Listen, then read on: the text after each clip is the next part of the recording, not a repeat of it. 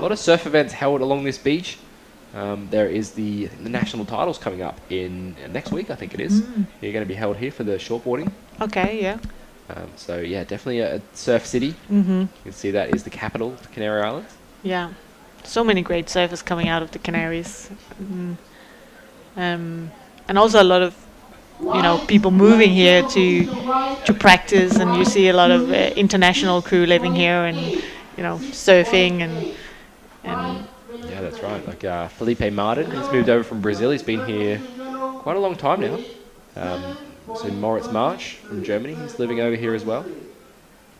So yeah, like you said, a lot of competitors moving over here because it's like a playground. Yeah. Like if they're winging, or if because there's a lot of wind around in the Canary Islands, if they're into wind sports, they've definitely got a lot of it here. And obviously surfing's such a big part of their lifestyle as well.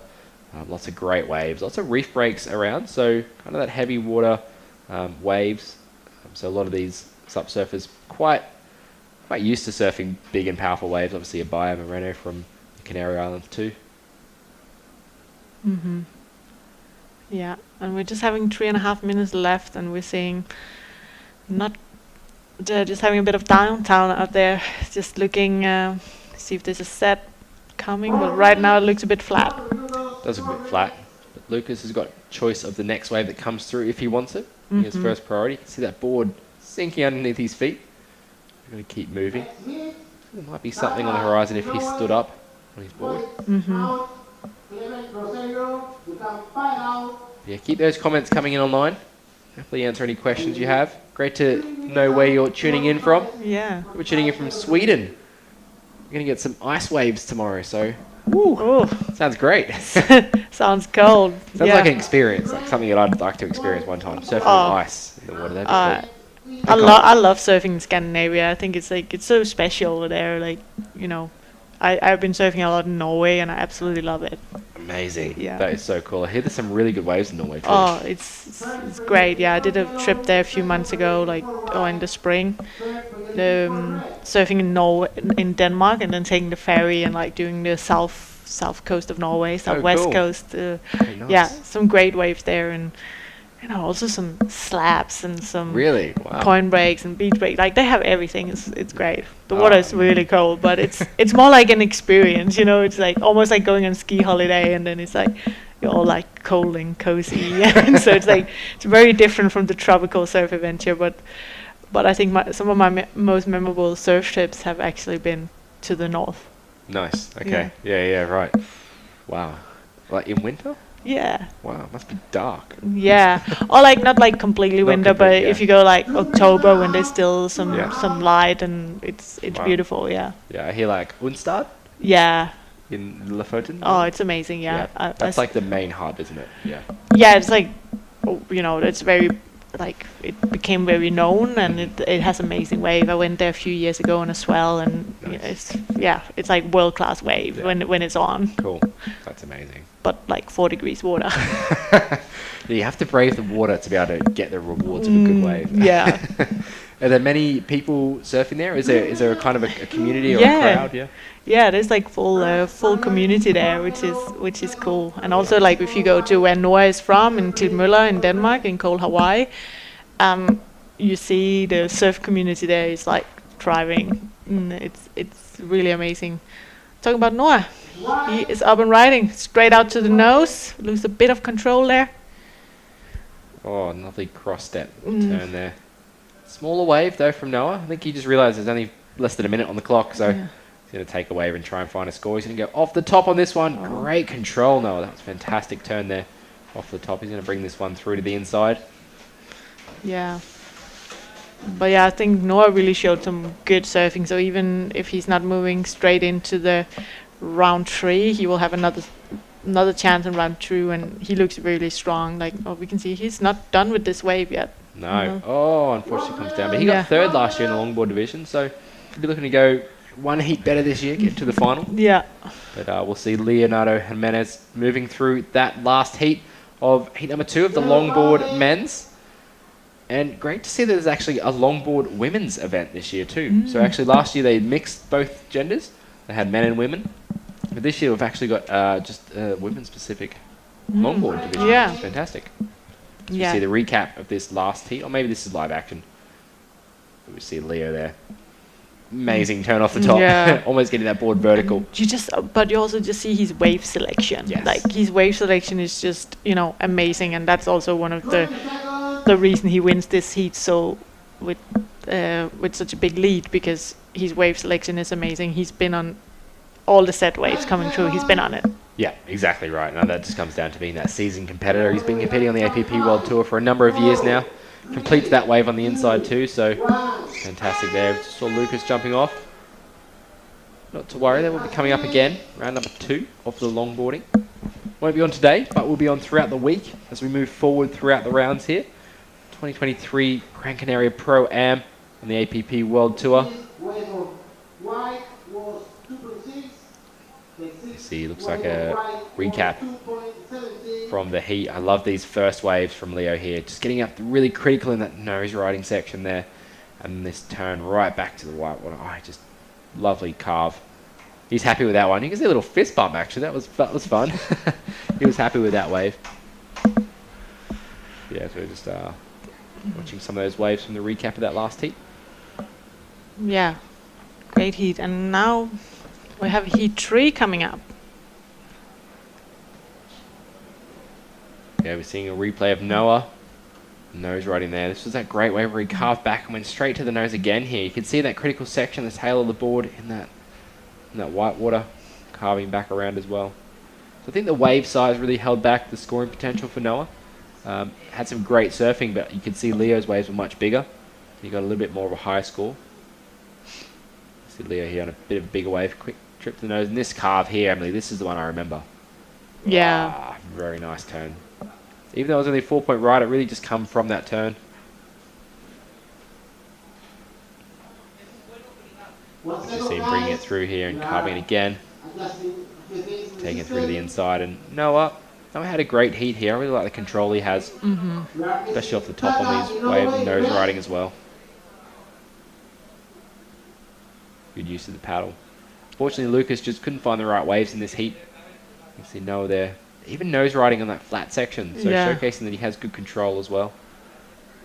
Yeah, just see also like sometimes he just comes in with a very stylish cross step, and like you see that he's a really good longboard as well. That's right. Here we have the heat 3, also a very exciting heat. Super exciting heat, yeah. Taka Inoue in the red, Moritz Marsh in the white, and Clement Rosero in the yellow. So a very, very good heat. This would be a great heat in any type of sup surfing, let alone the longboard as well. Hopefully Tucker's here on time and been able to make it, and he'll be out in this heat. But yeah, Tucker, in a way, got barreled last year in the event, the longboard event, which was pretty cool to watch. Little head dip on the inside. But Moritz here, kind of a local, Canary Islands. And then Clement Rosero from France. I don't think Tucker is out there in the water. I'll have to get confirmation of that, but probably get through to that round 2 and hopefully get here in time for that next heat. Yeah. Third for yellow, second position for white, and first position for red. So they're just waiting to get this next heat started out in the water. Moritz in white, and in the yellow will be Clement. You can see Clement on a starboard longboard. Moritz Marsh on a gong, NFA. So probably similar board to what Leco Salazar was riding, that Moritz is on in the white. Yeah, I was actually just talking to Clement out there this morning, and I think he was not even supposed to do the longboarding. So I think he's on one of Ben's board. Yes, probably is. Yeah. I wouldn't mind taking one of Ben's boards out. Yeah. So they will be doing it a board switch, because I think Ben is in the next heat. Yeah, that's right. He'll be coming up in the next heat, so they will have to do a board switch out in the water. Yeah. Well, that's a good friend. Yeah, he's a good friend. For sure. But it's, yeah. So it's actually a brand new longboard that Clement is on. So Starboard bringing out a new range of SUP longboards about a month or 2 ago. A really nice kind of longboard style, quite a flat rocker in the board, but quite narrow as well, so still has that performance element to it. So it really blends that traditional and progressive together. So it's probably on the 9 feet by 26. Looks like it is a production model. Yeah. Just waiting to get this heat underway in the water. We'll see Leonardo Jimenez taking the win in that last heat.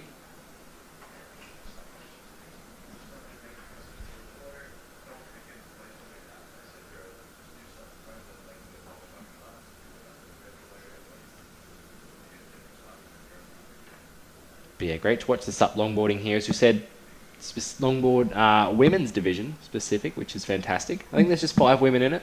We're coming up later in the week, but Abaya's is going to be there. Keita Inoue. No, we're coming up today, actually. It is coming up today, yeah. You're right. No, you're right, yeah.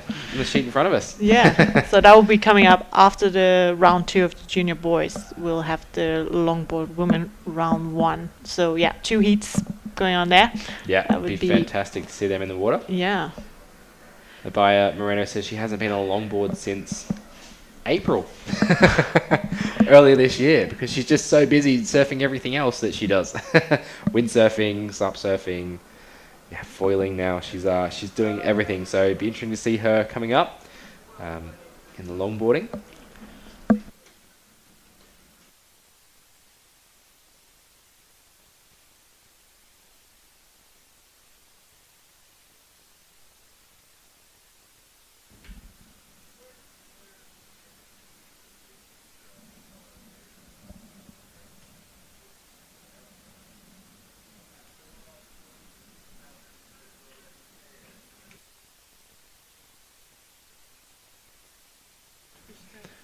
So yeah, unfortunately Taka Inoue not making it for this heat.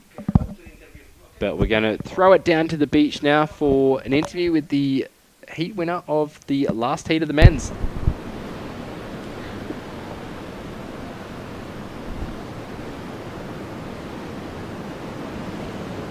Welcome back, everybody. I am here with Leo Jimenez. He just took out heat number 2 for our stand-up paddle longboard division.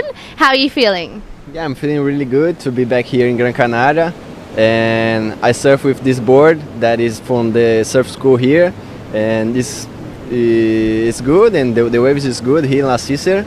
I got some good waves there, got some big maneuvers and like hang 5s. And that's it, let's go to the next round. Yes, you looked very comfortable in the water, just like at home, right? Yeah. Tell us about the conditions. Are they good? How are the winds? Yeah, the wind is not so strong. It's like 3 feet in the sets. And yeah, it's good to longboard, it's perfect, you know. And good to make like some nose rides. And in the outside right there, you can be like do big turns, and that's it. Amazing. Well, we're glad to see you back again, and we'll see you in the next couple of heats, as well as the stand-up paddle division as well. Yeah. See you then. See you. Back to you guys in the studio. Thank you very much. So Leonardo Jimenez moving through to the round number 3 of the longboard division. He put on a great performance out there today in that previous heat, taking the win quite confidently. Yeah. With Noah and Lucas. But, those other surfers will be coming up again in round number 2. So we just hear that we're going to get started in just under a minute for this next heat to begin. So yeah. The judges just adjusting times and the heat timers. And we again see the difference here in the board. You see, Clement looked like he's riding quite a smaller board than Moritz. Yeah, definitely. So that 9 feet by 26, I believe, is around 95 litres of volume. The surfer in yellow. And then Moritz, he's probably on like a 105 litre, 110 litre board. So quite a big volume difference. And quite a lot wider as well, I think. Maybe 27 wide, but still the nose is a lot wider on the goal. So have a bit more swing weight on the board, so you don't really have to step back on the tail. We saw Leko do that earlier in his first heat. We're going to catch up with live action. Heat has begun. In white, Moritz, in yellow, Clement Rosario. So yeah, Surfer's just waiting patiently to get underway, letting those first waves go. Actually, no, we've got Moritz up and riding. Nice hang 5 there through that section. Yeah. Lays back on that paddle for that carve. He's going to try and stick to the left here if it's going to allow him to get around it. Oh, unfortunately, it doesn't. He's going to stick with it throughout to the end. Might be able to get a nose right on the end section here. You can see that reform coming there on the right. Yeah, in the meantime, we see Clement having a look in the outside.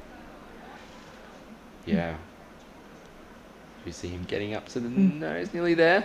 But stepping back. Oh, unfortunately, just getting used to the longboard style. Yeah. See the wind as well, maybe coming into play there, keeping him high up on the wave. Yeah. And as we talked about earlier about, these guys being so accomplished watermen, and I think a guy like Clement, he's also doing a bunch of different disciplines. I actually, as we talked about before, I work a lot up in Nazaré with the big wave surfers, and he was actually just there a few weeks ago also, charting the big waves, and actually hurt his knee a bit, so he's been a bit injured, but it seems like he's good to go for this event. But yeah, he was they're charting the big waves. I think he's also foiling and kiting, and so that's what's so amazing with the men and women in these events is they are proper watermen and women. Yeah, they certainly are. It's amazing to see that he's been chasing the big waves in Portugal. Very accomplished, like you said, wing foiler and foiler as well. Kind of just true watermen and waterwomen, like we said in this event. Just people crossing between different disciplines. Really goes hand in hand for kind of cross training as well, for that kind of for sup surfing and all the other events that they do. I think just being out in the water is a lot of fun too. So they just want to be out in the water for as long as they can. So they just do all the different sports. If it's windy, they take their wing out, or if it's small, they take their sup longboard, or whatever. Yeah. And as we said, we don't have Taka in this heat, so it's again a 2-man heat. Yeah, I heard that the Inouye family is just arriving today with some flight delays, some board delays as well, getting their boards here. So hopefully they will be able to arrive later on today and be in the event for throughout the week. Obviously, they're probably a bit stressed that they're not here for these heats, but it'd be good to see them arrive safely and compete later on. It's great to watch them here last year.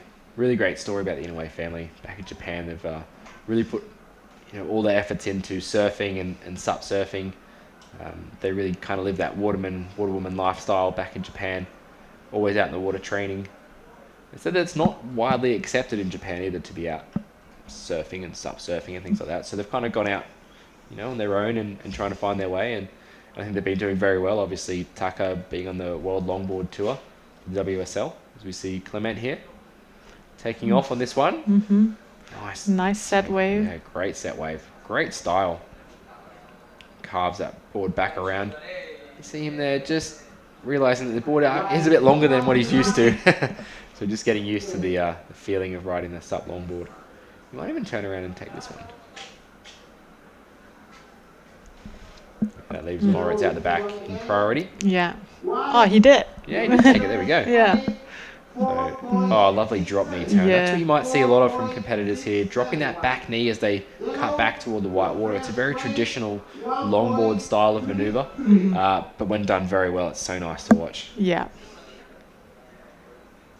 Just gives that extra style to it, doesn't it? Exactly. In the meantime, we see Moritz going for this one.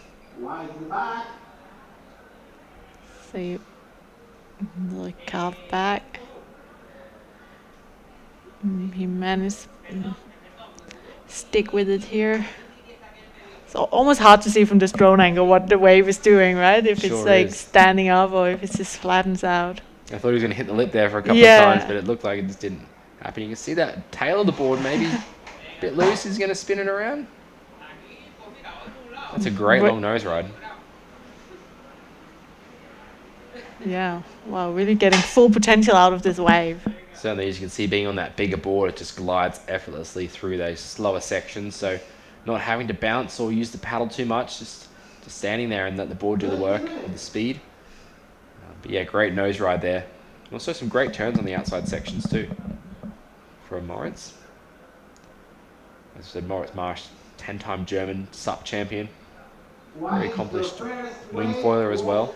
He rides for Gong, so he's been making lots of videos for them, doing all the different equipments and disciplines of SUP. Currently residing here in Gran Canaria. And you said he's been living here for 10 years? I'm not sure how long he's been living here for, but yeah, it could be closer to that, definitely. He's still young. You see the replay of this wave. This wave is set up, it carves it back around. Really nice back to the white water there, critical section. Just waiting for it again to stand up. Switches the paddle nicely. Lovely turn there into the white water. You can see the difference in how wide the nose is on this board. That's why he gets a lot of glide and a lot of stability, and especially here when he goes up for that nose ride. Yeah. He just holds it for such a long time through that section. So why does someone like Clement choose to ride such a shorter, like smaller board than him if it's so much harder? Or? I think just the smaller board's going to fit into those more critical sections a lot easier. So if he does get the right wave, he'll be able to turn it quicker in the critical section. You can see that Moritz was really drawing out his turns, kind of carving around. I think Clement could get a little bit more vertical and a bit more loose in his surfing, which is going to really help. Obviously on the nose, it's going to be a little bit more difficult to have that stability, so we won't be able to hold those nose rides, especially in those flatter sections for very long, but in those critical sections we'll be able to get that board really critical rather than Moritz because he's on such a wide board. There's pros and cons to everything, to be honest, because you could be on such a small board and it's going to really turn really well, but you're not going to have the stability or that forgiveness walking up the board. So yeah, it's up to the competitors what they ride. I think some of these competitors obviously riding 4 brands, so like Moritz with the Gong and then Clement with Starboard. So they're kind of, I wouldn't say limited, but you know, they have to ride the kind of brands or the boards that the brand makes, where maybe sometimes they want to be on something a little bit different. And you can see that with a lot of the surfers. Smick is an upcoming SUP brand from Australia, and they kind of do a lot of custom shapes. So a lot of their riders will be riding, you know, a board that's based off a production model but kind of custom, so they can kind of change their board a little bit to how they want it. Where some of these competitors need to ride the boards that the brands make. See, Clement, maybe have a look at this one.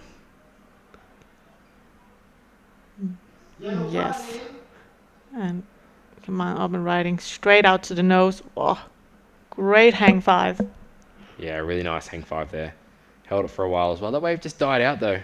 It looked like it was going to be a really good wave, but he just that wave died out on him, so not going to have that scoring potential.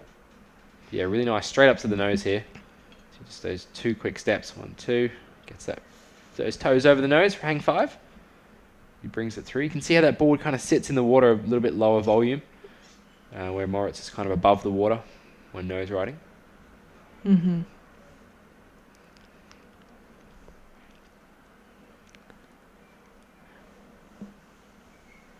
See if Moritz is gonna have a look. This one looks. That's the thing with longboard SUPs, you can catch just about everything. Yeah, I know, so right? like you could easily catch that one, and looks like Clement might have a little go at it. Yeah, and you see as well he's sitting there with second priority, so he's like might as well try to get some waves under his belt, and he's up and riding straight out to the nose. Great hang 5. Whoa, held it for a long time. Yeah. Which was nice. So hopefully looking for a turn on that one. So you could see Moritz here just hanging 5 for such a long time. Just lets the paddle go behind him. Switches that paddle back over for a lovely cut back toward the white water. Great style Moritz has on a longboard. Nice turn there. He's going to try and bring this one right through to the inside. Maybe try and finish it off nicely with another nose ride and a little floater at the end there, which we have seen from a few other competitors. Moritz a great nose ride at the back. He's going to try and get up there again. Didn't quite get to the tip there, so the judges will take that into consideration, but finishes it off nicely on the end there. So a great way for Moritz there. Surfing all the way through. You can see the competitors opting for the left or the right. The right had a nice little wall to it. Have you seen a replay of Clement's, that long nose ride? Yeah, wow, he's really holding it for a long time. Unfortunately, he doesn't manage to match it with other maneuvers. Moritz there just coming off that nose ride. into a cutback. You can see the whitewater trail of him just being on the nose back behind in that camera angle. He just brings it right through to the inside. Not too much work happening here, but he almost gets to the nose again and then finishes off with a floater for the inside. But Moritz currently in the lead. Yeah, Clement there. If he had backed it up with a turn on that wave, it would have been a great score. Yeah. I think moving up, but he just held that nose ride a bit too long. But then again, I think the wave only allowed him to kind of hold that nose ride, because if he stepped back, he might have fallen off the back of the wave, not been able to do a turn. Coming down to 13 minutes 20 seconds on the clock. And we just hear I just hear the beach announcer telling Clements that he needs a 6.3 to advance into that first place,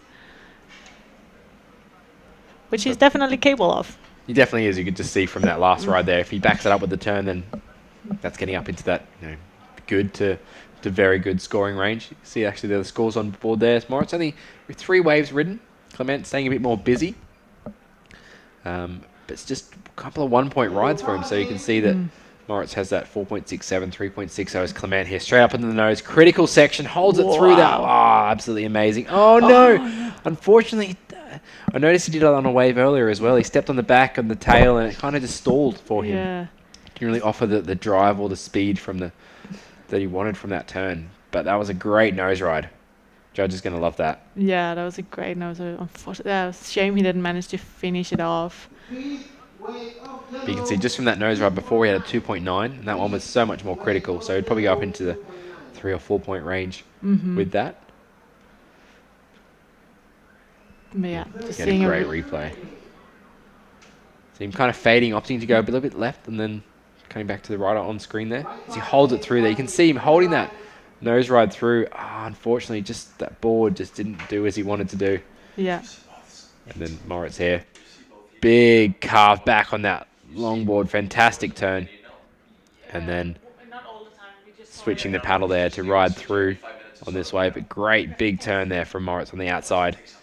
Just kind of back it up with a little nose ride here, but he might find the opportunity on the inside. We'll see if he does. He just kicks out there. So just like one big turn for Moritz there. Probably not going to come into his score line.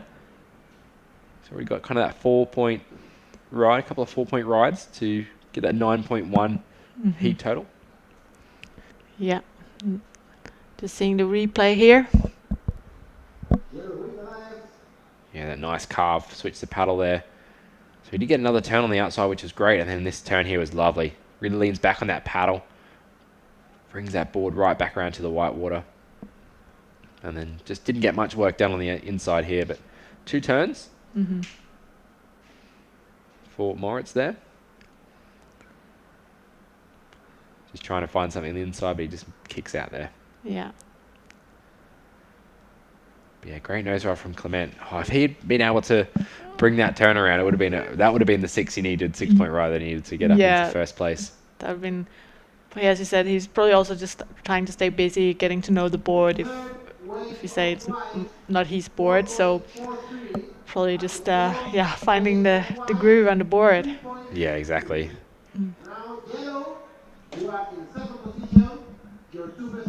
Yeah, Clement there just showcasing that he can ride a longboard, holding that nose ride really critical. You can see the whitewater across the whole of his board there, the tail of his board.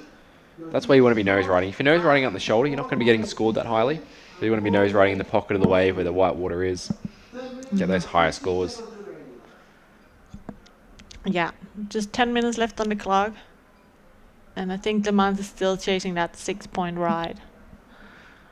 So yeah, Moritz just keeping it very stable with those 4-5-point rides, which so far is enough. Yeah, that's right. Yeah, he's currently sitting with priority as well. So they have choice of the next wave. Just 9 minutes, 40 seconds on the clock. So this heat strategy coming into play toward the end of this heat. We see a score that came through for Clement, 3.4 I believe it was, for that nose ride. Yeah, so even though the wave was incomplete, they awarded him a little bit with that great nose ride. Yeah, Moritz opting to use priority here. The wave hasn't broken yet. Yeah, there we go. Just unfortunately didn't choose the right one as we see Clement here on looks like a nice left. He's going to get up to the nose to start with. Great hang 5. Cutting it back a little bit. can see just how narrow that board is compared to Moritz's. So you really have to be on that center line with his feet as he gets up to the nose again. Great hang 5 there.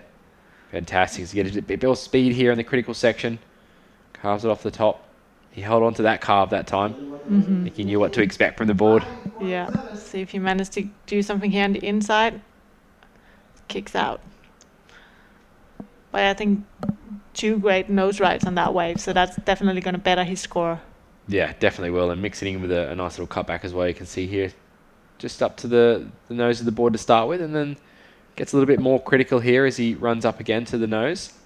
This was a nice nose ride there. Kind of shuffled up to the nose, I think, so then cross step back there and then carves it off the top here quite nicely.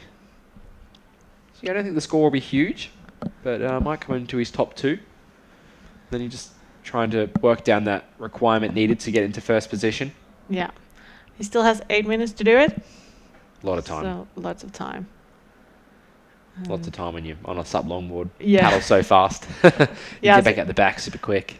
I think he already, they said, oh, he's 9th wave or something. So I think he already caught a lot of waves. Wow, yeah. So, yeah, as you say, he's definitely just trying to stay busy, and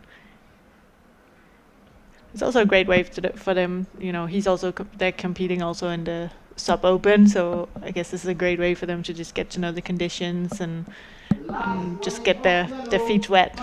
That's right, yeah, exactly, for sure. As we just heard a 5.33 came through for Clement's last wave, so we really need at 377. 377 to get into that leading position. So you can see the scores there up on your screen as well. Pretty small, but yeah, he's got a 3.4 and a 5.33 for that last ride. So those couple of nose rides in that carve. Yeah, the judges liked that. Yeah, judges liked it better than Moritz's waves. Yeah. So that's the highest score of the heat so far. As Moritz gets to the nose to start off with. Not quite there with the hang 5. Just a little bit, a few inches there to get to the nose. But he's going to time this really well off the top. And manages to lay right back. And he's going to hang on to it. Is he going to stay on? Oh, no. Unfortunately not. But he did very, very well to be able to ride that far. Yeah. Trying to get back up. But just couldn't control that exit of that turn. But did well to get there in time as well and get that board above the lip. So we see the replay there. You can see him nose riding, not quite hanging 5. And then stepping back for this section here. He wanted to time it well. It just gets a little bit caught by that lip. Getting that board up into the lip is a bit of work. Meantime, we're seeing Clemens going in, just needing a 377. Kicks out to keep priority. Yeah, good move there. The wave kind of just disappeared. Looks like reforming a little bit there, but he would have had to do a lot of work to keep up with that wave. Yeah. So smart decision there to just sit and wait with 6 minutes on the clock. Yeah, so he knows now if he keeps that priority and he chooses wisely and he get a good one, he can take this heat. So, yeah, smart move for him. Yeah, very smart move. And you can just see him getting better and better throughout this heat as well, getting used to the board, starting to tune into that wave selection as well. So he'll be looking to improve on that, that 5.4, and only in that 3.77 to be able to move into the lead. But Moritz here putting on a pretty good heat so far. Found some really nice waves, being able to have that variety of repertoire, kind of that nose riding and turns as well. But how do you think, Emily, the goofy foot and regular foot conversation kind of plays into the waves out here today? Oh, it's always like a hard conversation, isn't it? Because some surfers are just more comfortable going on the front side, some are more comfortable going on the back side. I think it just depends on your preferences, I guess. I know, like in surfing, there's been a lot of discussions about that as well, because they put a lot of right-hand point breaks on the tour, and so it's but you see some of the surfers surfing on their backhand, they're just doing better. Like we saw Caroline Marsk in the finals, just absolutely putting every turn under the lip on her backhand, and so it's so I think, what do you think? Yeah, it's interesting because there's guys like Wellington Rice in this event, Luis Denise, who have amazing backhand. Leko Salazar, his backhand is amazing. So if we do move to El Uret, the right hand point break, then I think we're going to see those backhand. I think they could be even contending for a world title on their backhand, which is great to see. But I think obviously surfing on your forehand is definitely much preferred as a surfer, and you can see Clement there surfing on his forehand, being a goofy footer. Nice nose ride to begin. Really just casual turns there. Bringing this wave through. He's going to look for a couple more scoring opportunities. Going to be able to just a little bit of didn't quite get to the nose, but I just love the style, the patience he has. Just the bent knees and kind of leaning back a little bit. Just a really cool longboard style. Such a gracious style. Moritz there. I wonder what he got done on the outside. It looked like a bigger wave, bigger set wave. So see if he got much done on the outside. Yeah. So we're just having 3.5 minutes left on the clock. So Clemens will get out there and take that first priority. But yeah, I'm interested to see the replay of his wave as well. So we just seen Moritz finishing off this wave on the inside. Great nose ride. Held that for a long time and then manages to hit off the top, but can't quite finish that. But long wave ridden there. You can see Moritz starting left and then opting to go for the right. So mixing in that backhand and forehand surfing. I think just reading the wave and seeing what he wants to do. But this nose ride was great from Clement. Super cool, cruisy longboard style. Drop knee turn. That's fantastic. Love that turn. And then he goes to get to the nose here, but just cruises through this section. Gets pretty fast.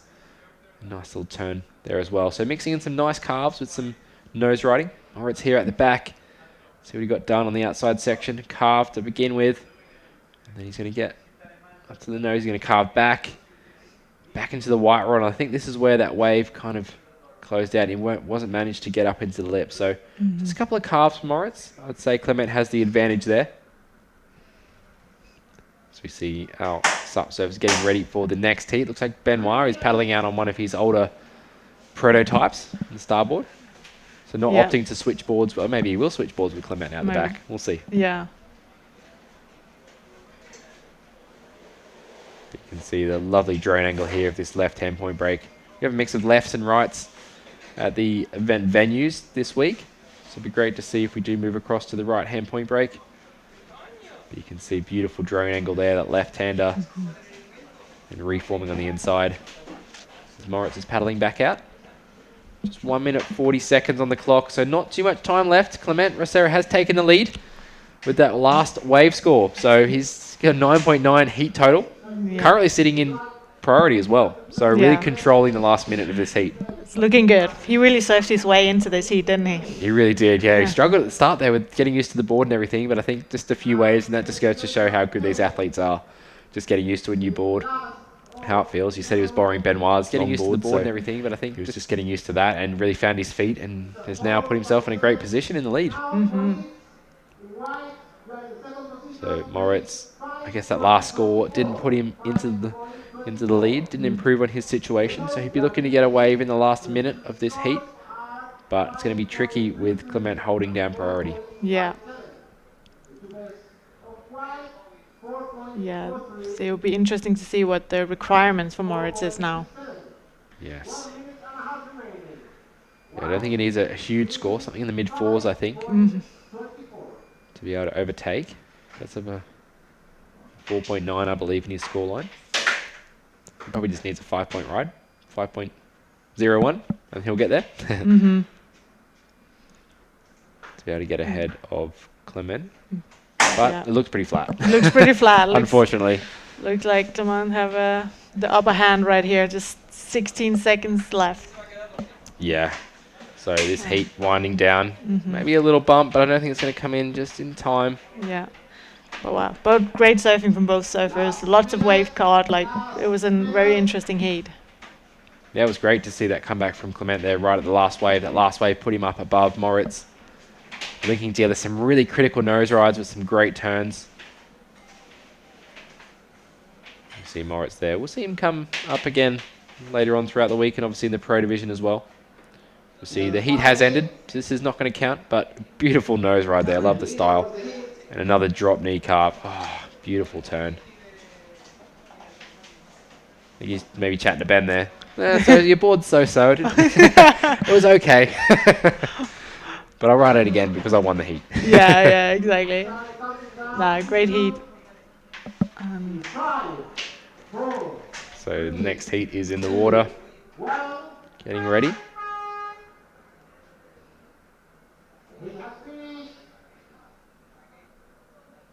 So this is going to be the last heat of the longboard men's coming up.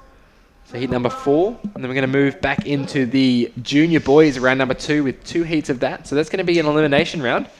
So we'll be seeing our top 2 surfers moving through into the semi-finals later on today. We'll let you know when that's going to be happening though, because we may go on hold over that low tide. Maybe have a look at this one. Yes. And come on, up and riding straight out to the nose. Oh, great hang 5. Yeah, then we will have the longboard women coming up. Round number 1, there's going to be 2 heats of those. Like 5 surfers, well I try to get some waves under his belt. As we see the heat recap. Out to the nose. And this is just those beautiful nose rides we saw from Clement. Who's doing so well to just stay in that critical section of the wave. Moritz here put together some great rides as well. Love the way he switched the paddle on these turns. You can see that whitewater trail we spoke about earlier. He held that nose ride right the way throughout. So Moritz putting on a nice performance here on the SUP longboard. But Clement was just getting better and better throughout this heat. You can see him fading here and then getting up to the nose and holding it through that critical section. The wave, breaking over that board. Unfortunately, he just was getting used to this board throughout the heat. He stood too far on the tail. And then he managed to link together a few turns. There's Moritz here. Lovely longboard style, carving it back around. And he does another big turn here as well. He really leans on this paddle. Carve that board back around into the white water. So surfers putting on a great heat performance in that last one as we see round number 1, heat number 4 in the water next. In the red jersey, Benoit Carpentier, the number 2 longboard SUP surfer from last year. We're also going to be seeing our other competitors in that heat.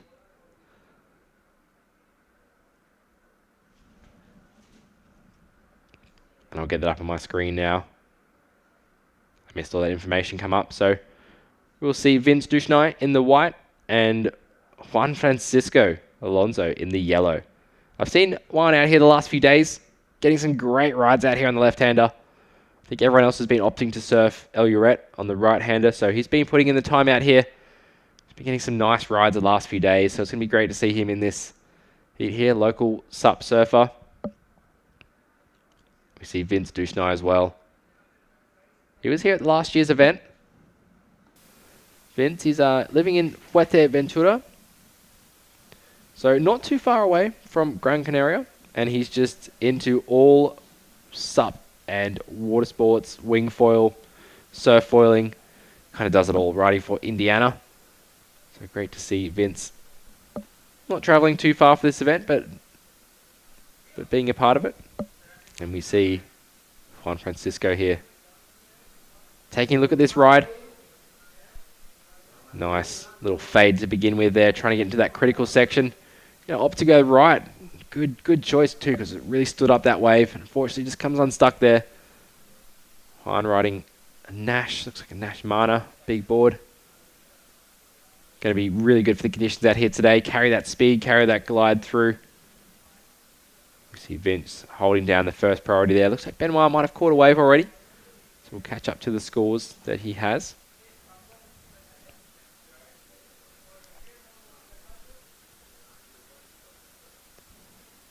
We see Benoit up on the nose, hanging 5. Just getting that paddle in. He's going to drop down this wave face. He's going to get a bit of speed here. Throw that board up into the lip. Benoit, a very accomplished longboard prone surfer and also longboard SUP surfer. Just couldn't quite hold it throughout that section there.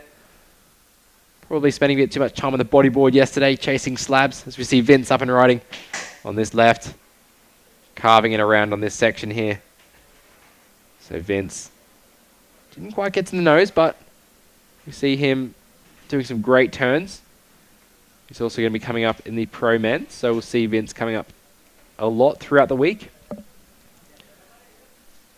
So we'll catch up with all of those scores to come through very shortly, all 3 surfers getting their account started in this heat.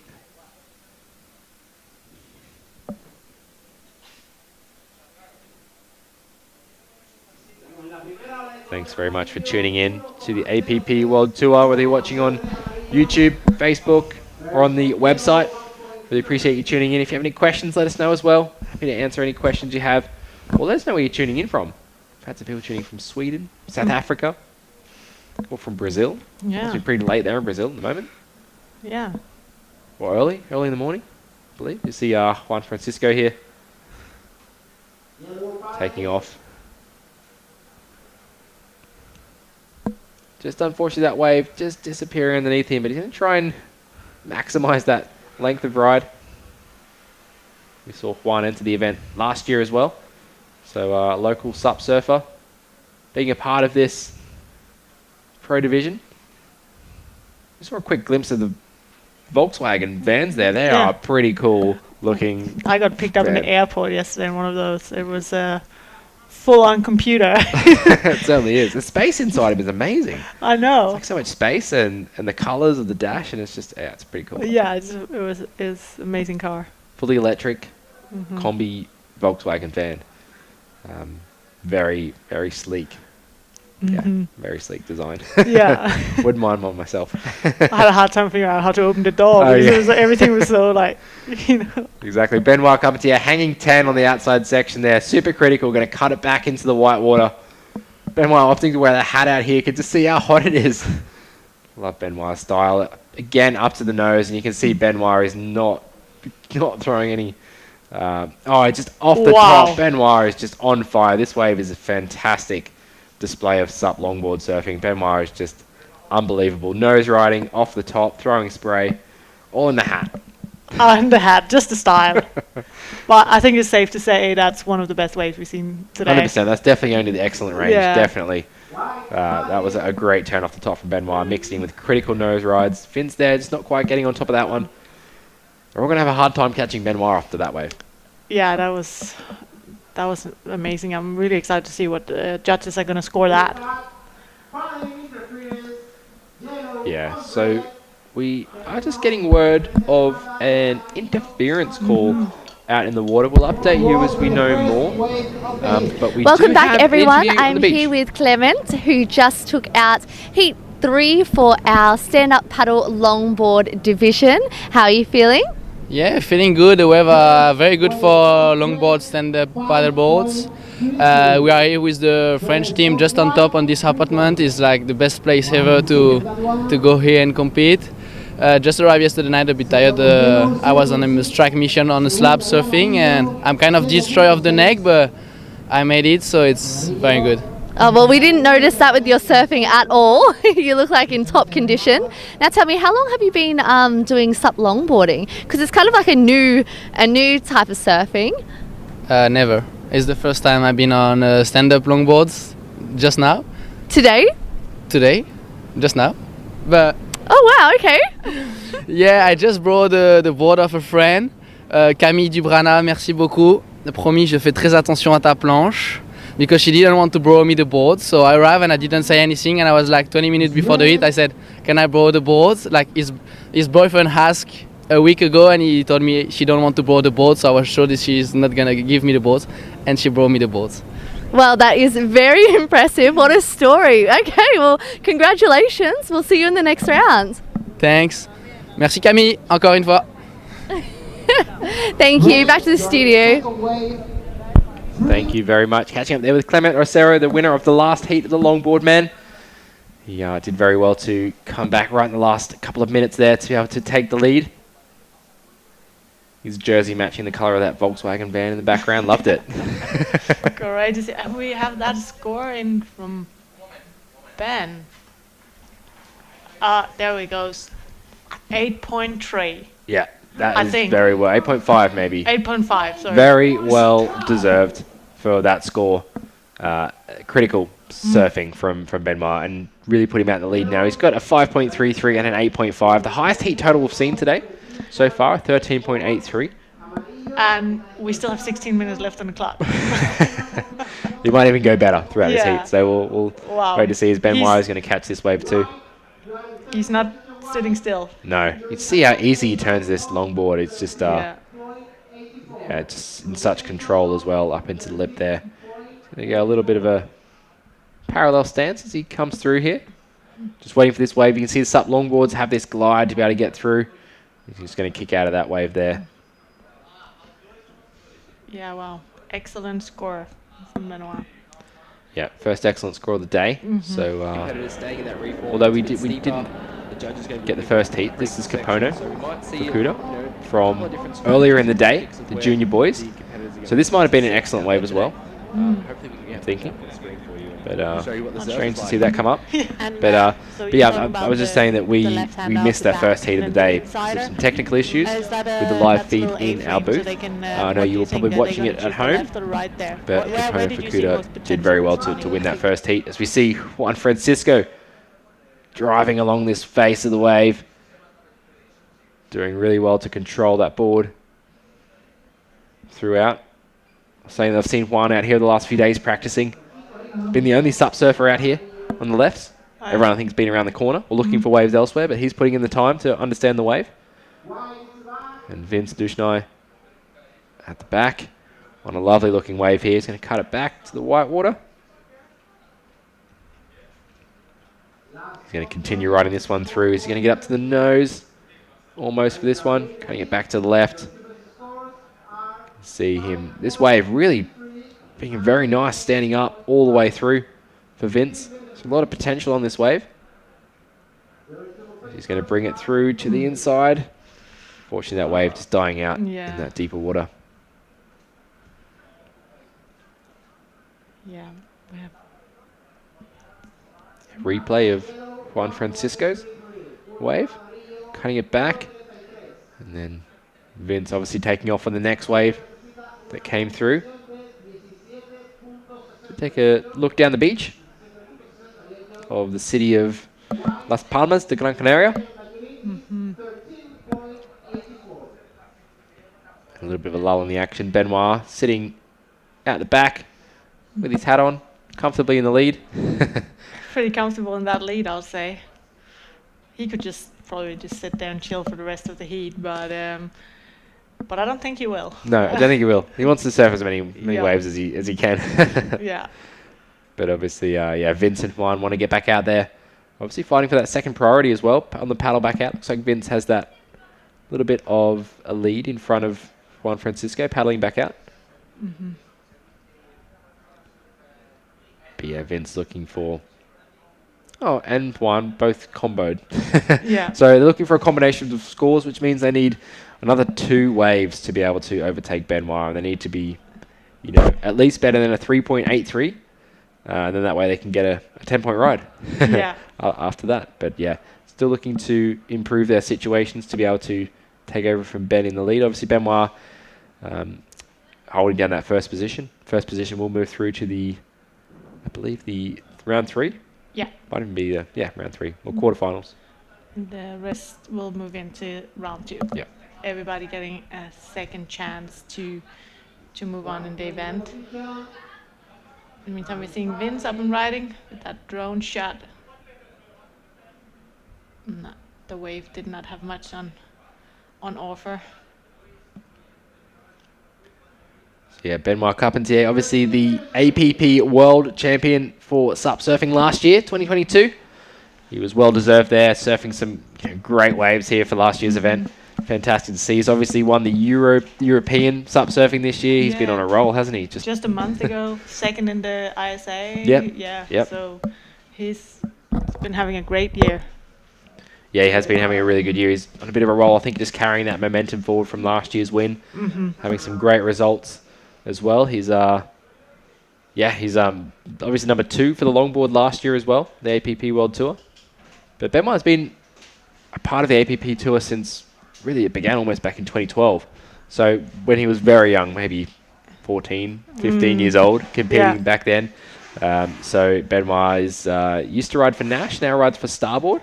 So he made the switch in about 2015, I believe. The reason I say that is because I used to ride for Nash with Benoit. We're on the same team. Okay. We used to travel around a bit together and surf a lot against each other. And then he jumped ship to Starboard. But he's been doing very well with Starboard, obviously winning world titles with their boards now. And, really puts a lot into the research and development as well, into longboard SUP surfing especially, but also the shortboard SUPs that he's riding. The Starboard Pros. Yeah. He kind of has a lot of input into how it. Yeah, I saw him, in the Eurosurf. I was there working, and he was like surfing amazing, and it was really that was some outstanding surfing. They were also very lucky with the conditions there. So so interesting to see him now also in the longboarding. That's right, yes. We see Vince up and riding the wave here, almost at the nose there. So holding through that section. He's going to bank it off the white water as Benoit takes off on the wave at the back. We see Vince cross-stepping up to the top. Oh, the tail almost spun out on him. Just fell off there, but Benoit, wow, just linking together some great maneuvers and controls that one as well. So it's going to be another great score for Benoit. I feel like he got some more work done on the outside. Just the way he hits that lip and, controls the board. He seems to get a lot of projection out from the lip as well. He hits the lip and then he can bring that board out in front of the white water. Rather than we've seen quite a lot of competitors kind of falling in with the white water and not quite riding out. Look at that drone shot. You can see the reef underneath. This is Juan Francisco riding here, just falling off the back of that wave. But yeah, look at the colour of that water. It's tropical, almost you could say. But yeah, the replay here of Vince's wave. So cross-stepping through, just unfortunately coming unstuck there as we see Benoit's replay here. And we see him carving off the top. Really nice carve, and then he's going to bring it back around up into the lip, so throws it right up. So just that one really big turn on this wave. And coming through, Juan Francisco here, live action, catching up. And riding through this one. So Juan Francisco coming through with the paddle there, switching his feet nearly. You're nearly a switch foot. Yeah, really definitely getting some length of ride in. Not going to really come into the judges' criteria as much. But he does a little bit of a backwards. Ah, fantastic. Love the showmanship there from Juan Francisco. He's taking this wave right through to the inside, but love that he's showcasing some tricks at the back. Yeah, we still have 8 minutes remaining.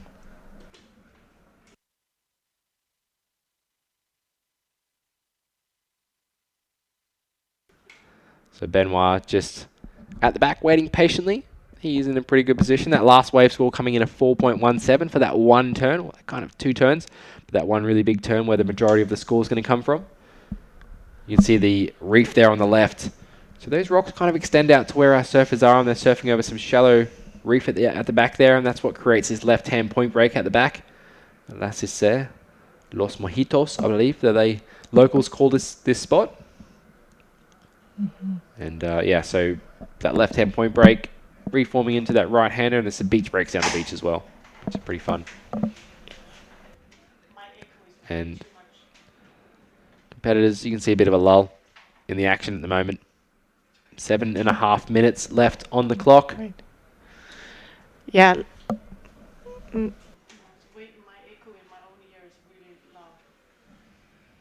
yeah, Juan Francisco, local sup surfer here. Great to see him entering the event. He's trying to match his skills with the world's best here. Traveling from around the world. Be able to get a world title here for the longboard sup surfing. We're in heat number 4. We're going to be moving into the junior boys next. Junior under round, 18. Yep, as we round see. 2. There we go. On screen, Pedro Veiga, one of the world's youngest and up-and-coming sup surfers. 12 years old, I believe Pedro is. And that board is looking very small for a lot of us, but when you are 12 years old, you don't ride a small board. So, fantastic to see Pedro here again, once again. I hope he's going to showcase exactly what he has. The waves were quite big last year for him. He was really charging in some solid conditions. And then this year, the waves are a little bit smaller, so he's going to be able to really showcase what he has for us. He obviously was knocked out in that first round of the juniors, so he's going to be coming up again, round number 2, as we see Juan Francisco Alonso there on the inside, riding through a really critical section. Unfortunately, he just gets knocked off his board in that end there. You see Benoit paddling at the back, getting into a nose ride to start with. Hang 10, straight off the top. Fantastic from Benoit. This wave's just going to close out. Yeah, great sorry for leaving you alone there. I just we had a little bit of technical issues with my microphone, but I think we got it fixed. No problem at all. Just running through some glitches here, but we're getting it all sorted for the event as we move through. Vince just unfortunately falling off the back of that wave. Benoit's going to have a look at it though. Yeah, maybe. He's staying busy, yeah? Yeah, he is. He's increased his lead as well. 14.47 heat total. So Benoit looking very solid indeed. He is well out in front of this heat. They've left his other competitors in combination situations. Yeah, look at that heat score. That's yeah, I would say, would you say he's a favorite to the longboard title here now? Definitely is a favorite. He was a favorite last year as well, but he just couldn't find the waves in the final against Leco Salazar last year. He unfortunately just had a bit of a shocker. I think he was saving his energy for the shortboard where he won the world title there. But yeah, obviously Benoit is going to want to win that longboard world title for this event, and he's looking very, very good to do so. I spoke to Benoit earlier today. He says he's feeling a bit under the weather as well. Bit of a cold, not feeling great on the energy front, but I do not see that at all in his surfing today. No, he doesn't show it, that's for sure. Look at him going out to nose. Just a combination of maneuvers and how he hits those sections. So when we talk about flow, just the smoothness in his surfing, as you were mentioning before, Emily, just the way he can carve back, rebound off the white water and continue straight into the next maneuver, linking together maneuvers. That's what the judges really want to look for. And they're going to score really highly and reward for that type of surfing. So Benoit putting all of that on show today. Yeah, and just the consistency, right? That's right. Yeah. And up and riding, we have Juan. Yeah, Juan Francisco there, bringing this one through. A couple of small scores for Juan. Managed to stick with it onto the inside. But yeah, it tends to die out a little bit here on the inside with the low tide. So yeah, a couple of comments I see online. JV. I spent a bit of time emailing JV, actually, but we'll catch up with that in a second as you see Vince on this one. Yeah, JV actually had some lessons from Benoit as well for sup surfing and foiling and things like that. So on YouTube, it's funny to wear a hat on such a day, but I think Benoit is just trying to stay cool out of the sun. Yeah. And he is on a very thin board as well. As we see a replay of Juan Francisco, they're going backwards. I love it. Love that he can do that showmanship. Not going to get scored for it though, but I just like it. Especially longboard sup surfing. You want to make it fun. Yeah. There's this Vince having a little tap to the nose. But yeah, it is definitely a thin board for Benoit. It is one of the prototypes that he had last year for this event. Actually, one of the prototypes that the new Starboard range is based off. So, but it is a prototype, so it's a little bit lighter in weight, not the production model that you saw Clement riding in the last heat. But yeah, so Benoit on a pretty small board. You're just checking and see if we got some comment or some questions here. Yeah, I'm checking. Please tune in and tell us, where you're watching from. If you have any questions, anything you want us to discuss here on the live feed.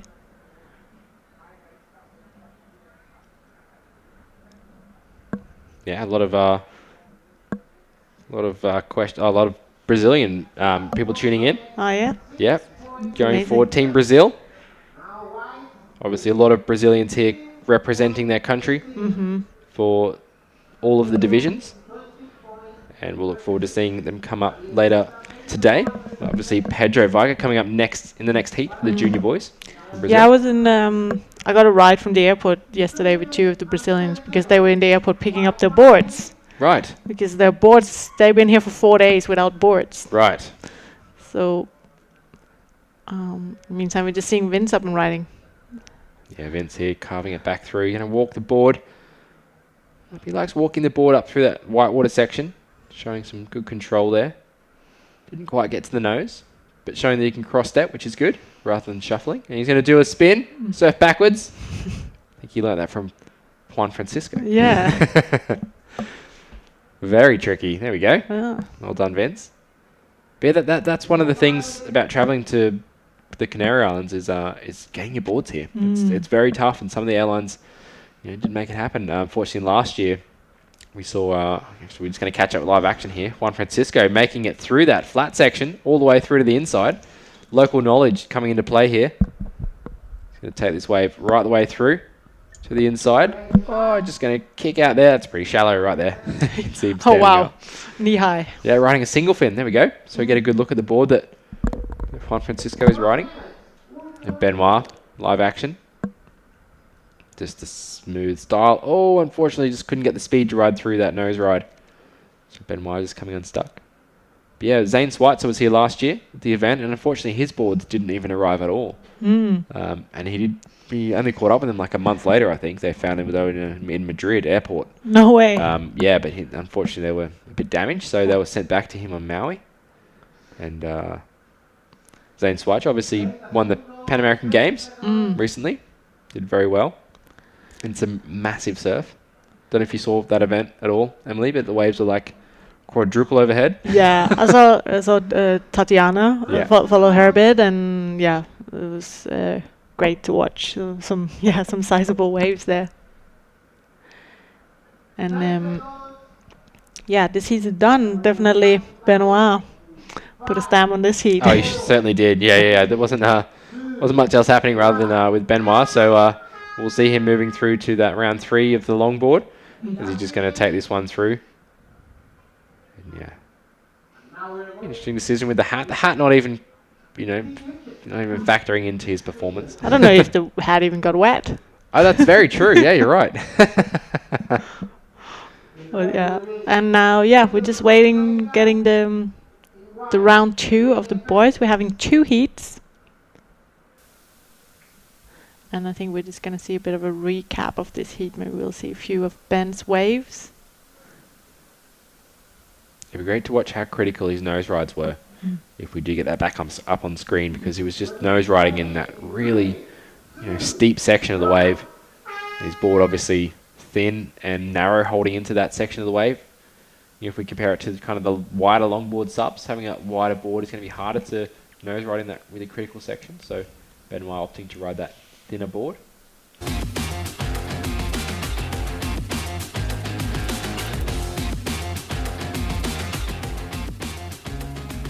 Sitting still. No. You can see how easy he turns this.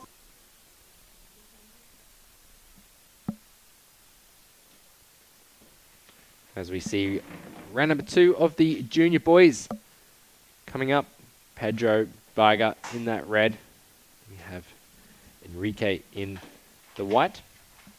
So you see them out in the lineup at the moment. The heat has got underway. 25 minutes for the heats. Already a couple of minutes into it. So Pedro, I'm going to call Pedro Varga. Very long name on screen there, you can see. Pedro Emmanuel da Veiga Vaz Marquez Nunes Santana. Up against Enrique Perez Serra. Spanish surfer Enrique.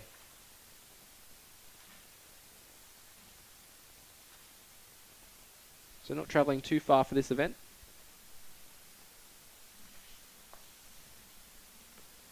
Pedro coming across from Brazil. Bit of a lull in the action to begin with. But great to see the future of SUP surfing out in the water. These are the surfers that unfortunately didn't make it through or didn't win their first round heat. So they're up into that round 2. The winners of that round 1 went straight into the semi-finals, which is going to be coming up maybe later today. We'll see what the conditions offer.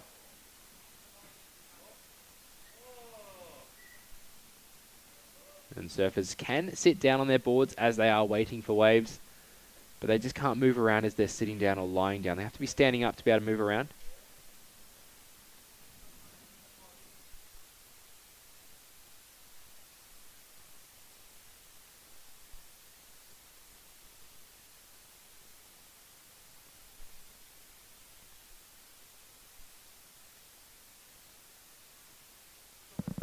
As we see a little paddle battle to start off things.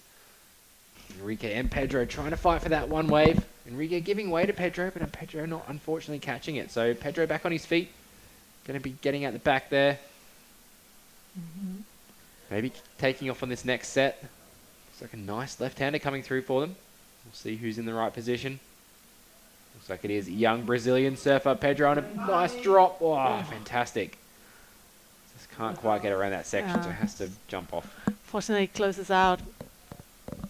And so we're seeing Enrique having a look at this one. Yeah. I mean, Just a quick... The size of board they're on. It looks so small. Looks like a normal short board. Yeah, right. But yeah, I think Enrique, we also saw at the Eurosurf, no? Yes, I believe we did. Yeah. Yeah. I think he was doing quite well there as well. Yeah, replay there of Pedro's wave. Just closing out on him. Yeah, I guess we are almost reaching the low tide now. Yeah, coming out to about an hour's time, we'll have that low tide.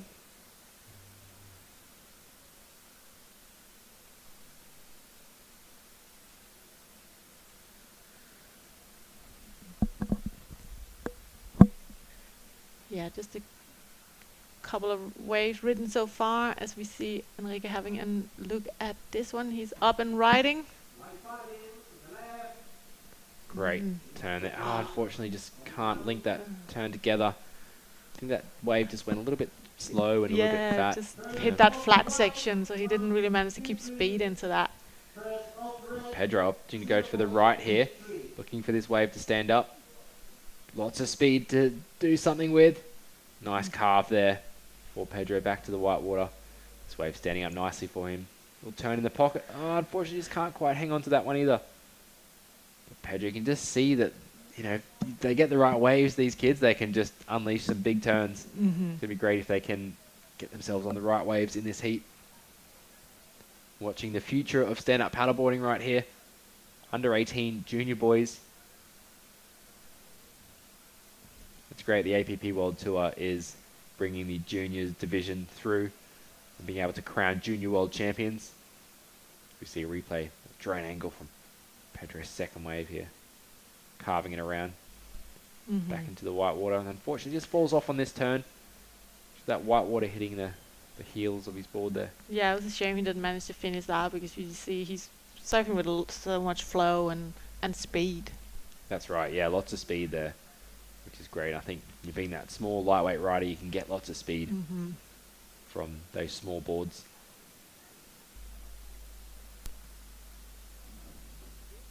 You see maybe a little bump out the back.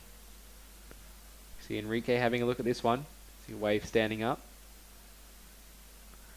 Yeah, looks like a good set wave coming in here for Enrique. Yeah, hopefully he's in the right position. Looks like it might close out as well. Close out, yeah.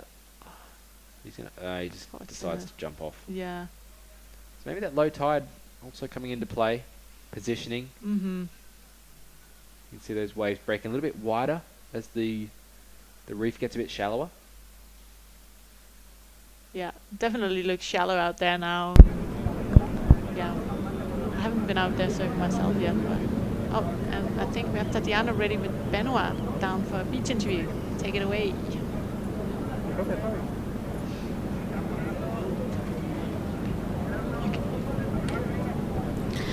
I'm here with my good friend Benoit Carpenter, who just took our first position on heat number 4 for our stand-up paddle longboard discipline. Now, you scored the highest scoring heat wave for the event so far, 8.5. How does that make you feel? Yeah, I feel good, you know. It's been nice to watch all the heat this morning, and I didn't know how it's going to be with the low tide, but actually it turns well, and I had some nice waves, so I'm really happy to get that 8.5. That's what I've been practicing a lot, like longboard SUP this year and stuff, so I'm really happy, and I'm really happy to ride my board. It's working great. I creased it back home like 1 week ago, but I was like, oh, I need to take it, and I thought I'd break it like on the first wave, actually. I thought like, I'm sure if I do a turn and my nose like go down, for sure it's gonna break. So I was so scared, like just like, you know. Well, you made it out with no injuries, the board intact, and in first place position. So look forward to seeing more of you. You'll be competing in the stand-up paddle open men's event as well. Is that correct? Yeah. Yeah, so yeah, pretty excited. It's going to be, hopefully we get some good waves in the Lioret so we can do a good show. But yeah, I'm really excited for this week. It's going to be nice. Amazing. Thank you so much, and we'll see you soon. Back to you guys in the studio. Thank you, Tatiana. Yeah, great to hear from Ben. New board he was riding there, but it looks like he already got to know it. Yeah, definitely. Yeah. He said he creased it last week, so yeah. Yeah. Obviously riding a bit of a broken board, but didn't look like it at all from the performance Benoit put on. So he'll be coming up later on this week. But back to action in the water with the junior boys, Pedro Varga and also Enrique Perez Serra. You can see those waves breaking a little bit wider. So competitors going to reposition themselves over to where those waves are going to be breaking. This low tide, as Benoit was saying, he said he didn't know he was going to be on the low tide for the longboard and conditions were changing a bit. So it's interesting to see where these competitors position themselves in the water. Pedro's sitting really deep on the reef, whereas Enrique is positioning himself a little bit wider on the right-hand side of the screen. Mm-hmm. Yeah, like we talked about before, some of those set waves are breaking a bit further. They're closing out a little bit on that first section, right? Yeah. So I guess he's just trying to adjust, and yeah, hopefully he's hoping for one of those set waves. That's right. Yeah, we saw Pedro take a right-hander before as well. So he might even be looking for some right-handers that break in underneath that reef. He'll be on his forehand, surfing there. So maybe opting for that reform on the inside. You can see there is that reef also in the background. Lots of reefs along this stretch of beach, and there's also beach breaks as well on the inside. So lots of options for waves and surfing and sup surfing as well. Conditions, offshore wind in the southeast, about 10 to 15 knots. Might kick up a little bit more this afternoon. Did yesterday. Saw some white caps out there in the afternoon.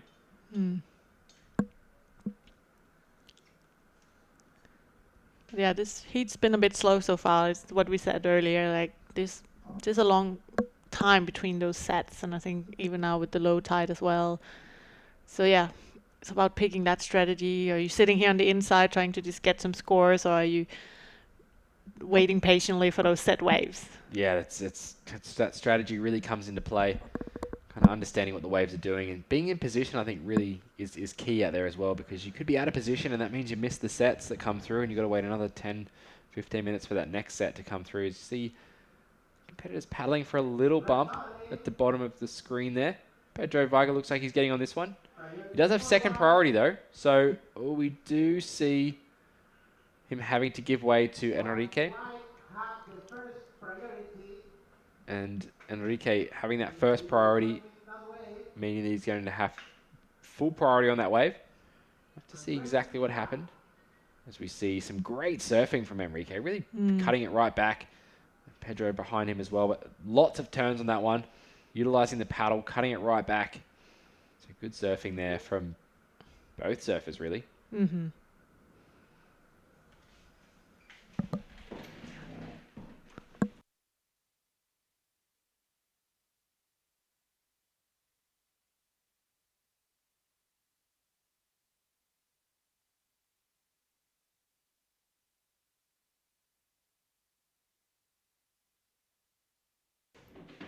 So watching the replay here of Enrique's wave. This end section here, he's just done turn after turn after turn. So great to see the progression there. Really nice strong turns in the critical section of the wave. And then Pedro behind him as well. So good waves from both surfers there. We'll have to get the official call on the surfing, the priority situation in that takeoff. See if Pedro did kick out in time, because he did not have that first priority. We can update you on that shortly. But yeah, these young kids are just pushing that level of sup surfing. Great to see them traveling so far and wide to be a part of the APP World Tour for the junior division. We've also got the junior women coming up this week. It's going to be great to see them competing too. Some great competitors from France and also Sakura Inoue coming up in that junior as well. She was actually against her sister in that junior final last time for last year's event, 2022. As we see a really good score come through for Enrique, pushing him up into the lead with 4.9 heat total. Still waiting on Pedro's wave, I believe, to drop. Yeah, we're still waiting for that last.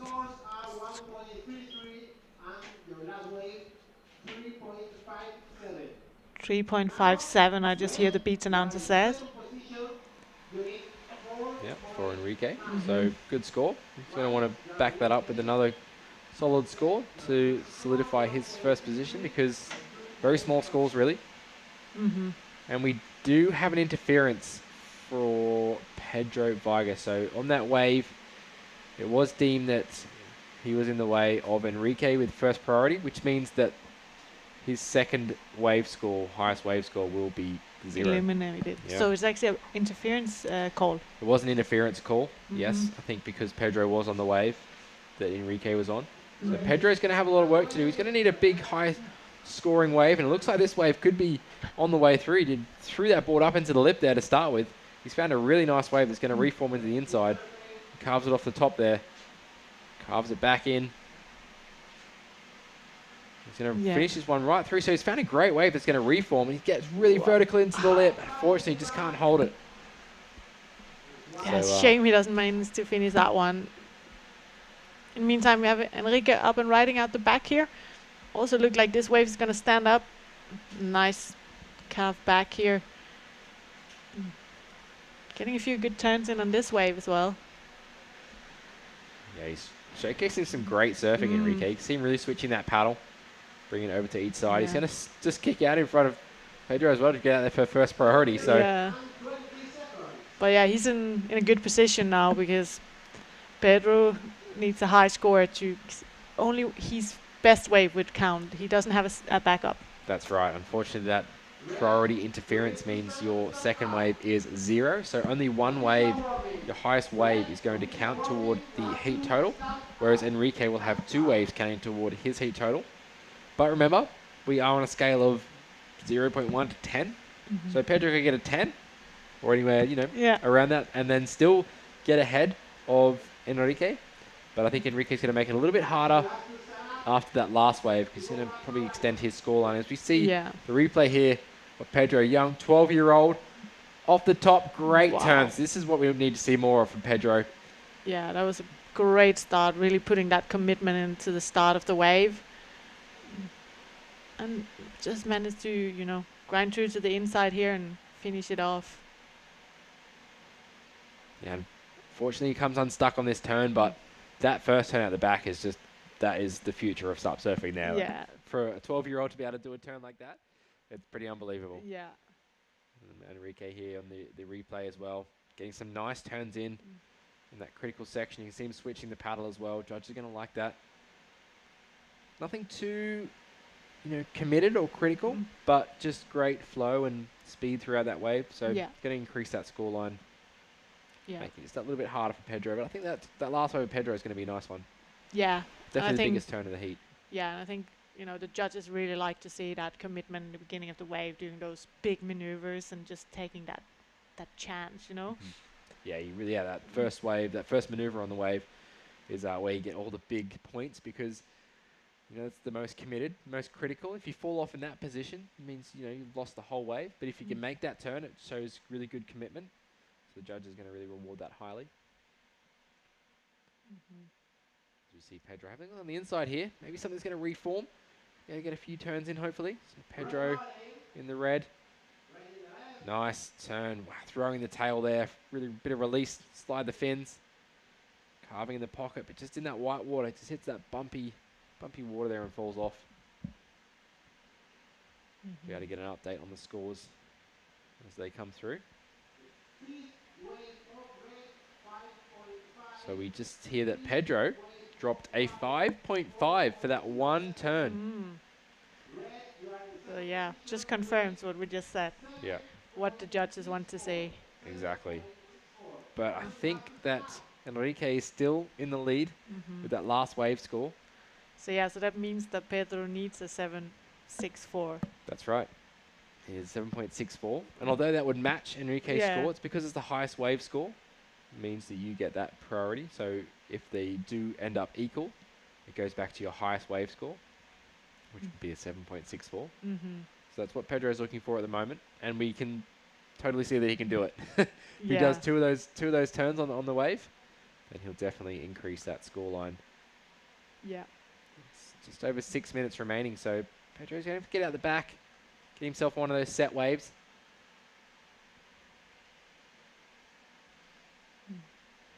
As we see Enrique paddling into a set out the back.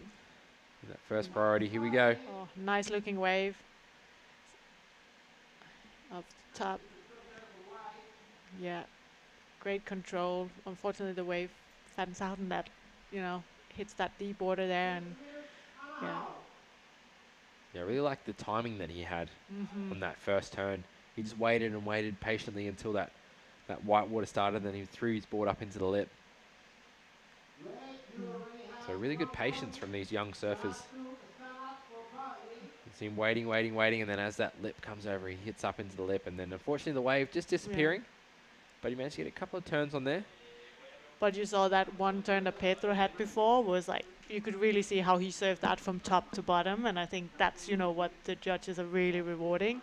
This was also a great, he hit the lip, but Pedro was really, utilizing the whole wave. That's right, exactly. From the bottom to the top, getting the board above the lip as well, showcasing that radical surfing. So yeah, Pedro needs to find one of those waves again.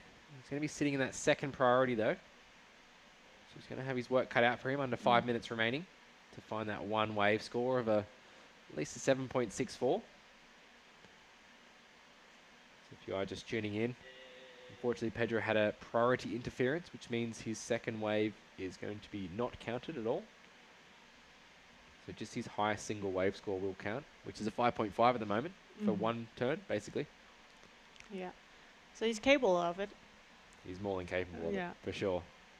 And we already seen the judges dropping 8.5s in the last heat. So, and let's see. It looks like he is going to go for this one.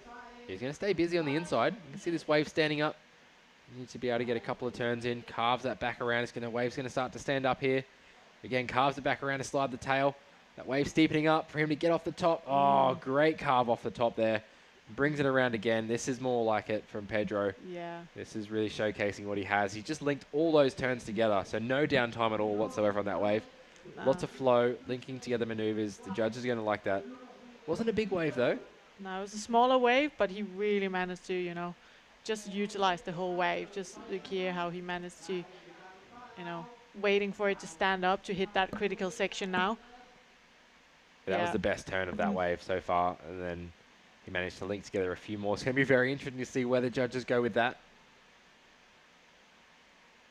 Not sure it's going to be a 7.64, but I mean, it could easily jump up into that very good range for the score. And just 3 minutes remaining.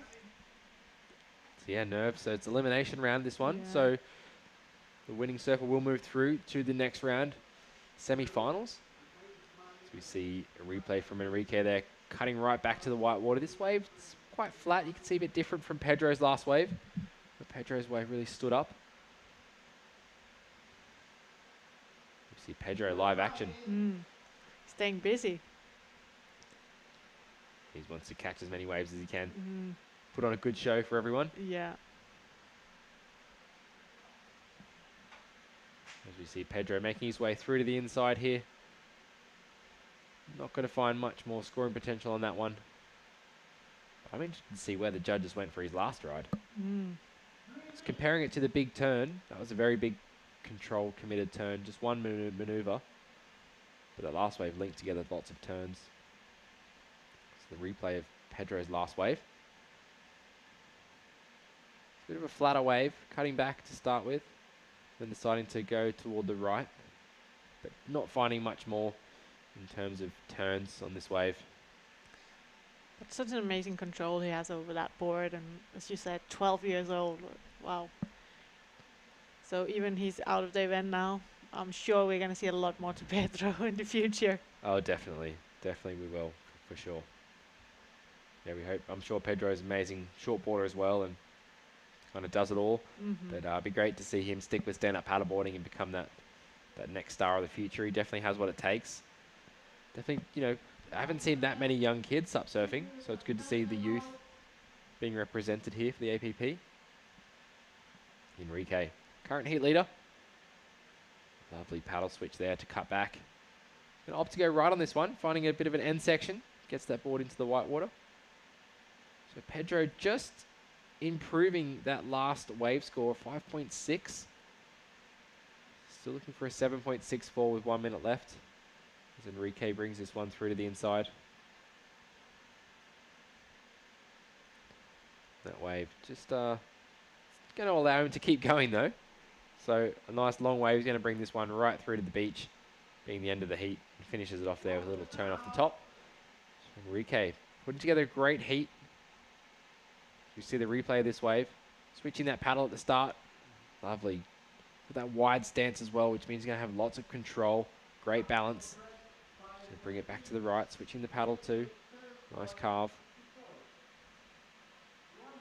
We like the way he read this wave. Going left and right. Identifying where the critical section is going to be. Yeah. Just 16 seconds left. So yeah. See if Pedro managed to get one more wave. Come on, Pedro. Yeah. Smaller one, but fortunately it closes out. So yeah, it's a goodbye to Pedro for now, but yeah, shame with that interference, but that's part of the game. That's right, it is. So he'll definitely learn a lesson from this heat, learn a bit more about priority coming up in the future of his sport. But yeah, fantastic showing from Pedro. I love the way he surfs. Got a great style. Surfs better than me already at 12. It's good to see that the future's in safe hands. Yeah. Sure. Nah, really good to see. And yeah, we're going to move into the second heat of the round 2 of the men boys. I think we might have Tristan coming to call this heat. Yep, yeah, I think Tristan will be coming in shortly. Yeah. We're just catching up with a recap of the last heat as we see Pedro's wave here. This is the good wave from Pedro? No, this is the right-hander he took. Managed to get a couple of turns in on this one. Racing along the line. See how much speed he has. Yeah. How much speed he carries. He's come unstuck on this turn, but just trying to get a little bit of confidence from this. And this, I think, here was the interference call. Oh, yeah. So that's why there was an interference call, because Enrique in the white had priority, which means he had right of way. And Pedro was surfing right next to him. But this is the one we want to see. This was the turn. Bang! Oh my goodness. Yeah. Insane. Such good surfing there from Pedro. Yeah. All we needed was another critical section. If he kept surfing this wave, actually, because he had another turn at the end here, which was quite critical, but just couldn't hang on to it. It would have been very nice to see him finish off that wave. Get a bit stuck there on top, and I think it was a little bit late to the lip, a little bit caught behind. And this wave here, he just kind of linked together maneuvers. This was the one that closed out on him a bit. Pedro really stayed busy in this heat, caught lots of waves. Yeah. But Enrique getting the jump there, moving through as we're going to go into round number 2, heat number 2. Andrew Noel from France, Vince Duchenay in the white, and Lucas Winter-Drew, also from France, in the yellow. And Vince, the local Canary Island surfer. Yeah. And is it only one of these surfers that's moving into the next heat? I believe we so. We will just confirm that, I think. Confirm that. I think it is going to be man-on-man for the finals. The semi-finals. Yeah. So I think it's just the top surfer, number 1, will move through to the semi-finals. However, there will be a consolation final as well. So what that means is the semi-finals, whoever drops out from the semi-finals will go head-to-head for 3rd and 4th position in the ratings. So instead of having an equal third, there will be a 1st, 2nd, 3rd and 4th. So if you get to the semi-finals, you get another 2 surfs at least. Yeah. Not bad. Not bad at all. So yeah. So hopefully if the day go as planned, we're going to already have our first world champion today. Wow. Who's it going to be? Let us know online. Yeah. Gapono obviously put on a good performance earlier today, as we see Lucas up and riding. That wave just slowing down. So Lucas Winter-Drew in that yellow jersey, getting his campaign started with just a small... It's not going to end up going. No. Yeah, so everything is on the line here. Just one surfer moving into the next round. Yeah, so they're all staying pretty close together, wanting to wait for those set waves. Obviously a lot on the line, as you said, Emily. Vince just sitting down. You can sit down to wait for your waves. You need to be standing up to move around and to catch your wave, obviously. Yeah. And can they sit down for unlimited time, or is there time limit? No, unlimited time they can sit down. As long as they're not moving, they can stay seated on their board. And that way, the judges have deemed that just so they can conserve energy and save the energy for the performance on the wave. So, you know, in the rules before, it used to be only a 5-second rule that you could be sitting down or lying down prone paddling, and then you have to be on your feet. But when you're riding such a small board, it takes a lot of energy to stay standing, especially if it's 15 minutes, you need to wait for a set. So the judges have deemed that you can sit down to save your energy, which means we're going to get high performances on the wave, as we see Andrew Noel having priority for this one, and does... Oh, I thought he was going to ride out of that one. Yeah. He looked like he did pretty well to project out, but unfortunately just got caught by the lip. Yeah. And we see them now trying to go, because we see the judges score high for that single, you know, turn, like hitting in that critical section. So, of course, these surfers have been watching that, and they know that, okay, we're going to try to do that as well. In the meanwhile, I just see that Tatiana is ready with an interview of the winner of the last heat. Welcome back, everyone. We just finished round 2, heat 1 for the under 18 division. I'm here with Enrique, who just passed first, and he's heading on to semi-finals. So tell me, how are you feeling? Yeah, I feel so good to stay in the semi-final, and I go for more. So you're from Spain. How does it feel to be competing in your home country? Do you feel comfortable? Do you feel safe? Do you feel? Let me know. I be so safe because it's my country and it's like my house. I bet. So you're happy representing your country here, you know, leaving Spain high? Yeah, I like so much. Me, I live in Los Caños de Meca, that is a city that is spectacular, and this too is so good to stay here. Amazing. Well, we're stoked to have you here, and we'll look forward to seeing more of you in the upcoming heats. Okay, perfect. Thank you. Back to you guys. Yeah, thank you so much, Tatiana. And yeah, great to, you know, he's stoked to have the Spanish crowd here and being representing his home country here. That's right, yeah. Enrique there putting in a great performance against Pedro. But yeah, we'll see him coming up in the semi-finals. Yeah. Later on, hopefully later on today. We're going to assess the conditions as we move through that low tide. Coming up at about 40 minutes time. So we'll have to update you as we move through that. Yeah, we're still having this heat and then 2 women longboard heats, which is going to be really interesting for the first time, right? Yes, that's right. So last year we had a mixed longboard division, so the women were competing in with the men. But this time we have a lot of women entering. So I think there's 5 competitors in the women's longboard. That's if Katie Inouye and can hopefully get here on time.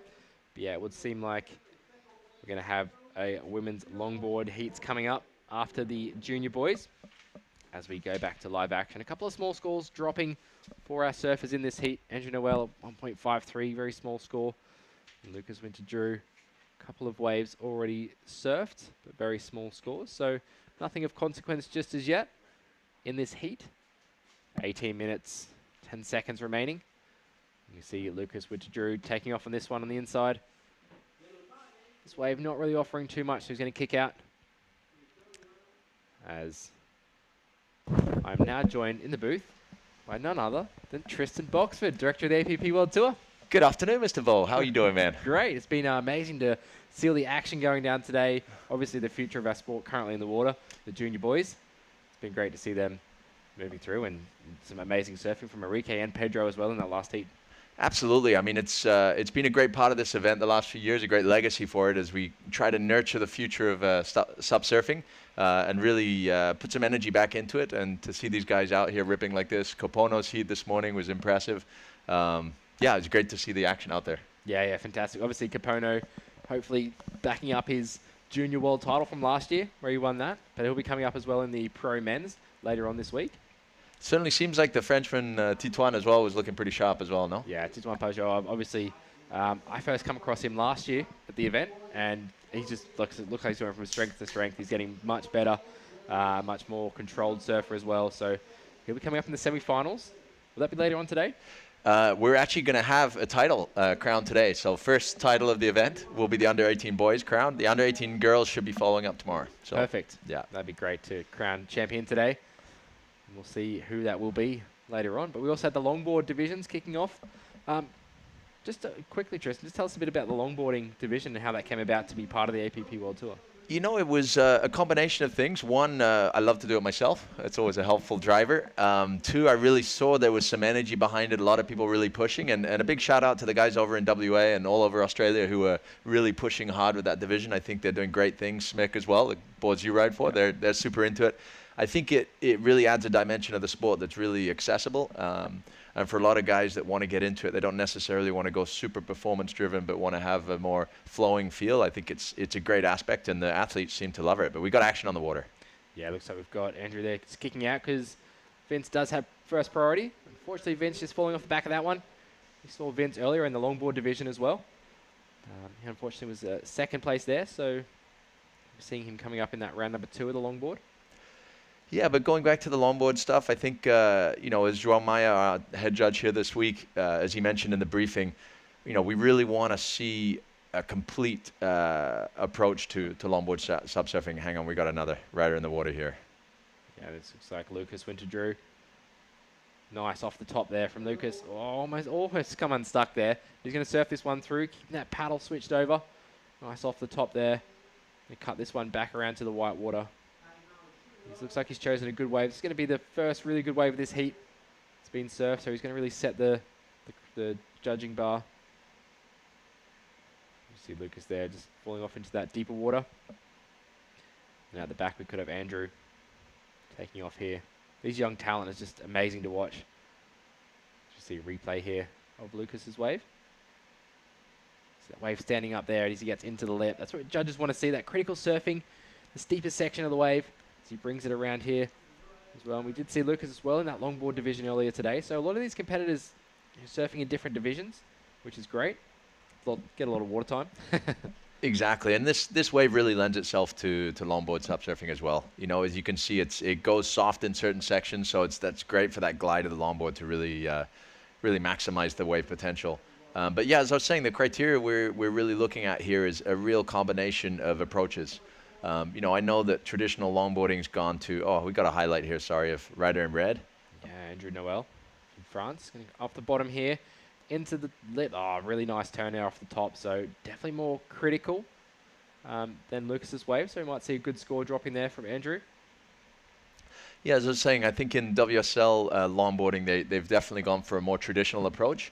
But, I think what we've seen with stand-up longboarding is because of the paddle, because of the torque, the ability to really drive more committed turns on a really big board, I think we saw it as super important to be able to combine progression with traditional. So we're looking for a real rounded approach, full use of the board, but the committed rail turns count. Yeah, definitely do. And I think that's a really good point that you make to bring that progression into it, because the boards are 9 feet, minimum 9 feet. And yeah, the use of that paddle just makes it so much easier. You can get vertical into lip. We saw that from Lecco and Benoit, obviously. But you see Vince taking off here. Local Canary Island surfer. Obviously hailing from Germany, I believe. He is from Germany, but yeah, I think he's lived here quite a few years. His parents decided to go to warmer climes, understandably. Definitely. And what a place to be at this time of year, right? In board shorts in the wintertime. Amazing. It's so good. I can't believe I was in board shorts yesterday out in the water.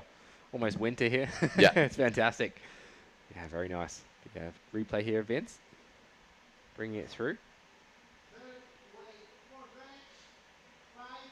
Yeah, going back to the longboard criteria, you know, certainly personally, I like to ride a 10-foot longboard. Actually, I find 9-foot is almost too close to the traditional SUP surfing as we've now come to know it. But I really enjoy riding a bigger board, and I really enjoy actually drawing a turn on a bigger board with a lot of rail in the water. So, you know, I think that's something we're looking for, and we want to kind of create something, a point of difference, I think, with the sport. We don't want them to be too close, and also to create our own path with this. I think it's an interesting one. Yeah, definitely. I think that, like you said earlier on in the piece, just that accessibility to the sport for a lot of people as well. Because, you know, if you ride a SUP longboard, you can come and enter these events as well. You don't have to be a professional rider, and that just makes it much more accessible because you don't want to be going up against someone on a 70-litre board in the shortboard SUP surfing. But if you know that longboard SUP surfing, then yeah, you've got a chance. No, absolutely, and then you know that's the kind of roadmap for our growth here with the Surfing World Tour. Is we really want to grow the more festival side of this event, engage more people, get more people entered into the open participation in the same way that happens in racing. So you know, I think there's a lot of potential there. There's in Australia, I know there's a bubbling scene and a lot of enthusiasm. So I want to see this growth elsewhere, and certainly when we think of the more progressive stand-up surfers we have on tour, like Leco and Luis and these guys who are really riding shortboards and SUP surfing, they all love to ride a longboard too. So they're really pushing for this side of the sport to grow because they love it as well. That's so true. And Leco obviously coming from that pro and longboarding background, like his father back in Brazil. So yeah, definitely a lot of SUP surfers coming from longboard. Benoit obviously coming from I came from a longboard background.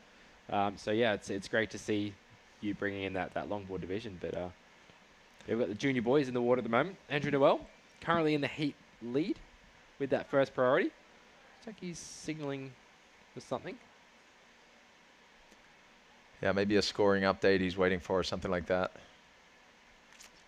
But yeah, it's actually interesting as well because when we started the Stand-Up World Tour, it was like a white page. There was nothing there back in 2009, 2010. And for a couple of years, the progress with the sport, the board evolution and everything else was so fast. And it was somewhat driven by what we were doing on tour because the guys were starting to realize the performance potential of the sport. You had guys like Kai Ovage, all these guys riding smaller boards, smaller equipment. Mo Freitas came and blew everyone's minds in Ubatuba in 2012. I think there was like this evolution that was really fast, and then it kind of established itself, okay, this is what the sport looked like. And now I see the potential to a little bit do the same with SUP longboarding. I think there's potential to kind of redefine what the parameters are of the sport and how it goes. Yeah, amazing to hear that you've got plans and for the future and hopefully to grow that side of the sport, and hopefully get a few more events as well for the SUP surfing and make it a bit more accessible to those elsewhere in the world. Exactly, and we, as the World Tour, we're looking at this in a global sense. So, we're hoping to be back in Brazil after a big break next year. That's the goal. Looking to try to get back in the US next year as well. And Australia is permanently on my radar, even though it's been a long time coming. Yeah, definitely. Be great to get out to Australia. I know there's going to be a lot of people wanting to enter that event if you do head out there. So that'd be fantastic. And it's obviously Australia's a long way from anywhere. So it'd be nice to get an event out there. Bit of a sleepy heat, this one, in the middle of this junior boys round number 2. Only the first place surfer will move through to the semi-finals in this heat. Actually, we had a slight adjustment. I think it was it's going to be the top 2 from here, so only one guy's going to get knocked out here. So we'll have, at the moment, it'll be Andrew and Lucas moving forward to round number 3. But yeah, we're coming towards low tide, so probably that might be a reason for the wave slowing a little bit too. Yeah, I think so, yeah. Low tide at 20 past 2 today. See Andrew, current hit leader. Big off the top. Oh, I just had to kick that board away. Just landing down with the lip. Really want to project out in front of the wave when you do turns like that, as we see Lucas. Oh, getting really steep on that takeoff there. You can see the reef's getting shallower and shallower.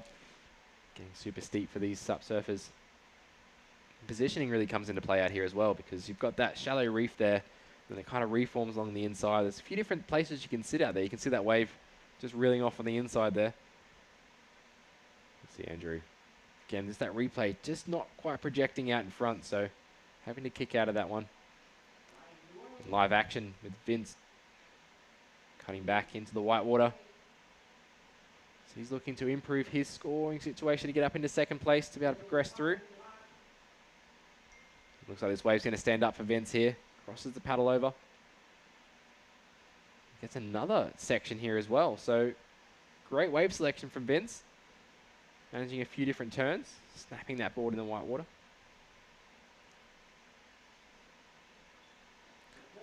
So, Bo, obviously we got you stuck in the commentary booth, but I know you'd quite like to be out in the longboard division, no? Yeah, that'd be fun. Yeah, maybe. No, it's been really fun calling the action as well, and just yeah, hopefully explaining a lot more to the people at home watching as well to tune in about the longboarding and the technical side of it. It's been fun to watch. Obviously, Vince was in the longboarding division earlier as well, so Vince getting a lot of water time out there. Yeah, and a big shout out as well to Dave Bainey over in California. He's another big proponent of the SCP longboard division. He's been pushing the design side of it with his I think his new deal, right? Yeah, that's right. Yeah, he's amazing board. He even comes to kind of like in mid-length sizes, 8 foot, 8'6". But yeah, he starts to get to that 9 foot and 10 foot sizes, and yeah, he's really pushing the design elements with that.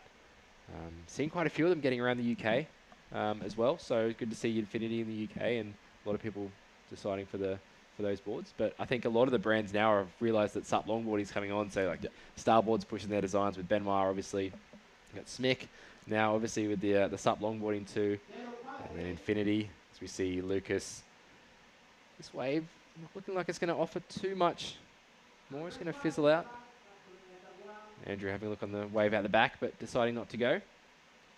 But yeah, a lot of the brands really bring on. Obviously, Gong makes the longboards as well, with Leco jumping ship to Gong, riding for them now. See Lucas taking off on that wave from out the back and just mistimes that turn up into the lip. So he's going to go down. He's currently in that second position. A 4.5 and a very small score of a 0.67. Andrew Noel out in front with a 5.5 and another small score of a 1.63. So not much in terms of backup scores for these riders, so it could go either way as we count down the minutes in this heat. Yeah, it's a close one between position 2 and 3 there. Lucas and Vince really tied there. Let's see if Vince can turn this around on this wave. Yeah, Vince is paddling into this one, opting to go to the left.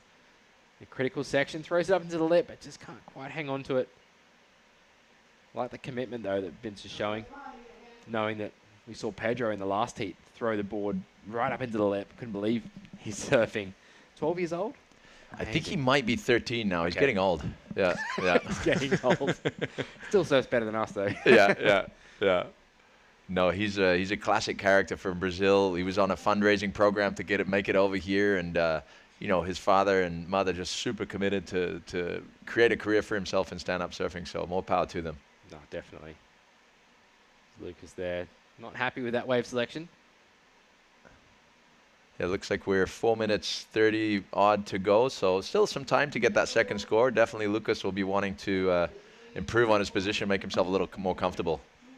Yeah, definitely. It's not much in terms of those backup scores, as we said, so they'll be looking for another set to come through in the last 4 minutes of this heat to be able to back up that bigger score. But yeah, Vince not looking for much at all to get up into that second position. 5 minutes remaining.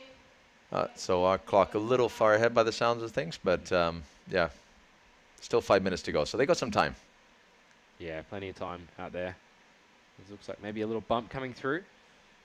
Andrew sitting with that first priority, so he does have choice of the next wave if he wants to take it. Vince sitting with second priority, so he's going to paddle across to this one. Yeah, it's still got a little bit of shape on that takeoff, huh? There's a little bit of critical section there, at least they can get up into. Yeah, exactly. It's been, yeah, it's interesting to see the change in the tides out here today from the high tide this morning to the low tide now. Just the different wave types, the reforms on the inside on that high tide. As we see the longboard women coming up in the next heat. It's amazing that we have the women-specific longboard division this year. They were obviously mixed last year. Yep, exactly. But yeah, we've got the division for the women. As we see Andrew here carving off the top there. Going to bring it right through to the inside. This wave maybe standing up again for him. So getting a few critical sections on this one. Carve back around. So that's going to be a great backup for Andrew. So it's going to improve his situation. Really solidifying his lead at the moment.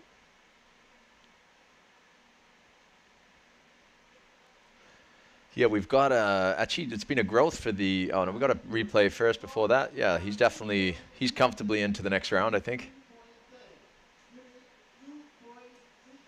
Yeah, so far we've seen some good surfing from Lucas though. So we'll see if they get another wave here toward the end of the heat. But Andrew putting together some great turns, leaning on that paddle, using it really well. That wave just dying out, but he made the most of it. You see Vince paddling in here. First priority. A nice left. Cut back to that critical section. He's going to opt to go right on this one. See if he can get up into the lip. Oh, great turn there from Vince. He identified that right-hander as being much more higher scoring potential than the left. So he's got a couple of nice turns from Vince. So that wave could push him up into that second position. See how the judges take on that one. Yeah, pressure's definitely on Lucas to get a backup because he's got that good single wave score, right? So he just needs a backup to get himself comfortable. Yeah, that's right. And he's sitting out the back with priority at the moment. 1 minute 30 on the clock. See replay from Vince. Opting to go right on this one. We haven't seen too many right-handers surf today, but Vince identifying that there's going to be a steeper section there. He can make a turn on. So really nice turn. Then switches the paddle over for a cut back into the whitewater. So 2 nice turns from Vince. Yeah, he'll definitely solidify that second position with that wave. No doubt. And you can see Andrew there calling for a update on the scores. He wants to know. So you see Vince in second position at the moment with a heat total of 6.3. So Lucas Winter-Drew going to look for something in that small score range, 3 or 4.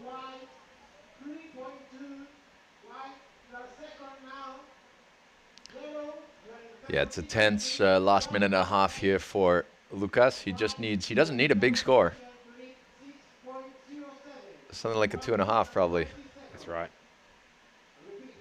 We've seen some of these younger competitors, I guess, kind of not really understanding the priority situation or just learning the ropes with priority. We saw in that last heat, Pedro, unfortunately, had priority interference. As you can see here, Lucas opting to go on the right-hander. Need a good score to get up into that second spot. He's going to pump it through to be able to bank off this whitewater. He does very nicely to do a great turn there. He's going to get the left as well, so he really links together a couple of nice maneuvers. I'd say that's going to be a great score for Lucas. Going to put him back up into that second, maybe even into the lead. Great surfing there from Lucas. Yeah, he connected that well from going right, and then there was a more bowly left for him to come up into. It was a good timing on there. You can see Andrew there on the left. Just off screen, but Lucas opting to go to the right. And from here, this is where he got some great turns done. Threw a bit of spray, through the tail a little bit, then got up into the lip. Did really well on this wave. And then again, a little foam climb there to finish off. So be happy with that. Great to see so many young SUP surfers entering as well. I don't see that many young SUP surfers in the UK. Obviously, there's a few of the girls. Last year we had Annabelle Page come down from the UK. Not this year, but yeah, it'd be good to see some more juniors getting into the sport. It's great that you're offering that pathway as well for juniors to be able to go up against the world's best. Exactly. No, it's great to see the kids here, and I was so excited to be in Korea a month or so ago to see like 40 or 50 under 14-year-old races, all on race boards. Like properly racing, not just entering for the fun of it. As we got a little bit of a recap here. Nice, that's that opening wave from Lucas, right? Yeah, so he had that one good score in his scoreline, and he managed to back it up with the wave at the end there, but you can see he's doing really well with his turns there on his backhand. So he got a little bit lost in the middle of that heat, couldn't really find any good waves, but heat leader, Andrew, great carve off the top there. That was a really good score from Andrew on that wave. And then Vince, he had a couple of good waves toward the end of the heat. He managed to do a few nice turns. And Andrew just couldn't quite ride out of this turn. Just got a bit hung up in the lip there. Vince riding through. Yeah, there's a little bit of downtime in this heat, so the surfers had to wait a while for their waves. Vince there connecting through. I need to find a great wave that opened up. So we'll get the official scores there, but we're going to move into the longboard women round number 1, heat 1. Katie Inoue in the red, Marinko Drew in the white, and Camille de Brana in the yellow. I'm not sure if Katie Inoue is actually here yet. She got stuck in Madrid, so they're arriving this afternoon, so she'll have to go straight into the repechage tomorrow. Obviously one to watch out for. Put on a great performance even with the guys last year, putting them on their toes.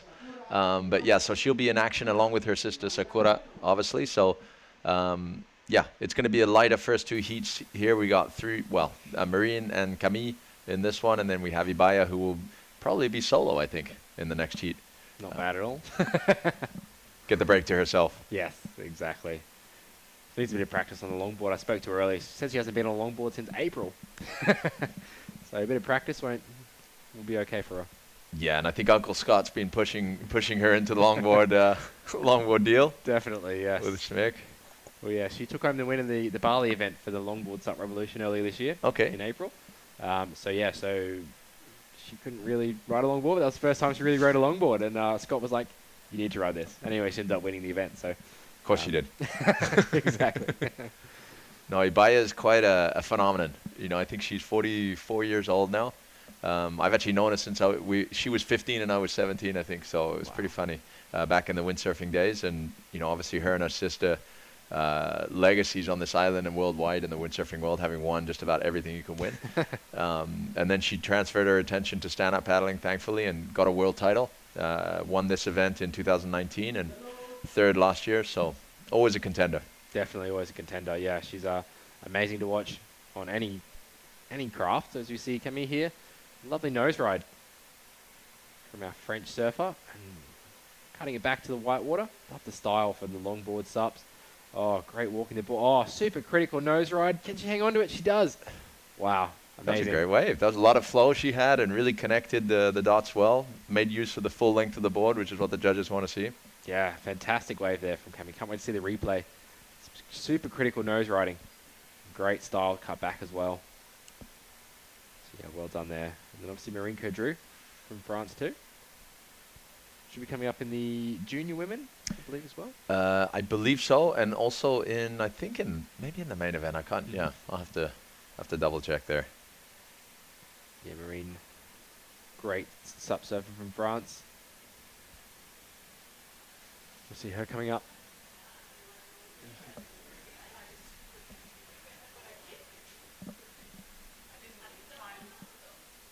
Yeah, so it's great to be back here in Gran Canaria. A big thank you to all our partners. Of course, Gran Canaria Tourism Board, Red Bull, all the various partners of this incredible event. It's now in its 4th year, and it's such a great venue, providing so much opportunity for the athletes.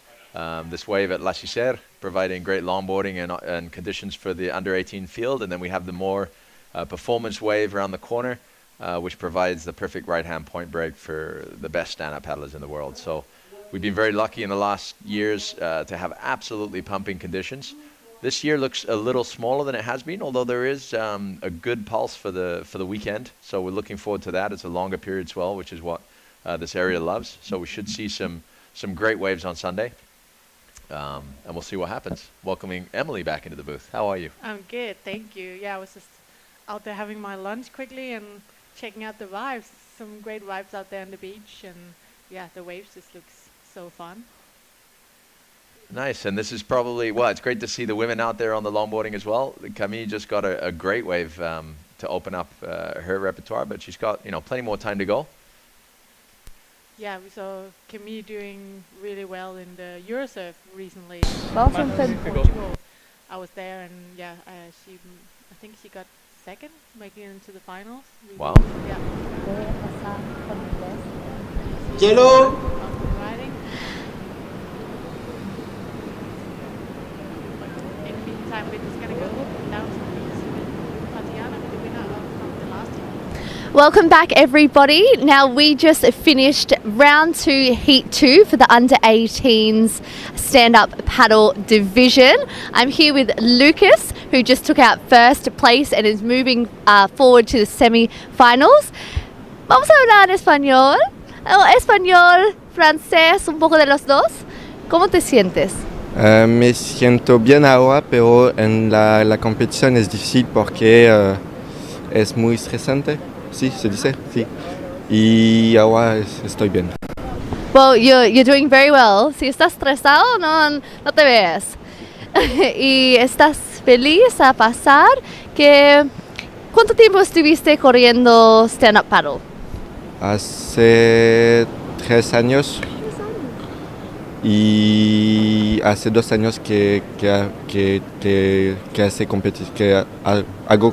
sé cómo se dice, competición hace 12 años. Oh wow, so 2 years he's been competing and 3 years he's been surfing stand-up paddle. So you're doing very well for someone who's new to the competition, and 3 years is pretty new to that kind of discipline as well. What brought you to stand-up paddle? ¿Por qué te gusta stand-up paddle? A mí me gusta porque no hay mucha gente que hace stand-up paddle. No me gusta hacer como todos la gente en general. Hacer diferente. Sí. Bueno, gracias y vamos a verte más en este campeonato. Gracias, muchas gracias. Yeah, thank you so much, Tatiana. Great to see Lucas moving into the next round. Absolutely, and a great, she got right up onto the nose there, Marine, but just couldn't quite pull through into the flats. But yeah, it's great to see Lucas, a great young surfer. I think he's going to be someone to watch out for the next few years. Looked as though he was a little stressed out, and it did look like that in the heat. He was, there was like the whole middle of the heat, he more or less didn't get anything, and he had a great first score, but was able to back it out with a good score at the end and win the heat. So great performance from the young talent. And here on the screen we have the women's longboard division for the first time, correct, Kristen? Exactly. We had the women mixed with the men last year because it was just Kaide and her sister Sakura, who were stuck in Madrid, but they're on their way, so they'll be here later on today. So they'll be going straight into the repechage tomorrow. But this year we had a lot more women stand up. So it's great to see growth in this discipline for the women as well. Yeah, and we're just seeing Camille having a few scores under her belt. She's having a 2.67 and a 2-point ride. The other girls still looking to find their first wave. No, I think Marine just got that small nose ride, but it kind of got pushed out the back. So I think we're waiting on a score for her, but nothing yet. But Camille seems, I think she rides a longboard a little bit because you can tell she's definitely used to it. She's used to using the full length of the board, walking up to the nose and making it count. So great to see them in the water here. Yeah, there we have that first score in for Marine, and it's just a 0.63. And there in the background you can see the bustling city of Las Palmas de Gran Canaria. This is the capital city of Gran Canaria. An incredible place to come visit this time of year. We're sitting here in board shorts, appreciating the warmth when the rest of Europe is pretty cold. So it's only a few hours from the mainland Europe, so it's an easy jump. It's a great place to visit. Yeah, so nice. It's like we both live in Portugal, and just compared to Portugal, it's so much warmer. And I haven't been in the water yet, but it looks like the water is nice and warm. Yeah, I haven't put on a wetsuit, so it's it's a great place to come visit, a great place to come surf, and a beautiful place. Actually, the interior as well is stunning. Lots of different landscapes to take in. As we got Camille paddling into this one, not quite able to get in. Yeah, and Justin, maybe you can tell. Now you've been here for a few years doing the tour here, like. Can you tell us a little bit about the wave or variety there is here in Gran Canaria and just in this area, Las Palmas, that we are in here? For sure. Hang on, let's just see Camille. No, she's not able to get into this one either. It's tricky. This wave, La Cicer, which is right at the heart of Playa de las Canteras, which is the beachfront of Las Palmas. It's a tricky wave and very changeable. At low tide, it becomes tougher, which is right now. As you can see, the ladies here struggling a little bit to get into the waves. A little bit better towards higher tide, but it's an all-round wave. It breaks a lot. It's consistent, and you can surf a lot here. Around the corner is the more performance point break that we have the main event at, and in the past years we've seen some absolutely pumping conditions there. So yeah, it's definitely has not disappointed us so far, and certainly for the warm-ups there's been some fun waves over there as well. But there's plenty more waves on the island and plenty little nooks and crannies to explore and check out. So it's a vibrant surf scene here. Lots of surf schools along this beachfront. A lot of accessible waves for everyone. In the south, even more mellow. There's some surf schools down there, and of course, windsurfing has been a mainstay for this island for many, many years. I used to come here year after year on the world tour for windsurfing. So one of the windiest places on the planet in Pozo Izquierdo. And of course, my partner with this event, Björn Dunkerbeck, is 42 world titles under his belt, the most dominant windsurfer of all time, without question. Yeah. So yeah, it's a multi-sport haven here in Gran Canaria. Yeah, fitting well for all the stand-up paddlers, because as me and Bo talked about, you know, these men and women, they are proper watermen and waterwomen. Not many of them are just doing one discipline. No, exactly. And one of the, well, I mean, we've talked about Benoit, we've talked about Kai Lenny, obviously, who's the ultimate of these kind of hybrid athletes. But Clément Rosero as well is really phenomenal across all sports. As we see Marine here, going up to the nose, but not able to stay in there. It gets really soft through that middle section there, which is tough to stay on it. But yeah, Clément is going to be someone to watch out for. He was here in 2019, really impressed everybody. It's a right-hand point break. He's on his backhand, but he was doing 12 o'clock turns, and he hadn't done that many competitions in stand-up before, so he kind of blew everyone's mind. And obviously what he does in the big wave world, in kite surfing and wing foiling and all the different things that he does, yeah, he's an impressive multi-sport athlete. And here we're just seeing Camille up and riding. Smaller wave, but she managed to stay with it. Yeah, she's got nice flow, Camille. She's not rushing anything on this. The longboarding division here, you can see flow counts for a lot, being able to use the full length of the board, really navigate the wave the best possible. Yeah, managed to get a nice turn and a hang 5 there in the end. So maybe she is looking. I think she'll be looking to improve her scores. Definitely.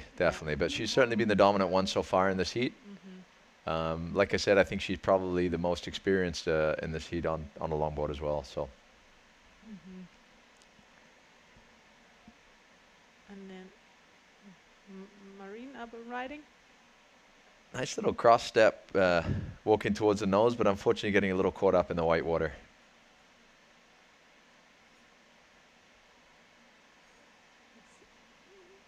Having some scores in 0.93. Yeah, still Camille with a dominant lead at the moment. I think we're waiting for another score of hers as well to come in. A little flurry of sets here too. Yeah, and as you said before, that this place can get super windy and wild, and so we're pretty lucky with the conditions today. No, absolutely. But as with all islands, there's microclimates all the way around the island. Here is very, like on the North Shore, is very different from Pozo. Pozo is a very local effect. It goes about 5 kilometers north of Pozo and then goes a little bit south. That's a super windy area. So there's a kind of a thermal effect that happens there, that any wind that is there accelerates, and it gets to sort of 45 knots in the summertime. So it's really radical and impressive for windsurfing, for jumping and literally flying during the summertime. But here on the North Shore, especially in the wintertime, it becomes a surfing paradise, and not very strong winds. You know, it's more a summertime thing, the wind like that, and it doesn't accelerate in the same way that it does on the East Coast.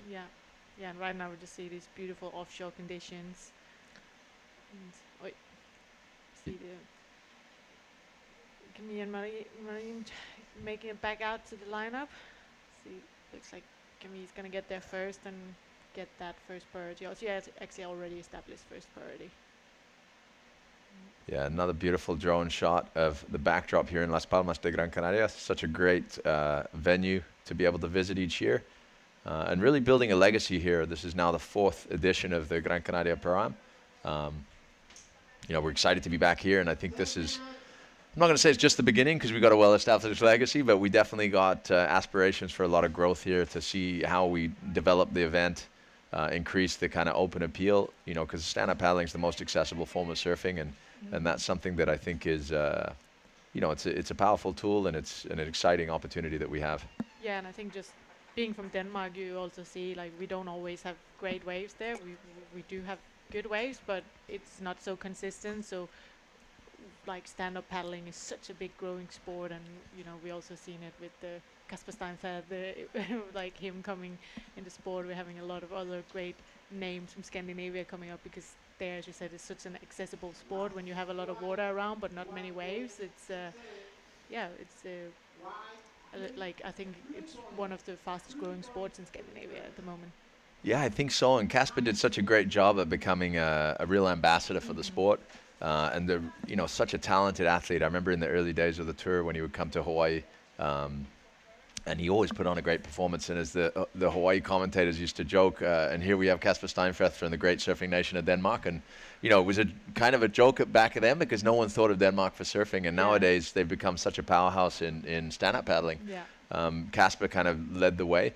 But now you've got Christian Andersen, you've got Caroline Kunzel, you've got Noah here, you've got a wealth of talent that's coming through there, and a great organization.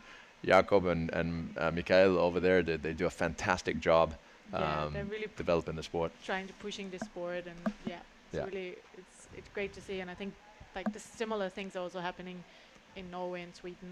Obviously Norway has also great wave potential, so there's also a lot more surfers coming out of there now. Yeah, it's exciting to see the growth of the sport. And I think that's something that stand-up paddling has been really successful at doing. Well, hang on a second. We've got Camille paddling into this one. This is a nice-looking wave. Critical takeoff. And she navigates that well. Banking back into the white water, waiting for it to reform here on the inside. Really using the full length of the board again, and just going a little bit high and out the back on that nose ride. Yes, he's really like reading the wave well and just waiting for it to stand up and then doing her nose ride. So yeah, and you can also see the judges are rewarding that. Her previous wave was a 4.67. Here we're just having the replay. Yeah, I think Camille might be on the Benoit Carpentier training camp here, because seems to be taking notes well from the champ. So definitely good to see.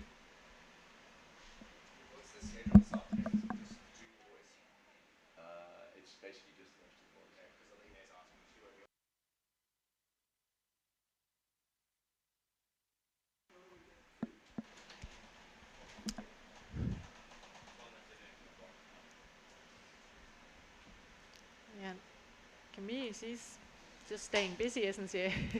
Definitely, she seems hungry to get some waves. Yeah, it's also a good opportunity when you just two people out there. Exactly. And this is actually a good sup longboard wave. It's definitely it's challenging because it's so changeable.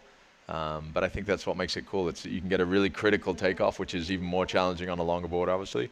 But then it goes flat immediately, so you can't go out onto the shoulder, otherwise you get kicked out the back. So it's challenging, but in a good way. And then when you see, obviously the way Leko Salazar surfs here, and Taka and Benoit, where Benoit, I think in his first heat, I didn't see it, but I heard the judges getting excited about it. So yeah, that was amazing surfing. Yeah, and he's showing at 8.5. Yeah, no, he's always impressive, and again, he's one of those really talented multi-sport athletes. Having come from a longboard background, a great shortboarder as well.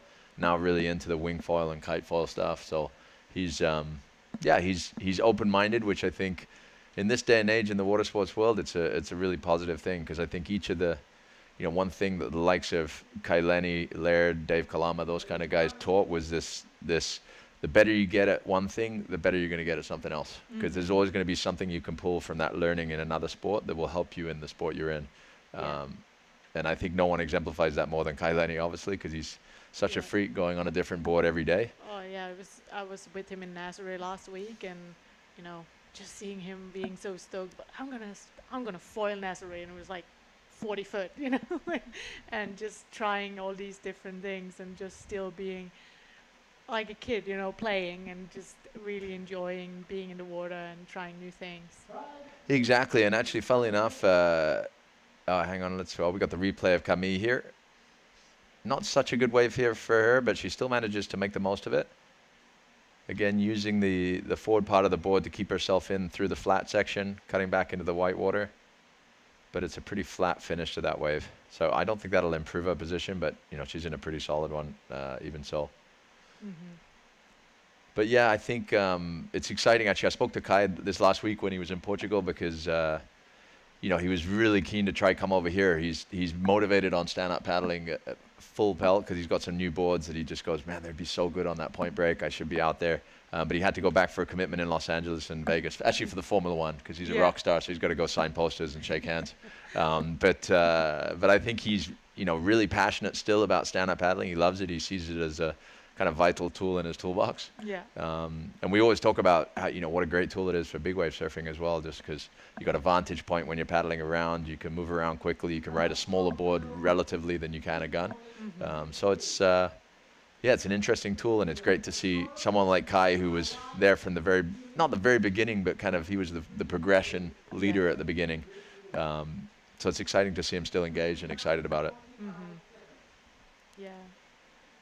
Yeah, it was great to spend some time with them up there in Nazaré and just see, they were having this training camp up there, and Italo surfing there, Kai, and, them all just trying to push each other, and which they do when you see like Shumbu and Kai and these guys together. It's like they're pushing limits.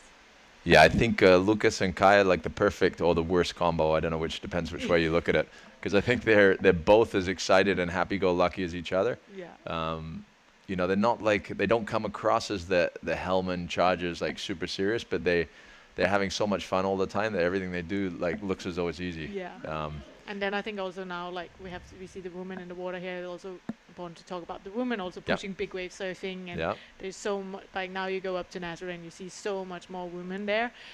Also just like pushing the limit. Last week we actually had Laura Cabrera, who's from Gran Canaria, being the first Spanish woman to surf. Amazing. Nazaré, yeah. Actually, I saw that wave. It was really, really good. No. Yeah. And of course, Joana Andrade, who's a friend from San Lorenzo as well, from where we are back in Ericeira. She was the leading kind of Portuguese big wave surfer, kind of pioneering up in Nazaré for the women. Yeah. Yeah, it's interesting. It's become such a scene up there, and so much activity that, it's exciting to see it evolve. Yeah, it's going a bit slow now here with the low tide. Exactly. Yeah, I think not a huge amount on offer, but when they come, there's still some good waves. You can tell there's still opportunities, and Camille has certainly navigated this heat perfectly.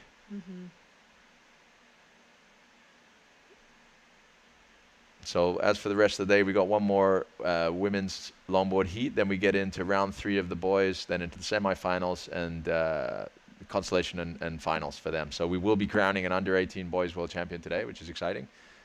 Tomorrow we should be crowning, if all goes to plan and we get good conditions, we should be crowning the longboard and the under-18 girls. So we have a full crew there as well. Yeah.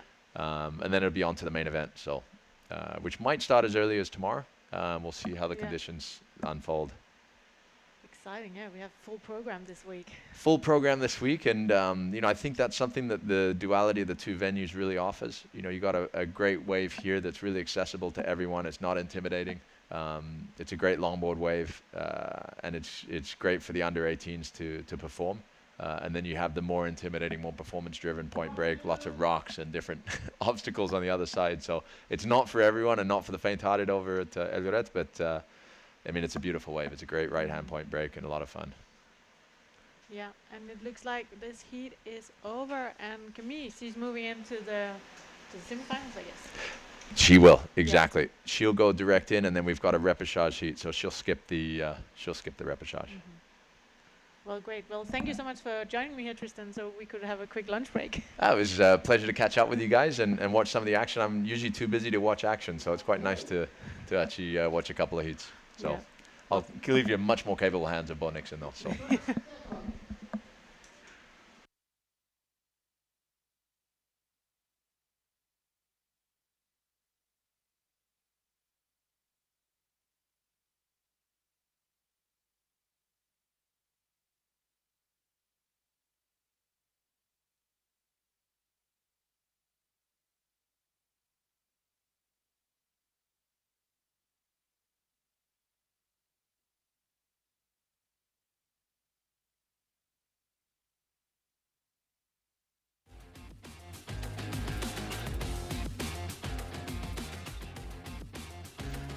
All right, We are back. Welcome back, Bo. Thanks, Emily. Great to be back. That was some great action for that last heat. I can just see the recap here. Camille de Bruyne. Yeah, Camille did some really great surfing. So yeah, great to see the women's out there on the sub longboards. That's right, yeah. Great footwork from Camille there. I managed to kind of watch a bit of the action as I was eating my lunch. Great cross-step turn. Yeah, the women there putting on some great performances. We do have the next heat of the women's longboard coming up. I think you mentioned it before, just one surfer in the heat. Just I think it's just a buyer out there in the water for the next heat. There she is on screen at the moment. Keita Inoue is still not arrived, so they'll be getting in from Madrid later on this evening, as Tristan said earlier. So it would just be our surfer in white in this heat. Baya is just gonna look at getting some practice out there, I guess. That's right. She certainly is. She needs the practice on the longboard, as we said before. Hasn't been on it since April. She was actually trying to find a screwdriver on the beach just before she was going out, and she said, "I'm the only one in the heat, but I'm super stressed about my fin." So hopefully she was able to find that to fix the fin. But yeah, what a dream to get to just surf by yourself out there. Definitely. Maybe a little bit nerve-wracking too, though. Yeah. Having everyone watch you. Just all eyes on you. That's right. All eyes on a buyer. Yeah. But yeah, as we talked about earlier, Baya is such a, also such a water woman coming from different disciplines, and yeah. Yeah, so true. She's 10-time windsurf world champion. And we see her up and riding. Sup longboard. She's definitely more of that progressive shortboard sup surfer, but giving a go in the longboarding. She's going to get used to that board again after not being on it for a while, so we'll see a buyer just getting used to it. But yeah, as you saw, Sakura Inoue was meant to be in this heat.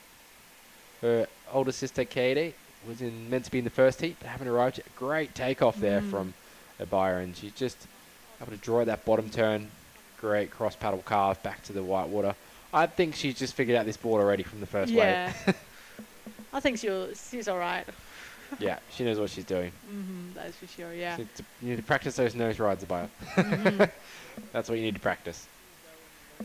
Yeah, great surfing. And Abaya, she also did very well in the Eurosurf, got into the finals, and so yeah. Well, was leading the final for quite a lot of it, wasn't she? And unfortunately, I wasn't there, but you can... Yeah, unfortunately there was a paddle interference, so just like unfortunate mistake, and so she ended up taking the 4th place, and she was actually in the lead. So of course that was a bit sad for Baya, but that's also part of the sport, and also part of competition that you, as we talked about earlier, this priority system. So Ibaya, she's probably very hungry at this event to get that win. Definitely is very hungry to get the win. Yeah. Sure was going to get the win in this heat. Yeah, for sure. Well, she's starting out great with a 4.83. That's right.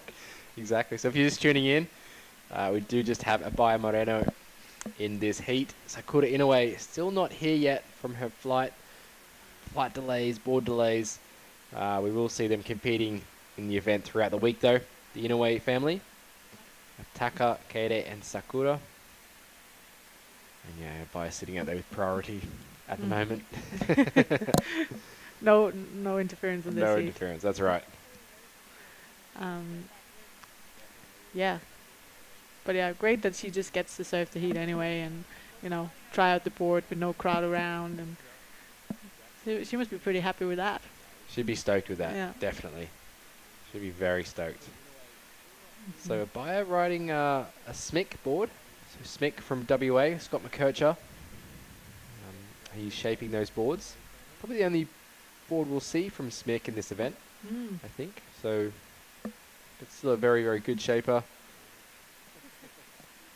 And Abaya switching over from Starboard. She was a long-time Starboard team rider. She switched over to SMIC late last year. So she's just searching around for a wave. Yeah.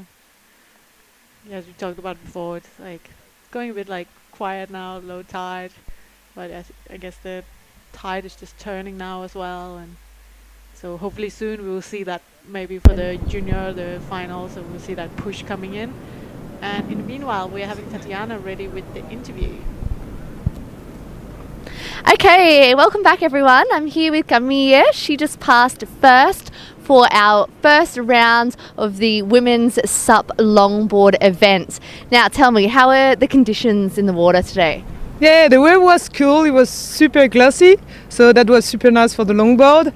But the set is really low, so you have small wave, and after big set arrives, so you need to make a choice, or you wait a little bit at the outside for the big one, or you go inside for the small wave. But when the big set arrives, you crash. So it was not really easy to find the right spot, but I found some good wave, and I'm happy with that. Well, you managed very well. I mean, passing first. Tell me, how long have you been practicing SUP longboard? Not really long, because I practiced a lot of longboarding and SUP surfing, and Starboard just sent me like a longboard SUP, so I started maybe a few weeks ago.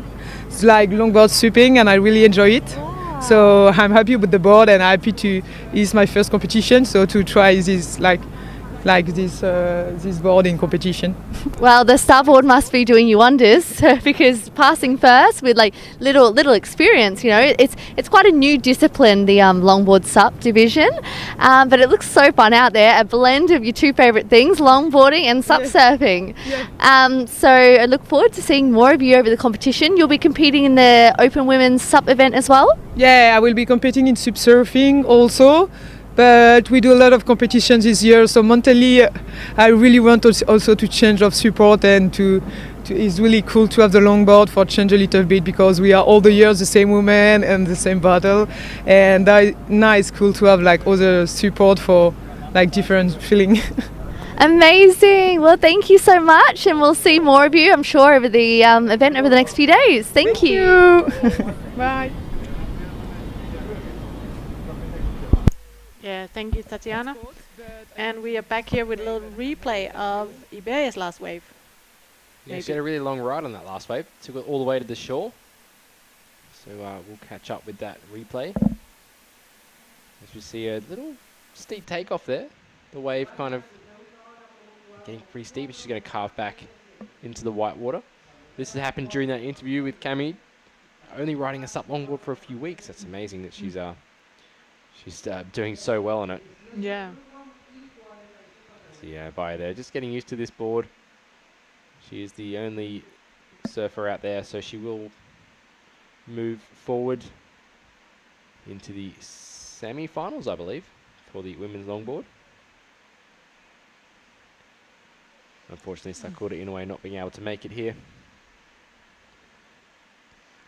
But yeah, going back to Camille Debrano, she's been riding a longboard before, but a SUP longboard, and then she just put it all together for that last heat win. Yeah. So nice. Yeah, and she surfed really well. But you can see she has experience surfing a longboard. Like, she was really good at, reading the wave, getting out to the nose, and just doing those hang fives in the good section of the wave.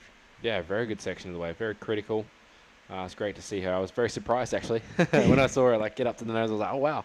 She can really surf. So great to see that from Camille, who will also be in the main event of the women. Yeah, she's a really, really great stand-up paddle surfer, and yeah, we saw her getting into the final in the Eurosurf recently.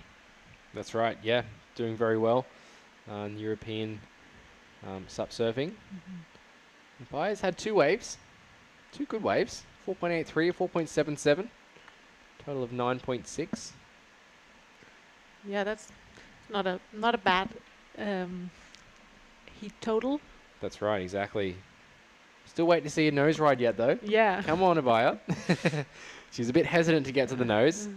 She's still learning the longboard SUP. Obviously very competent on a normal SUP surfboard, but she needs to, yeah. I was giving her a few tips at in the Bali event earlier this year of how to get to the nose and nose ride and things like that. So hopefully she still remembered those. So what was those tips? Oh, just to stay high on the wave when you go up for a nose ride. You want to really be nose riding in at least the top third of the wave. If you're any lower than that, the board's going to nosedive. So you need to stay nice and high on the wave. And I'll just teach you not to be super critical to start with, because fins might slide out and things. So you just start on the shoulder of the wave and walking up, and obviously cross-stepping is preferred.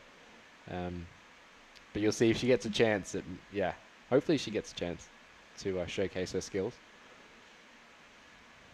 But this board that she's on definitely suited to the more turning style. Very, very narrow tail on it as well. Yeah. Surfing it is like a twin fin plus a tiny little trailing fin. It's what they call the hipster twin longboard from that brand. Okay, so she's surfing as a twin fin. Interesting. Twin fin with a little trailer, yeah. Yeah, because we've seen people, like, different competitors today, some surfing single fin, some surfing thrusters, yeah. Yeah, it's super interesting to see that she's gone for the twin fin design. This board definitely lending itself to that more twin fin kind of surfing. Makes it really loose off the tail. Could kind of slide out in the nose rides. That's why that trailing fin's in the middle there. It's only like a small 3-inch, 2.5, 3-inch fin in the back of the board, and then really big side fins. So we get a great drone angle of the reef where Ibaya is sitting, panning out to the city of Las Palmas de Gran Canaria. Yeah, beautiful, these drone shots. Really just see how clear the water is and the reef here at the... Yeah, it's amazing. Yeah, and it was interesting to hear Tristan before, like, explaining about, the island and the different microclimates and how it, creates these, like, wind tunnels in some part of the island where it's really good for kite surfing, windsurfing, and then here we just have these beautiful offshore conditions. Yeah, it's nice to be able to find these nice conditions for sup surfing. Obviously, wind sports are really big in the Canary Islands, as we were discussing before with Tristan. A lot of wind around, so winging, kiting, windsurfing, which is why Ibaya is very good at windsurfing herself, hailing from the Canary Islands. You'll probably find Ibaya on the water most days. Yeah. Here where she lives. Might try and see if anyone's commenting online. Oh yeah, let's see if we get some questions online. Yeah, that's right. Remember to let us know where you're watching from. If you have any questions for us as well, definitely answer those. Any comments? Anything you want us to discuss? We'll do our best. We will try our best. Yeah. Mo's just checking. As we see Ibaya paddling for this one. And she is going on the right on this one. Yeah, going on forehand. Big float off the top there. Just going to cut it back to the left. Yes. Beautiful surfing from Ibaya here. Yeah. So really to get those higher scores, she needs to be utilising that whole length of the board. So we'll see if she gets up to the nose here. Looks like there's a bit of a section. She gets a chance. Little cross step. Unfortunately just comes unstuck there. Yeah. So you can see she's still trying to learn the board. So that's what you talked about, is like you need to be in that more critical section of the wave where so not too thick the nose. Exactly right. So you need to be a little bit higher on the wave as well. If you're doing it too low on the wave, then you're going to put pressure on the front of the board and that's going to dig into the wave in front. So you need to be a little bit higher, it's creating a bit of lift underneath the nose of your board. Then you can be able to walk up to the nose, but we'll get that replay of beautiful off the top there, and then carving it back around to the left here, switching the paddle. So Ibaya surfing very well on this board. We'll get a good angle here of her cross-stepping up to the nose. You can see that smile on her face. She knows she wants to cross-step. But unfortunately just comes unstuck there. Well, you can go out and give her some more tips after. Yes, I'll give her some more tips for sure. Well, yeah, just over 10 minutes left on Ibaya's solo heat here. Yeah, not bad at all. Yeah. To be able to have this line up all to yourself. I know. Not bad. Not bad at all. Wouldn't mind that. I know, right? They should clear the water later for us. Yes, they should. They should clear it later for us. We'll get on the microphone. Yeah. They can all commentate us. Yeah, that's right. Yeah. Prone surfing.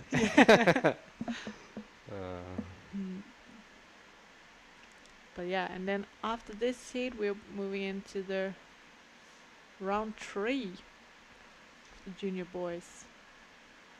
And then we just continue with the semifinals, then the consolation finals, and then the finals. And we will have our first world champion today. That's right, crowning world champion in the junior boys division. Who's going to be? Who's your money on? What do you think?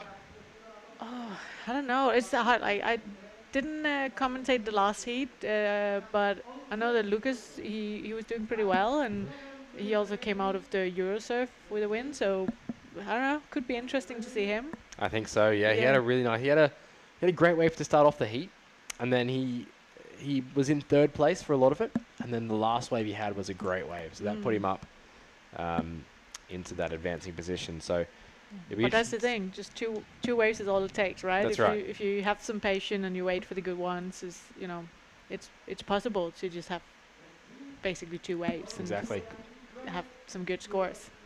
Yeah, that's so true. You just need to get those 2 waves. They're going to count toward your heat total. Better progress through 2 top scoring waves. Yeah, I think Kapono Fukuda from Japan was looking really good early this morning. Mm-hmm. So he's definitely one to look out for, who won the event last year for the juniors. Yeah. Yeah, there's definitely some very great talent coming up. Yeah, Tituan Pajot as well. The junior boys, he did very well this morning in his heat to get the win. So he'll be coming up in the next round. Mm-hmm. The ocean's gone a little bit flat for Abaya. 9 minutes left. Yeah, but she had some good waves and pretty solid scores. Yeah, I guess now she just have to see if she can get to that nose. That's right, yeah. That's going to be a goal of hers for the next wave. That is the goal, for sure. She's got the turns down. We know she can do a turn. So to ride the nose. Utilise that whole length of the board. That's what the judge is going to be looking for. Got to get to the nose and nose ride. Hang 5, hang 10. As we see her looking at a small wave to practice that nose riding. But yeah, by the 2018 World APP SUP Surf Champion. Won the event here in 2019. Got a 3rd place last year. Unfortunately, just missing out in the finals. She was the favourite last year. Okay, yeah. To get into the final, but just came up short. And the conditions were quite tough for the women last year. Really big surf, quite lully as well. So they'd sit in a little bit closer, and then the big sets would come and just wipe everyone out. Even the men were getting caught in the inside. It was pretty scary. Yeah. But Keita Inoue taking the win there for the women last year. Mm-hmm. Yeah, we have a poster behind us with, I think that's a picture from last year. You can really see it's some solid size. Yes, huge wave. Yeah, it looks like there's some swell coming later this week, so could be interesting as well. Yeah, hopefully fingers crossed for some big swell to finish off this event. Obviously, we are out in the middle of the Atlantic Ocean, so we're open to swells from all directions, north, south, from the west as well. Obviously, to the east of us is Morocco, coastline of Morocco in Africa. You ever been to Morocco? Yeah, many times. Oh, nice. Living in Portugal is like such an easy getaway. When it's like too big and stormy in Portugal, is usually when it's like pumping waves in Morocco. So that's it's a good little getaway in the winter if it gets too cold and big in the coast of Portugal. Nice. That's awesome. I'm still yet to get out to Morocco. It's one place I want to go. Yeah, it's also the land of right-hand point breaks. Yes. Which is good when you're a regular fitter. Exactly. As we both are? Yeah. Yes. You're I'm regular as well. I've seen some amazing clips of Benoit Carpentier, who spent, I think, a couple of months in Morocco over the last couple of years. And he's dropping clips of him foiling on waves for ages and ages and ages on these right-hand point breaks, and SUP longboarding as well from Benoit out there too, and some big barrels and some amazing waves. So it's good to to watch that footage. As we see Kapono Fukuda in the red there, And looks like Pedro's heading back out as well in the yellow. So they'll be coming up in the next round, the junior boys.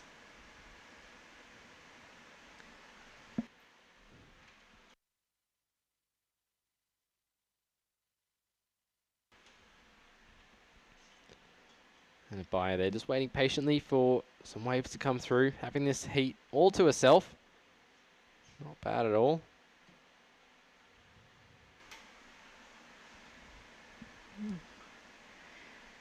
But it has gone pretty flat. I think the, well, we're about 20 minutes past the low tide. So conditions, I think, just changing with the tide coming back in. Yeah. So often we see like a little bit of a low there with the tide changing, but then hopefully, like now when we see the junior boys getting back in, we'll hopefully see that push and maybe see some bigger sets with the tide pushing in. Definitely, yeah. It'd be great to see some more action from the junior boys. Be crowning that world champion later today for the juniors. So a lot on the line for these upcoming surfers.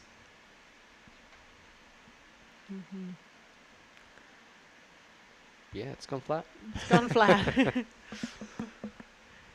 Definitely, but yeah. Just 4.5 minutes left.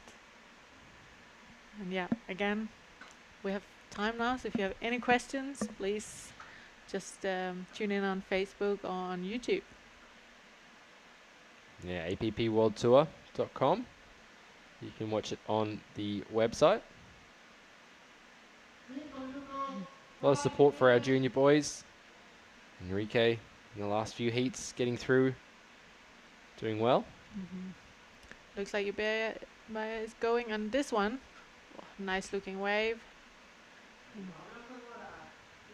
Nice with this drone angle.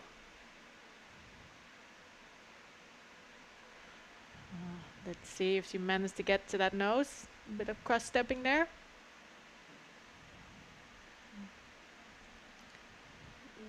Oh, get there. She's trying. Yeah. Obviously that board a lot bigger than what she's used to riding. But still maneuvering it so flawlessly. Yeah, exactly. That comes down to that really narrow tail on that board as well. Those twin fins help turn it really easily. But yeah, Abaya there. See the replay? This one. Cutting it back. Doing a great job with the paddle there. Abaya, such a solid sup surfer. Cross stepping up to the nose, getting a bit of practice. You can see a bit unstuck there, but does well there to control that cross step. Give a stall and then finishes it off here. So yeah, just under 4 minutes I think remaining in this. Under 3 minutes remaining. We see the junior boys paddling out. It's going to be Lucas and Pedro and Capono. That round 3, fighting for a spot in the semifinals. Yes, one step closer to that world title. Obviously, Abaya being a world champion, maybe she can share some advice with the young kids paddling out. You see a lot of water moving there as well, where Abaya was just paddling out. So all this energy from the waves coming into this deeper water, and then there's a bit of a rip being created there. Moving back out. Yeah. So they still have just under 2 minutes to catch the last wave and taking a secure win on this heat. Very comfortable win. But yeah, very great heat total and some great waves.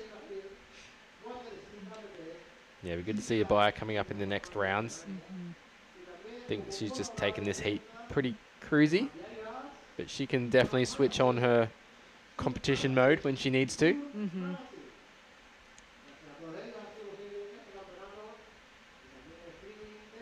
See her dropping scores all around that 4-point range. Some high fours, some low fours. To really get up into that excellent score, she's going to have to be riding the nose. So hopefully we'll see her doing that. Looks like a set coming in. Maybe to finish off this heat for Abaya. Yeah. As the junior boy is going to get into position. It's going to be such an exciting heat coming up. Yeah. Some of the best junior boys SUP surfers in the world. Bayer is going for this one. No. Doesn't manage to get into that. So she might have a look at this one though, seeing what it's going to do. She's going to end up going over it. Because you can see something at the back as well though. Stroking pretty hard to get in position for this one. Decides to go over it. You see those boils there in the water. So quite shallow rocks underneath. This wave going to stand up just in front of a Bayer there. Going to opt to go to the right-hander on this one. She goes off the top. Oh, just mistimed it a little bit there. Yeah. The wave didn't have much power. No, but still, she reads the wave so well, and yeah. All right, but yeah, great to see some surfing from Bayer. She got trying out the board, and we'll see her in the next round. Yeah, we'll see her in the next round of the longboard, but also in the pro women's event coming up later on this week. As we see a recap from a Bayer's heat. This is the replay of that last wave.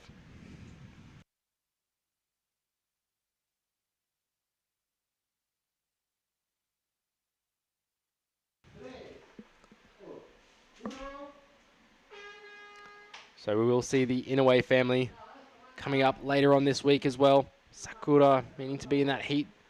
But she'll be into that repechage round number 2 of the longboard, along with her sister Kaede and her brother as well, Taka, in the men's.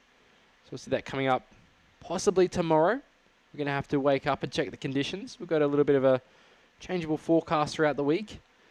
Need about 3 to 4 days to run this event, so we'll be looking at maximising the best conditions as they come to hand, and we'll make a call at about 8 o'clock each morning. And getting competition underway by about 9 a.m. on the competition days. Start a bit later today due to the tide.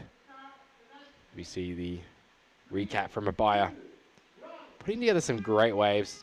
Really good scoring as well. She managed to pick some good waves in this heat. Obviously being the only one out in the water was pretty easy for her.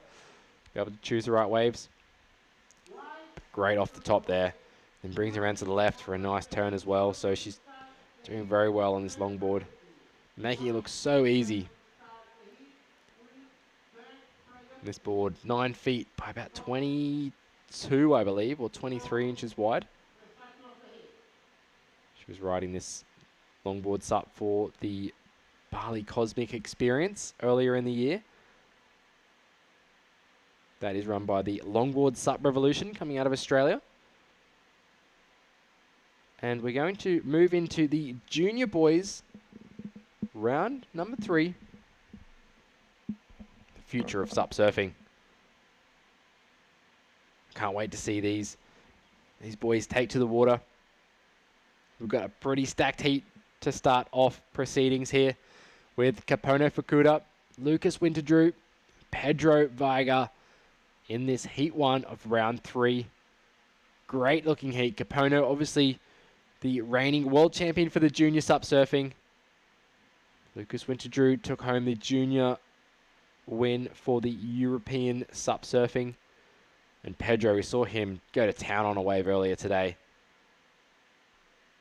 So it's going to be a very good heat. You can see Pedro sitting on the left-hand side of screen in the yellow jersey.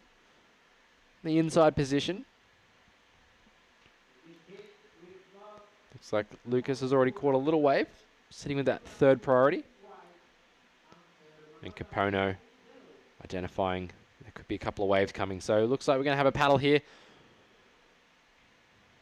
The competitor's just deciding to take a look at the next wave that's going to come through, a little bit bigger. Hope we get a bit more consistency in the surf for this heat. 22 minutes on the clock. We see Kapono taking a look on the outside here. In the red jersey, Kapono off the top. Fantastic turn. Just linking together those maneuvers. He surfs so well. He's going to really take it to the pro men as well. Coming up later on this week. He definitely has what it takes to go up against the best in the world. A couple of nice turns to start off his account. A small score, but a good one nonetheless. And we see Lucas and Pedro just getting into position. Pedro now sitting with number 1 priority at the back.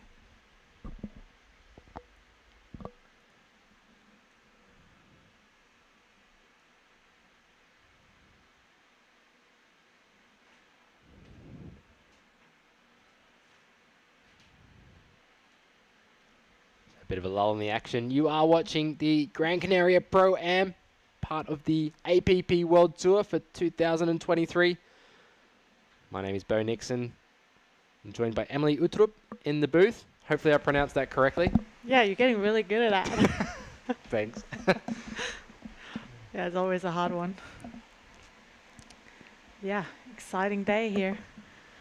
Round 3 of the junior boys. Now it looks like all our competitors get to surf again.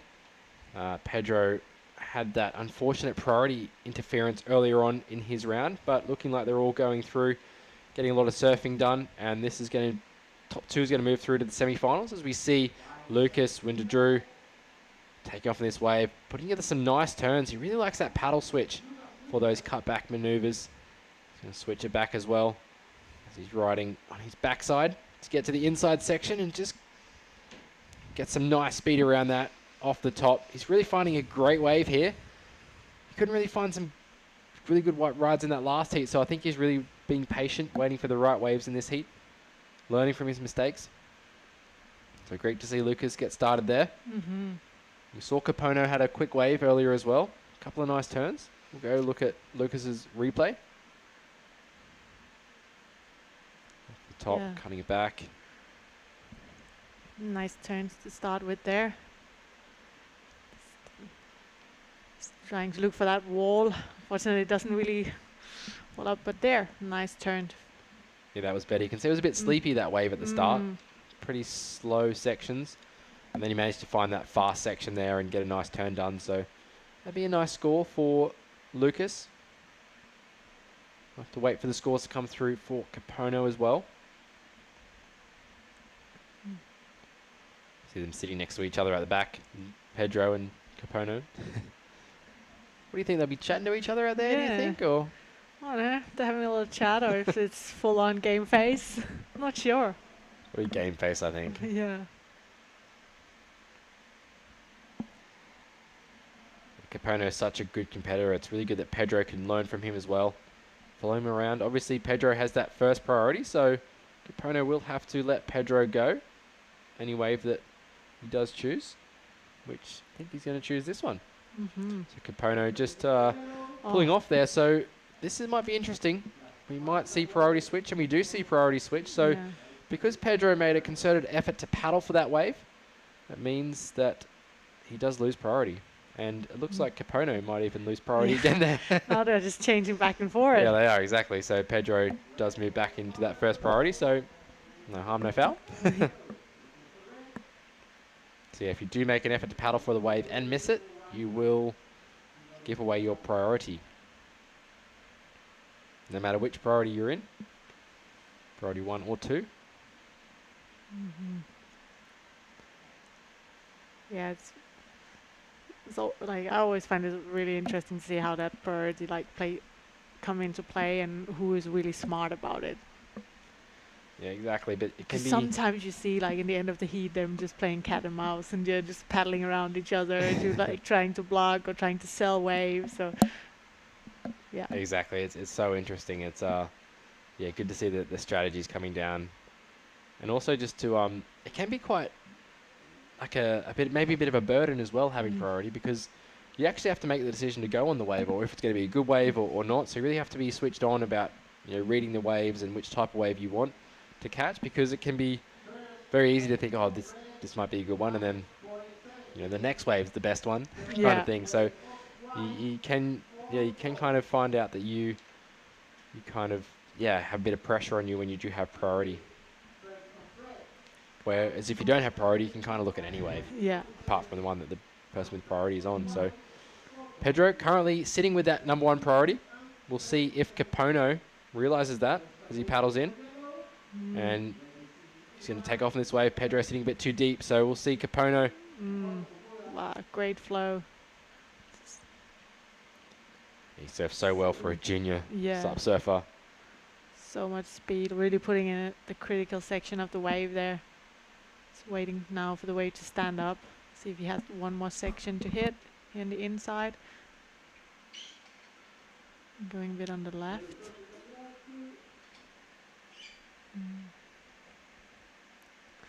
Yeah.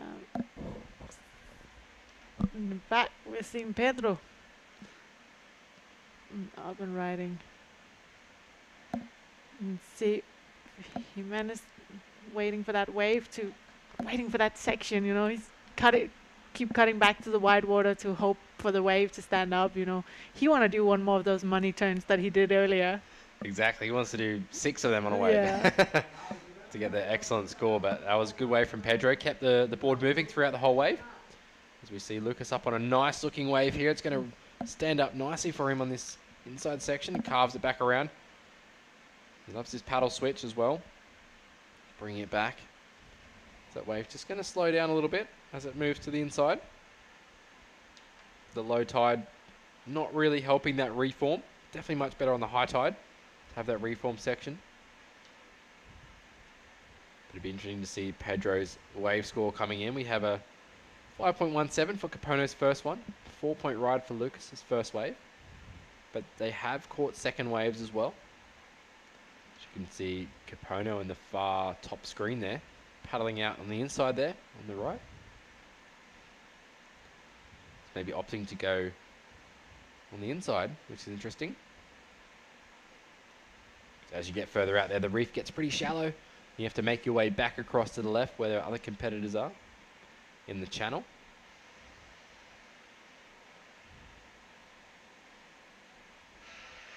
A beautiful drone angle there. Looking back.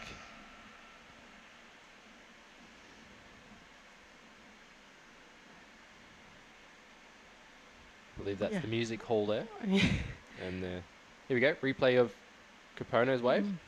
Just cutting back there. You can see him really finding that critical section, going right back to the white water, waiting for this wave to stand up. He's going to get that right here as he has a nice bottom turn. Yeah, he's just holding it so long there to wait for the wave and, you know, like really showing great commitment. Yeah, his use of the paddle is perfect as well. The timing of the switch is great. Looks like Capono's on some new boards and new equipment for this event. As we catch up with Pedro. Oh, nice carve off the top there from Pedro. So lovely turn from him. I think I must have missed that on the live action. Yeah. As he brings this one right through to the inside. So great surfing there from Pedro. That first turn is what the judge is going to really be putting that score on. And then Lucas doing some great turns as well. He had this wave stand up for him, which is nice. Switching the paddle over, bringing it back in to the white water. You see him bouncing through, but that wave just fading out.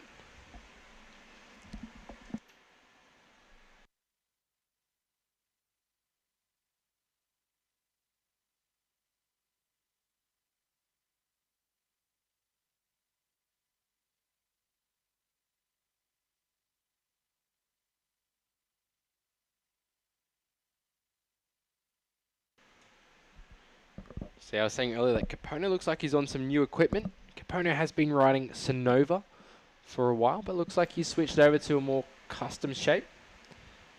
I'm going to head down after the event and check out what boards he's riding. I can bring you that information throughout the next few days. But he looks very, very comfortable on that new equipment that he's riding. Yeah, so you're going to go do a little board assessment after? I think so, definitely. Yeah. So there's board storage here down here for the competitors, so I might just take a little walk around and have a look. Stroll, if you have a little break, if we see if we get one of the athletes in to commentate a heat, and we'll send you out on a little board tour. Oh, that'd be great. Yeah, definitely. I'd love to check it out. I have to ask permission to touch them. Yeah, you come in with lots of new information. Exactly. Yeah, we're just having Capono up and riding again. He is staying busy and just again like finding that flow. this wave. Doesn't really see if it stands up here on the inside. He's really waiting for it. Well, it looks like he might have a little section here. Yeah, he's nice identifying turn. good waves, isn't Yeah. Wow, that was a nice turn. Yeah, it's great to see, like, he's really just holding it, and waiting for that section to stand to really hit that lip. He's such a good surfer, Capono. I didn't think that wave was going to be much at all. And then he, stood up on the inside. He could identify that it was going to be a good wave. As we will see that replay. We saw Lucas try to paddle for it, but I think he missed it on the inside there. And Capono took off on the outside. Managed to get some nice turns in. So he will solidify his position in the lead in this heat. Still waiting for scores to come through though for all our surfers. This is the replay. Capono's last wave. You can see I thought it might be a bit slow on this wave, but he manages to find the steeper section on the inside here. And does a few nice turns moving through. Cuts it back. Great turn from Capono. I love the use of the paddle as well. Gets it up into the lip. Judge is going to like that turn. Bit more committed. Radical. And then just finishes off there.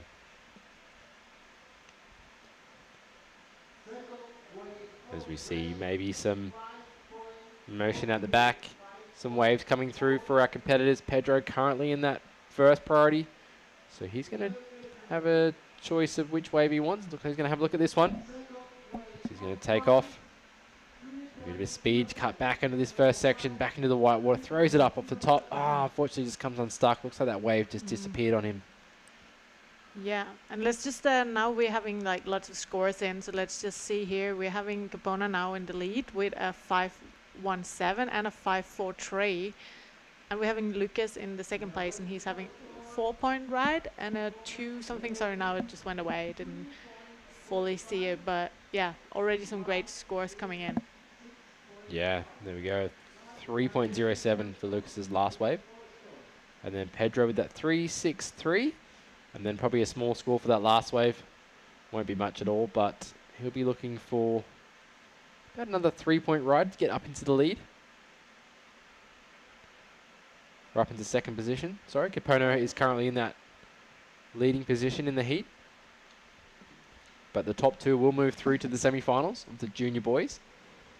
We'll be crowning a world champion later on today. Yeah, just in a few hours, huh? Yeah, that's exciting.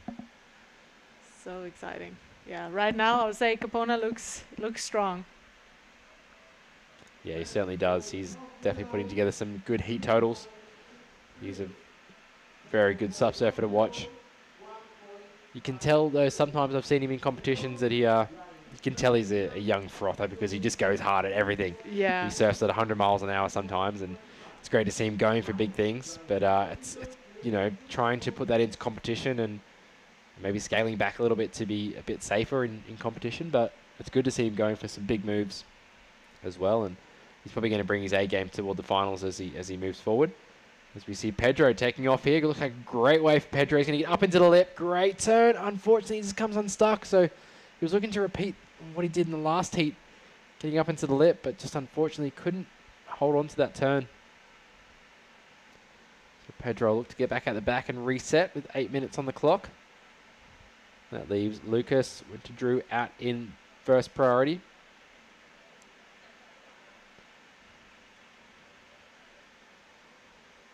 Capono is just waiting for the waves there, sitting down on his board.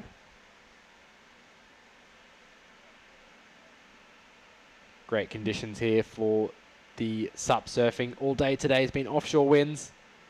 Some nice 2 to 4 feet of swell. And some bigger ones earlier today on that higher tide. The swell slowly dropping back. It's going to be slightly smaller tomorrow, I think.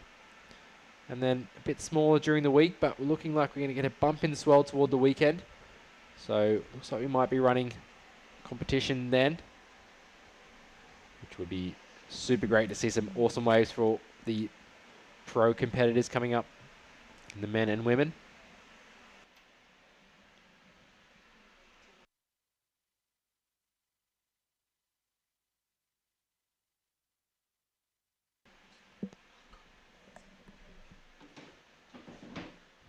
And surfers in the water. So when they're waving their paddle like that, they're asking for a situation update from the beach announcer. So they're asking for scores, maybe asking for the time left in their heat.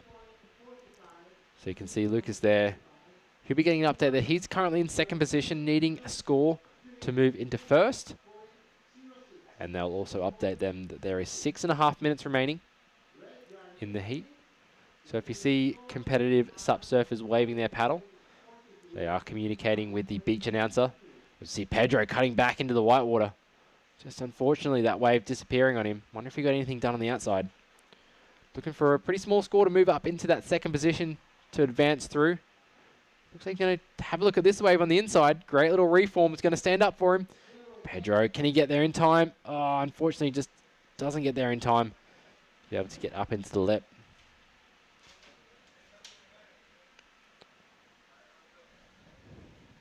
So, so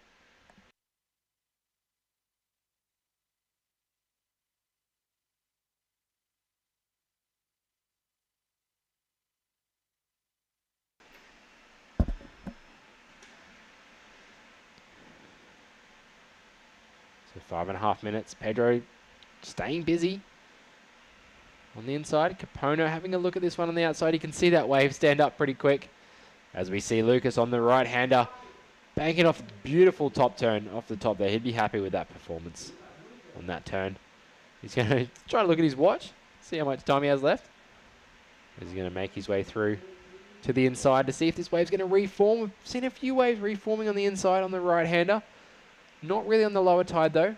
The waves kind of disappear as this one is. So on the lower tide, you really want to be getting those bigger sets on the outside, doing your turns on the outside section. As we see Pedro taking a look, trying to stay busy. Beautiful off the top there from Lucas.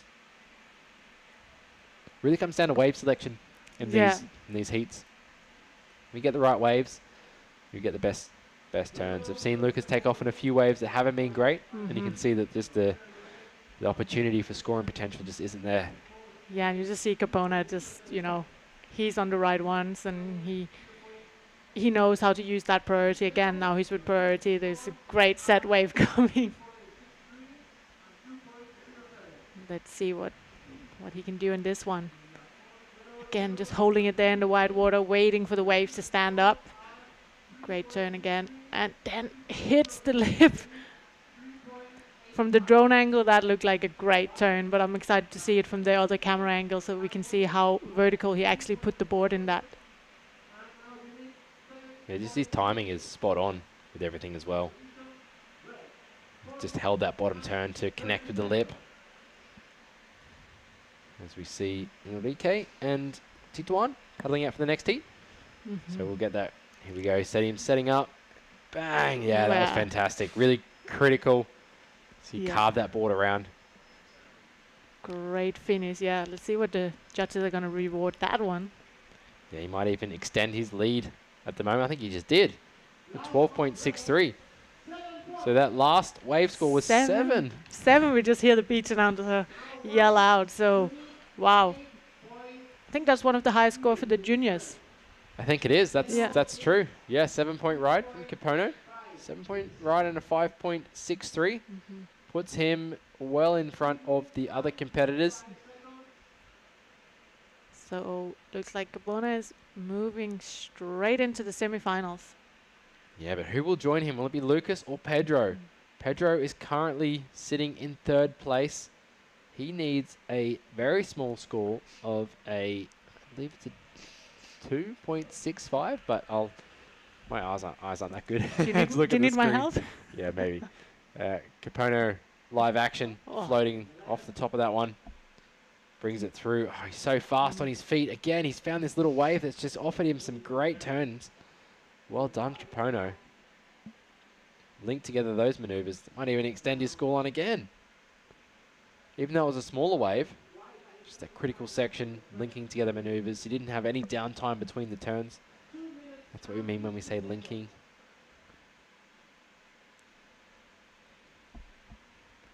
Yeah, just 2 minutes left.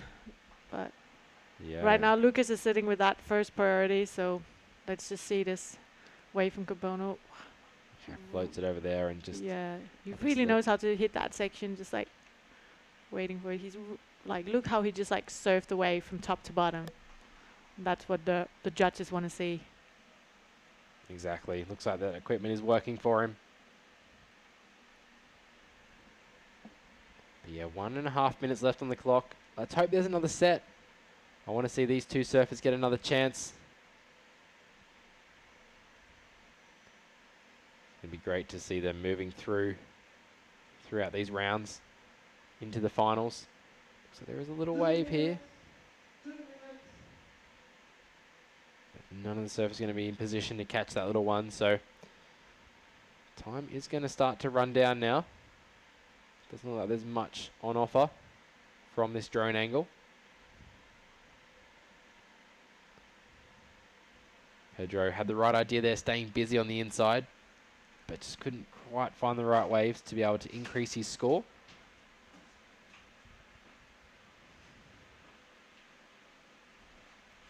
Oh, it'd be so nice to see a little wave pop up.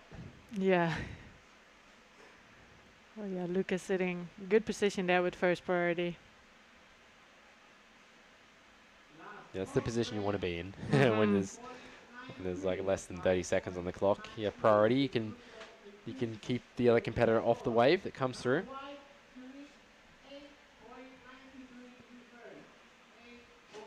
But yeah, Pedro been putting on some great surfing in this event. Even though he will be eliminated, he should be very happy with his performance. Yeah. Such a young sup surfer. So young, and like the way he surfs with that mud flow and speed, and yeah, great future ahead of him. Yeah, he certainly does have a very bright future. So that will be the standings for that first heat of round number 3.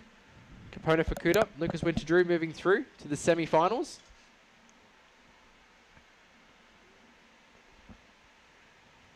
Well done to those competitors. And that will not be the last we see of Pedro, I'm sure. Many, many, many more years left in his career. That's for sure. Just 12 years old. Yeah, right. Now starting the second heat of the round 3.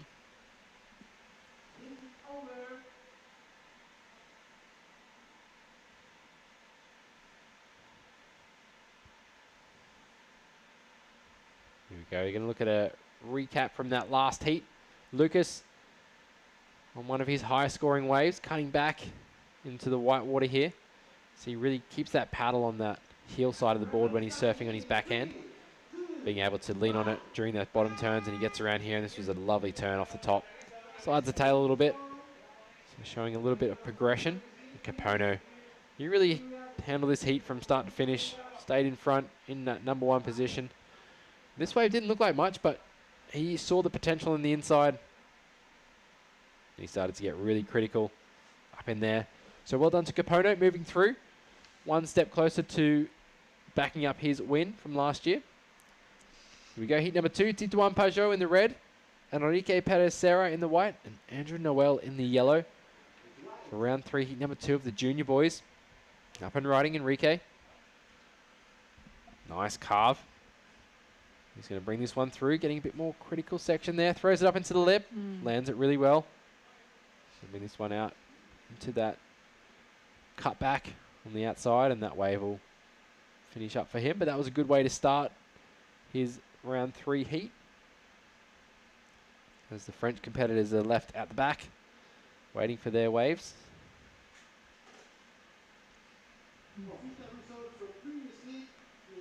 So Enrique, Spanish surfer, so not traveling too far to get to this event. Yeah.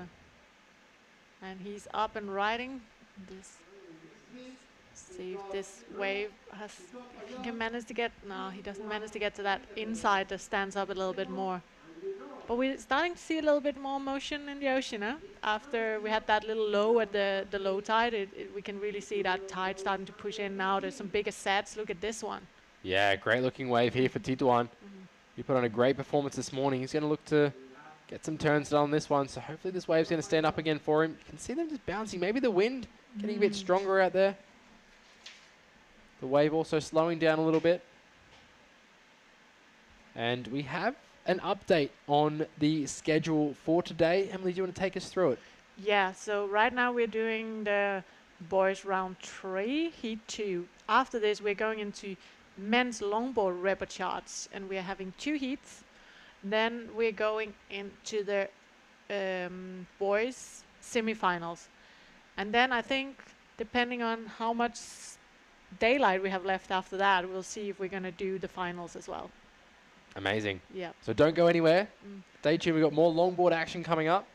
The junior boys semi-finals to come as well, and then we'll be on standby for the finals for the junior boys after that.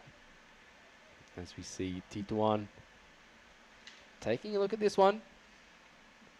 And he's going to get himself onto a nice looking wave here. It's going to stand up really well for him.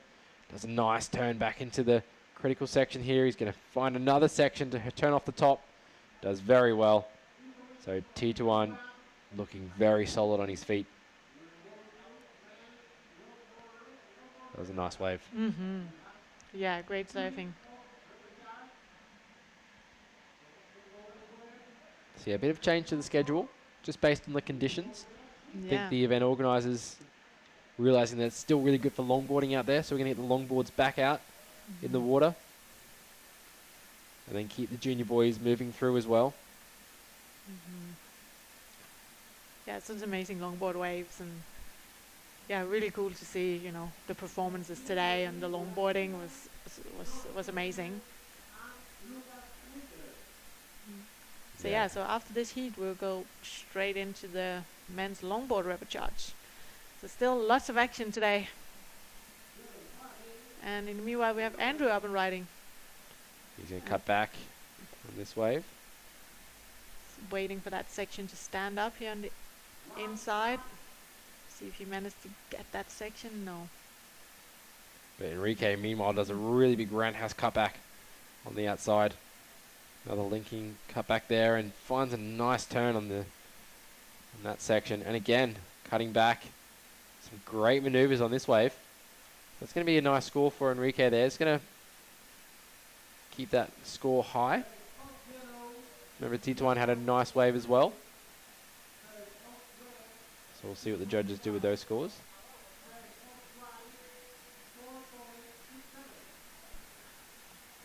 Yeah, Enrique is with a 4.67 and having the first score of Andrew. I don't think that was his last wave. No, he's had a couple of waves, Andrew. Yeah, so we're just having some scores coming in now. Like soon we'll hopefully see the full panel of all the scores.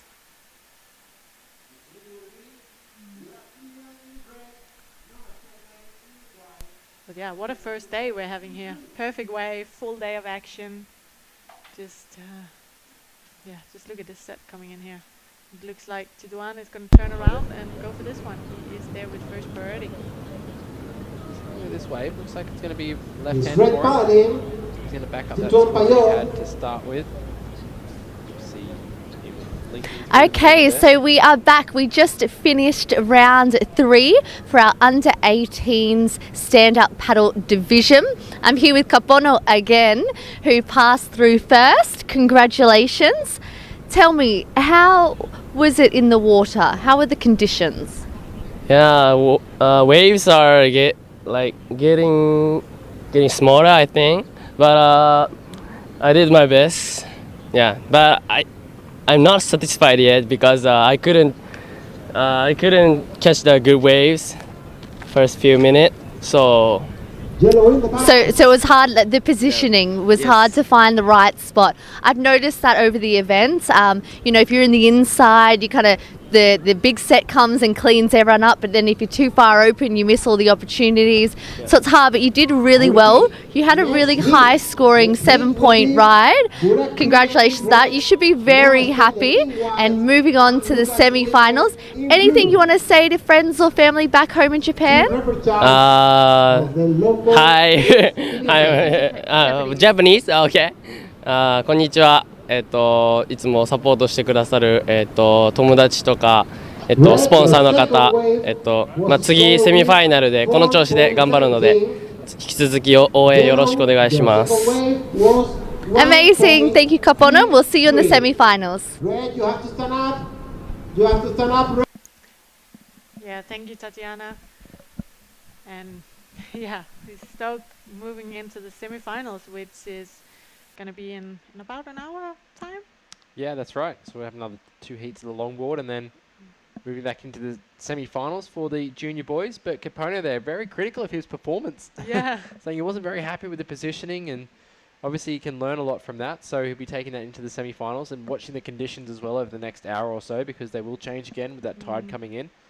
Maybe see some more reforms on the inside. Yeah. Yeah, we're already seeing it, just the last half an hour change a lot. And here we are having the full scoreboard. We're seeing Enrico, he's sitting on that 4.67, and then we're having in red, he's having a 4.17, or it moves around really quickly. Well, we just had a change. Yeah, last score for Tituan came in as a 4.93. So he's having a high 4 and a low 4, so it's a pretty good start to the heat. Great start for him to the heat for sure. Andrew, we'll have to wait for that last wave to come through for him. Looked like a nice wave he caught, a couple of turns. But he's got a 3.7 as one of his highest wave scores, and then Enrique with that 4.67. We might still be waiting for a score for him. Just a replay here. Andrew, little check turn off the top, and carves it back around. But not much happening on that one, so won't be such a big score. As Enrique sitting at the back with that first priority. Does look like the conditions are getting a bit better out there, Emily. Yeah. It looks like there's more and more waves rolling in, and it's great, and also a little bit more size maybe with this tide pushing. Yeah, definitely. I think it's going to bring that swell in as the tide comes in too. As we see a score drop for Enrique, putting him out into the lead. Okay. So, interesting to see. He must have been dropping a high 4 and a 5 on his last wave. Yeah, definitely. He's got himself over that 10-point score total, as we see the competitors having to jump off. Andrew might even pick up that left from the inside a little bit further.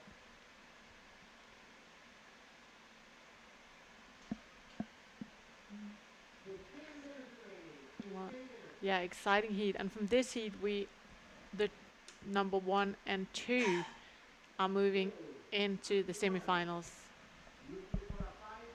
And third place is out. Eliminated or I think into so. I don't know. It's been tough all day to call it, because we've had obviously all these surfers surfing 3 times, I believe, throughout the event. But yes, third place will be knocked out of the event. So it is an elimination heat. So we will be saying goodbye to one of these surfers. We'll say goodbye to Pedro in the last heat. And at the moment, Andrew is sitting in that third place. But after this wave, we'll see what the judges... It does one nice turn, bit of carving back to the white water there, but you can see not too much of a steep wall in front of him, so not going to be getting super high scores with that. We'll see what the judges come through with though. Tituan Pajot currently in second position, and Enrique Pedicera in first with first priority as well. 13 minutes 10 seconds remaining. Yeah, still a lot of time. A lot of things can happen. Seen great surfing from all 3 surfers. So let's see if anyone is able to turn it around. I'm not sure what the requirements are from Tituan, but I know he's sitting on a high 4, so everything is still possible. Oh yeah, everything's still possible for sure, especially with a lot of time remaining in this heat. So competitors going to have to work on strategy now, whether to sit and wait for a really good wave or stay busy on the inside. They do want to be making it through to the semi-finals. Yeah, it's always hard to choose your tactics here and your strategy and see. It's like, okay, am I going to stay busy or am I going to take a chance, waiting for the set wave? We saw that in the Eurosurf actually a month ago in Portugal. Let's just see if anyone is going for this one.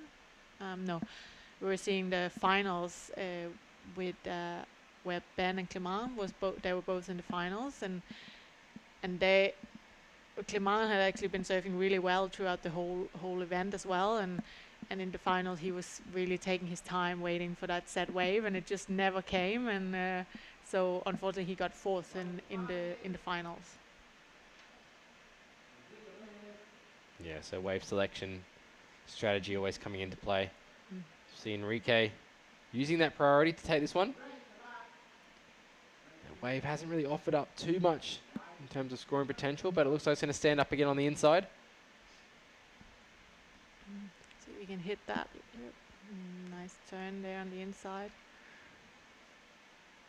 Yeah, probably wasn't the wave he was looking for, but he did the most with it. He's still currently in the lead, but does leave Titouan out the back.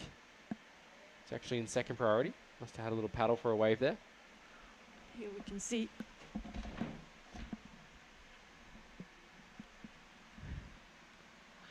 So Titouan having a look at this one for the left-hander.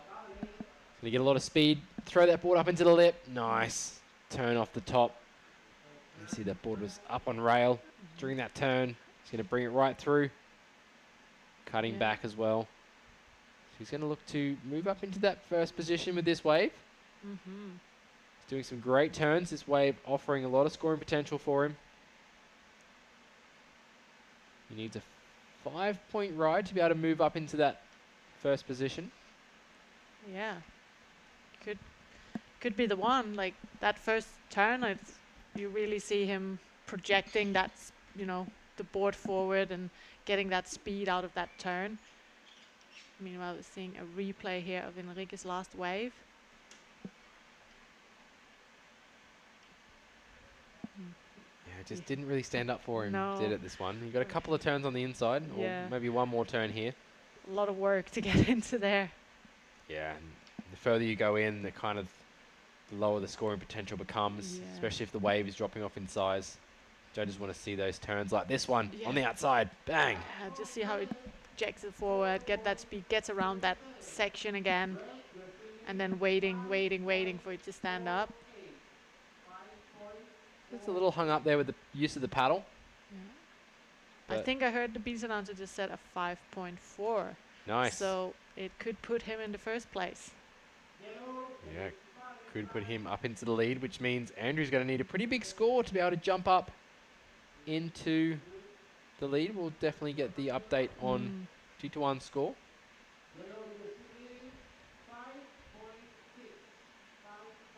Seems like...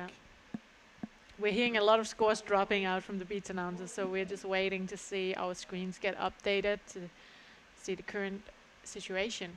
It looks like a few lines coming in for the surfers now.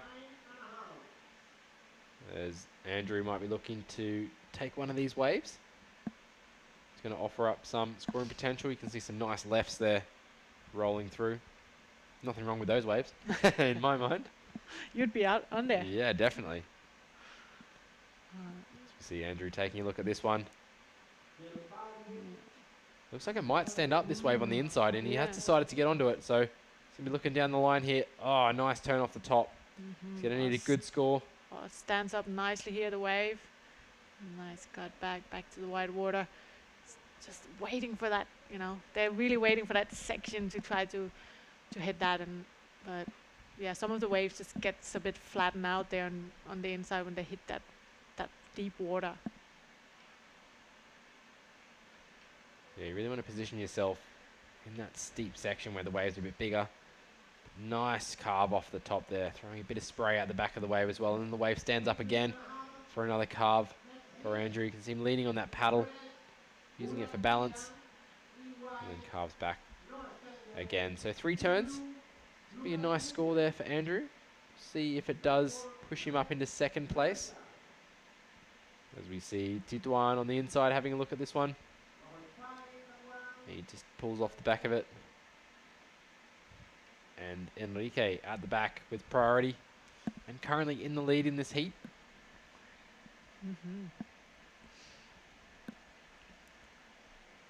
Yeah, but I feel like we're still missing some scores dropping, no?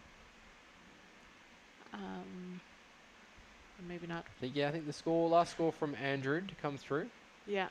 Possibly from Tituan, but it looks like maybe it was a 4.37 from Tituan. So there's Andrew's last score, 3.43. So not enough to change really the situation.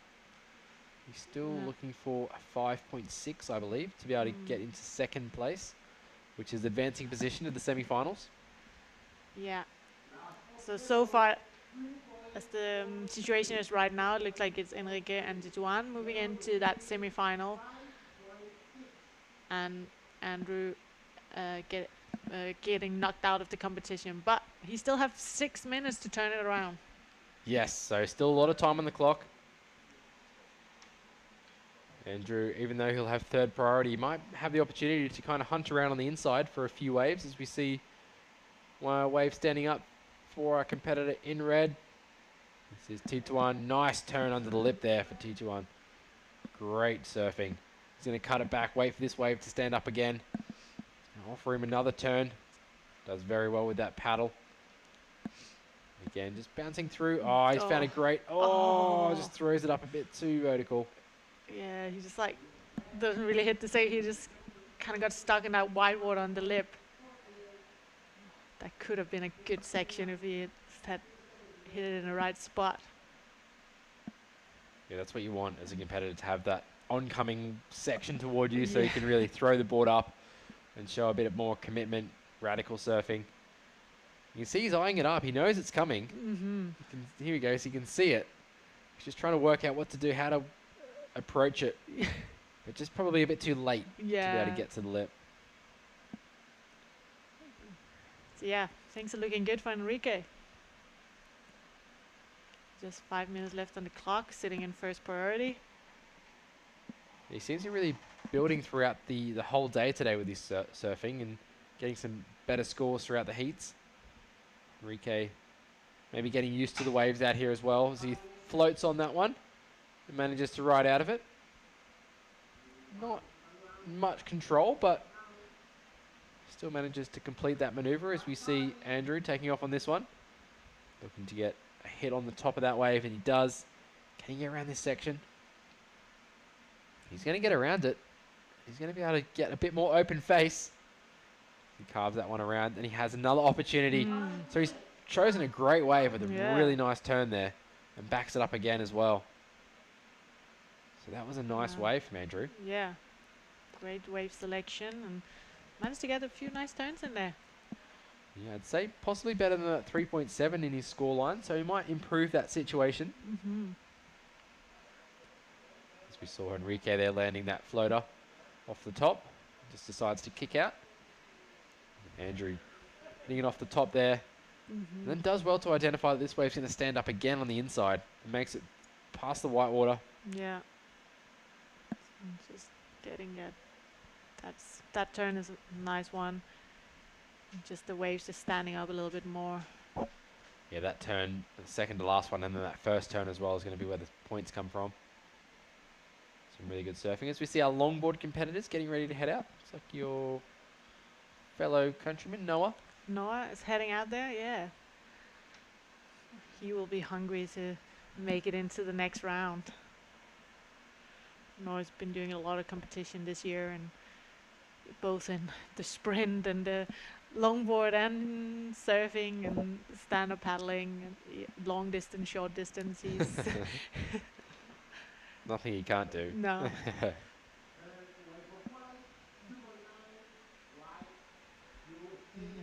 Just 2.5 minutes left on the clock here. Yeah, still waiting for that last score of Andrew to come through. Pretty keen to see where that's going to be sitting in the scoreline. whether it's going to improve his situation or even get him up into that second position. 2-1 definitely not safe just yet. Neither is Enrique, to be honest, because we've seen 2-1 have some fantastic scores throughout the event, especially in his heat this morning.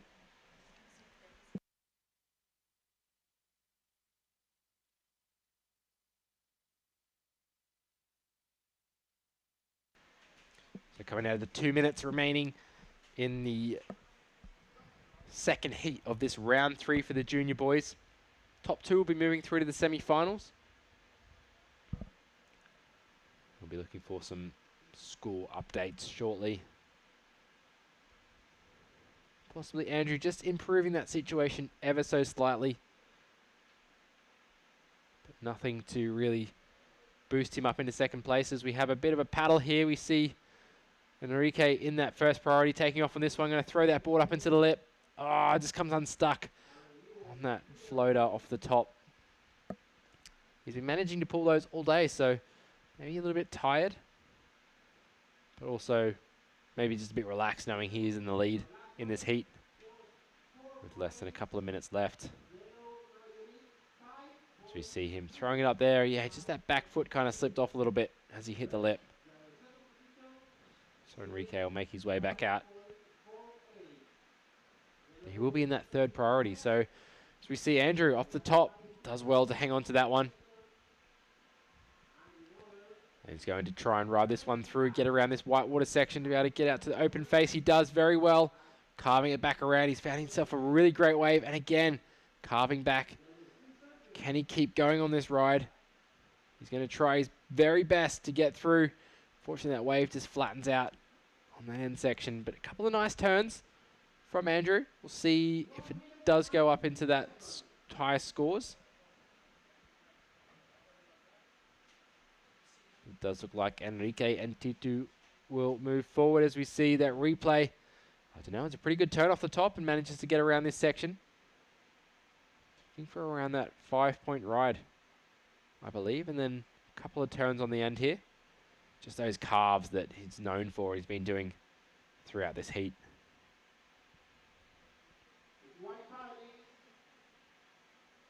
So that wave dying out, but a couple of nice turns for Andrew. The wave's looking very nice out there indeed. It's great to have good waves for a SUP surf contest, as Enrique is making his way through live action, so he'll be getting scored for that wave. But he is in that first position, making it through that heat, so he'll be happy moving through to the semi-finals. We'll come up against some tough competition in the form of Lucas Winterdrew and Capono Fukuda. And also Tituan Pajot moving through. So that's going to be the semi-finals for the junior boys, all set, as we move through into the longboard division. Yeah. We are just moving through a lot of heats today, aren't we? But yeah, great to see the longboarders now. So now we're going from the normal SUP to longboarding. So maybe you can just recap a little bit of what the judges will be looking for now and how they are changing the criteria. Yeah, sure. So the longboarding definitely going to be still that progressive surfing. So still looking for turns off the tail, but also want to be mixing in with using that full length of the board. So the board's a minimum 9 feet in length, so they have to be walking up to the nose riding as well. That's going to come into play for the longboarding. You'll see some of the competitors getting to the nose to start with and then moving back to do some turns. So we're just watching the recap from the last heat, and the heat winner Enrique in white put together a great performance against the French competitors. Tituan here moving through in that second position. He did really well to find some great waves in this heat. Just some great surfing with that use of the paddle, switching it over, cutting right back. Great to watch these junior boys.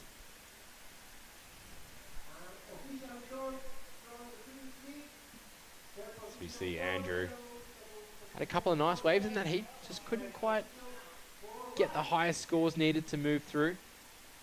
As we are going to take a look at the longboard men round 2, heat 1. Killian Burak in the red, Noah Stender in the white, and Lucas Winterdrew in the blue. That's going to be your round 2, heat number 1 of the men's longboard.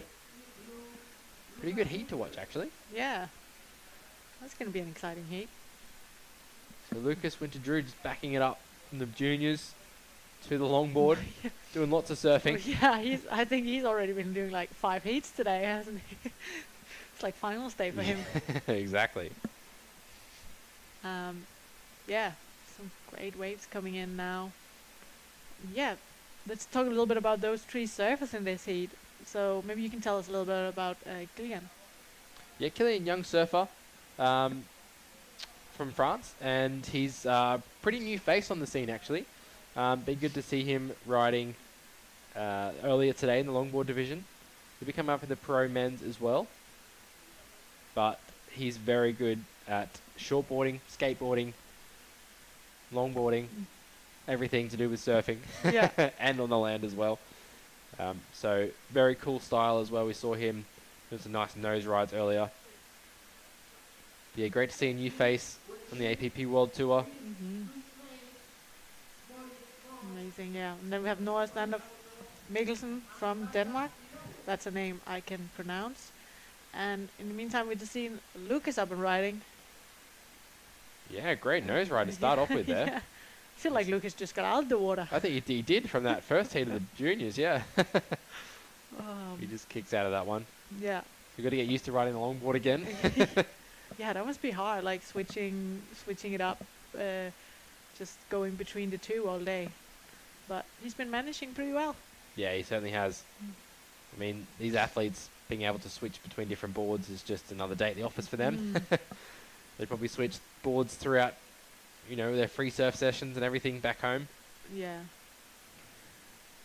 And yeah, let's see who is up and riding here. It's Killian. So Killian, yeah. Let's see what he's going to do on this left-hander.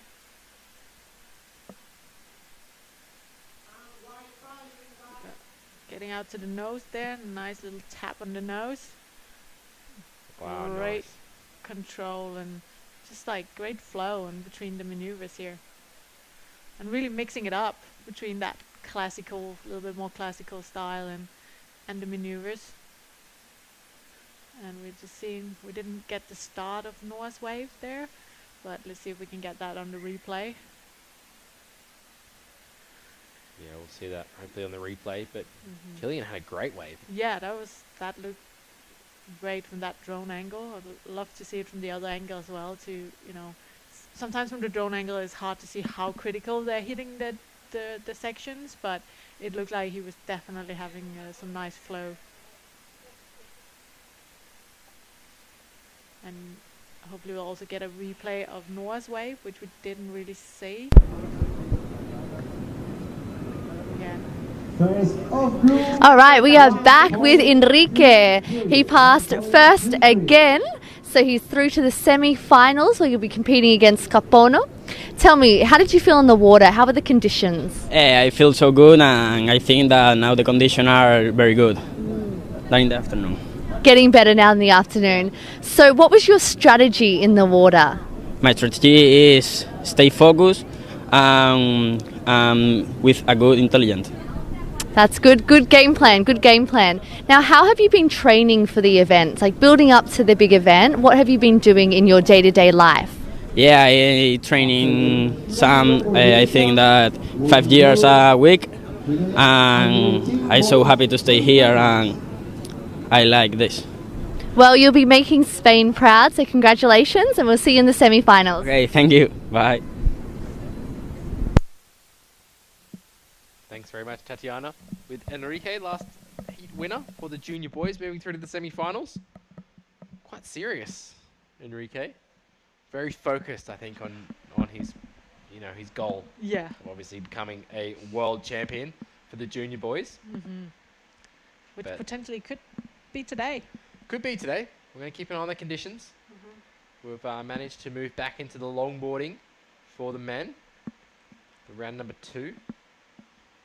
And we're going to move back into the semi-finals of the junior boys, and then we're going to assess the conditions and see if we're going to crown any champions today. But yeah, being very flexible with the conditions, making sure we're putting our competitors out in the best waves possible. Yeah, that's also why, you know, at an event like this, we have like an 8-day waiting period. So, you know, and we probably only need like 4 days to finish the event. So it is really to make sure that during that window that we put the competitors out in the best conditions. Yeah, exactly. So big thanks to the city of Las Palmas, to Gran Canaria, for having us here. Yeah. Being able to surf the waves and share with the locals. Big thanks to the locals too. Yeah, I know. Thanks to them for letting us borrow their wave. Great nose right there from Killian. Unfortunately, he just can't hold it. I thought he was going to manage to be able to get off the nose again and keep riding, but unfortunately just goes down. But started off the heat with a 4.5, Killian, so he's sitting in the lead at the moment. Noah just a 2.67. There's some small scores there from Lucas as well.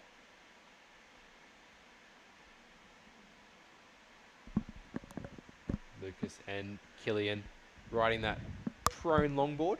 It's a bit different to Noah's board. Yeah, and now we're just seeing also there's some scores coming in. We have a 4.5 from Killian's first wave and a 2.67 from Noah's first wave. That's the wave we never really saw, I think.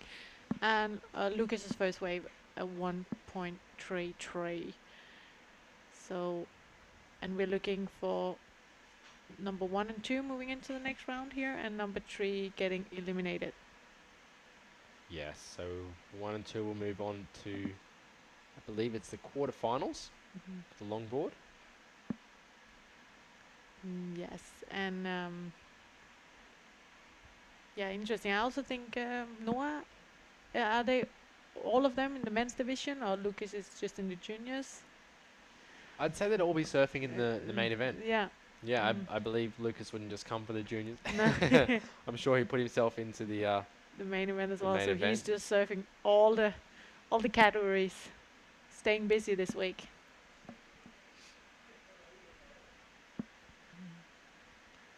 Yeah, I know Noah will be surfing in the main event too. He did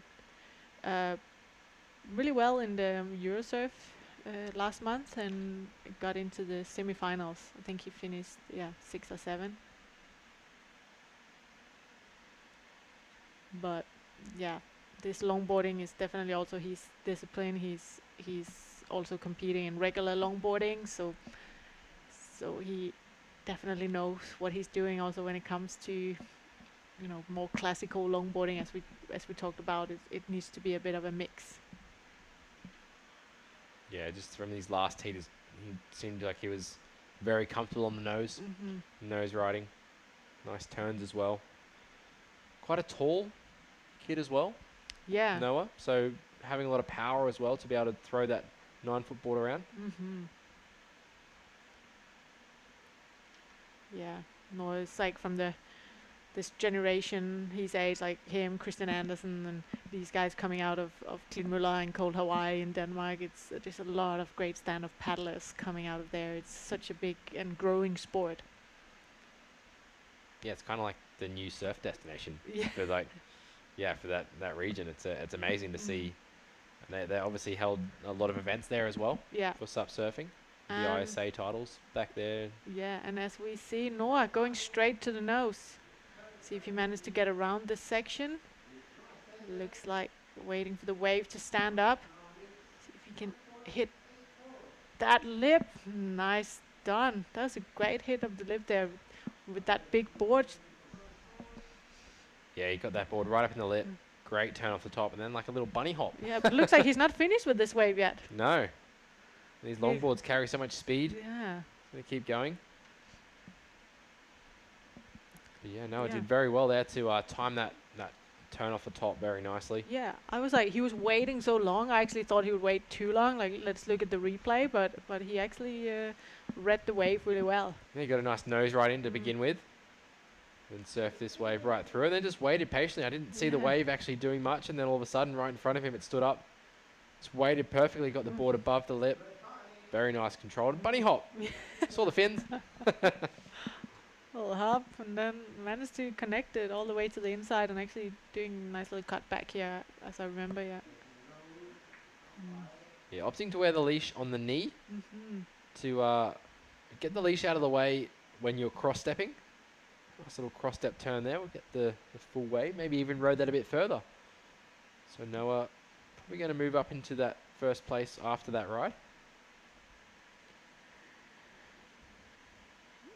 Yeah, it'll be interesting to see what the judges are going to score that. In the meantime, see a replay. Great nose ride there. Wow. From Kilian. He's going to cut back into the white water. Nice turn. Does well to control that. Very cool style on the nose, the way he walks the board. Waiting for this wave to stand up again. See if it's going to offer him any more potential. You can see the tide filling in, so the waves maybe slowly starting to reform through that midsection. So we are back to live action. Yeah, some exciting scores we're waiting for now. That was a great wave from Kilian as well, and waiting for that score from Noah. So see if that's going to change anything. And we just have 12.5 minutes left on the clock. Yeah, so time ticking away pretty quickly in this heat. Already halfway through it. Yeah. Not too much in the way of action happening. Not too many waves ridden. We are still waiting for another score for Kilian, another wave for Noah as well. Lucas has been very patient in this heat. Just waiting for the right waves to come through. As we see him at the back, holding on to that first priority. So the next wave that comes through will be his to select. You see all competitors making their way back out to the lineup. You can see that rip on the inside there. From that low tide. A lot of waves breaking further down the beach to the right of screen. They're going to move out. You can see that's very, very rippy. Yeah. But all that water's going to rush out somewhere, and it's going to rush out. Yeah, we're having this like little point break here at the end, but there's so many waves like all the way down. And yeah, you told me you were out there surfing yesterday. Yeah, it was good to get out there. Little rip bowl, right-hander and left-hander. Pretty crowded, but I've got a board with a lot of volume, so out paddled everyone in the rip to get some waves. Yeah, it's great. Had a guy yelling at me. He was like, "What are you doing? Are you on the inside or on the outside? Which wave are you catching?" Well, I don't know. I'm just catching waves. Stay with my shreds machine. Yeah, let's see if we have time to get out there later. Yeah, hopefully. Brought the board down. Hopefully we can jump in, at least for a swim anyway. Yeah, it's so nice. The water's warm. Yeah. Yeah, can't wait. But yeah, let's see. We're still waiting for those scores. Yeah, I think judges are taking their time with those ones. Yeah, I think so. They want to get it right. Watching the replays and saying it means that it could be pretty tight. I think so, but some nice waves coming through here. Looks like the competitors might be a little bit deep. We'll see if Noah can get onto this one. Can't catch onto this wave. There might be another one behind.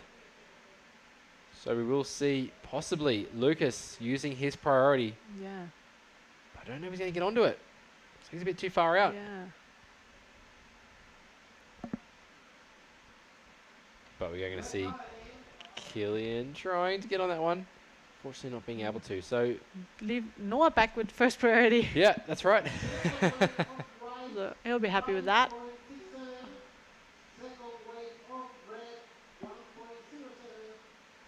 And we have some scores coming in. So Noah is now in the lead with a 5.67.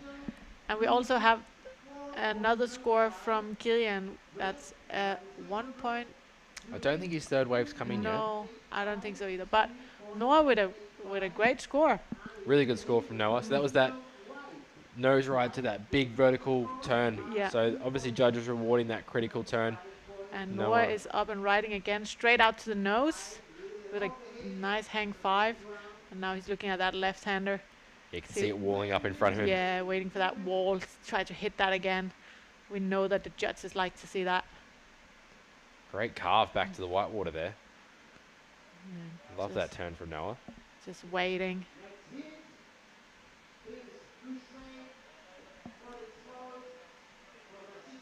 So yeah, we'll wait for that score to come in. But Noah currently in the lead. Still waiting on another score though from Killian. We will hopefully see that drop very soon, but we're going to hopefully catch up to some action in the water with some waves rolling through. Looks like a few lines out the back.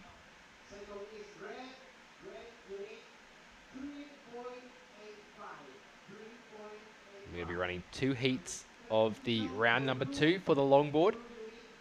As we're catching up with a replay for Noah's wave, he gets his fast section through this carve. Oh, great turn from Noah. Leaning on the paddle, throwing lots of spray. That's what the judges want to see. Yeah, great surfing from the young Dane, my fellow countryman. Might be a bit biased here, but he's currently in the lead as we see him up again. Staying busy, straight out to the nose again. Quick little tap there on the nose. Oh, yeah, it's really managing to get up in that critical section, put that board more vertical. Yeah, I really like the way Noah's surfing. He was still finding his feet last year when I saw him at this event, coming unstuck on a lot of those turns, but it looks like he's really been practicing, as you said, been riding lots of different equipment, from race boards to SUP surfboards, and he's getting a lot more confidence in competition as well. So currently in the lead in this heat. Looking to move through. Yeah. It'd be great to see Noah with a heat win. Yeah, he did well last year in the longboard. Made his way up to the semi-finals, which was good. So he'd be looking to repeat that and go one better. But Noah here on the replay. Quick hang 5. Yeah. But does really nicely to get this board up over the lip. Yeah. Yeah, very nice footwork as well. Just like being really quick there on the foot, walking out, walking back on the board. Meantime, we're seeing Killian up and riding. Yeah, it looks like in live action. You can see him cut back to the right. Nice longboard style. Bit of a stall there.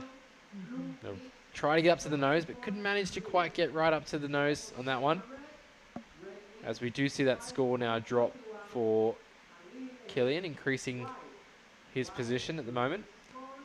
Lucas, though, just with that one wave score, so being very, very patient. He's going to try and catch this one. It's not like there's much happening to this wave, but we'll see what he can do on it. He's going to cut back. He's going to wait for this wave to stand up on the inside. He's going to start to walk up to the nose. Does well to hang 5, but just that wave dying out. Maybe that wave selection wasn't great for Lucas there. It seems like he's struggling a little bit to find the right ones out there. But as you say, I think it's his 5th heat surfing today. He must be so tired as well. Yeah, that's so true. Very, very true. And going from that short surf SUP to the longboard SUP, it's always hard to adjust.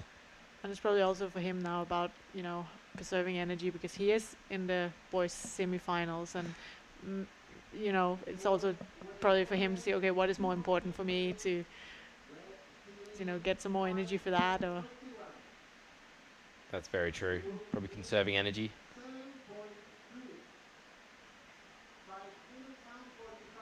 Yeah, as you see him take a quick hang 5 here. Gets back off the board. Does well to ride that one out. But Noah Stender currently in the lead in this round 2 heat number 1. Yeah. The men's longboard. Looks like there's a second scores in for him, but he has a total heat score of 9.70. Yeah. So yeah, Lucas, just with that 3.03 heat total, he'll be looking to get a good score to be able to move up into second position to advance. But as you said, we're just conserving energy.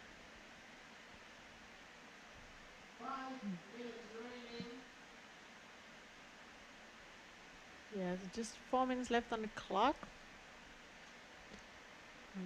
Let's see Killian having a look at this one. Yeah, it looks like Lucas also on the inside. Killian, unfortunately not riding out of that turn off the white water. And look at Noah just looking at them and be like, great, okay, I'm looking back at the ocean now. Yeah, he'll be happy with that. Just staying there. He's in the lead. He has first priority. So right now, Noah has the heat under control. That's right. I think though, if a good wave does come, he'll probably decide to take it, even though the competitors aren't at the back. For a chance to extend his scoreline, making it even harder for the other competitors to take that first place. And looks like there's a little wave coming through. Looks as there's something coming.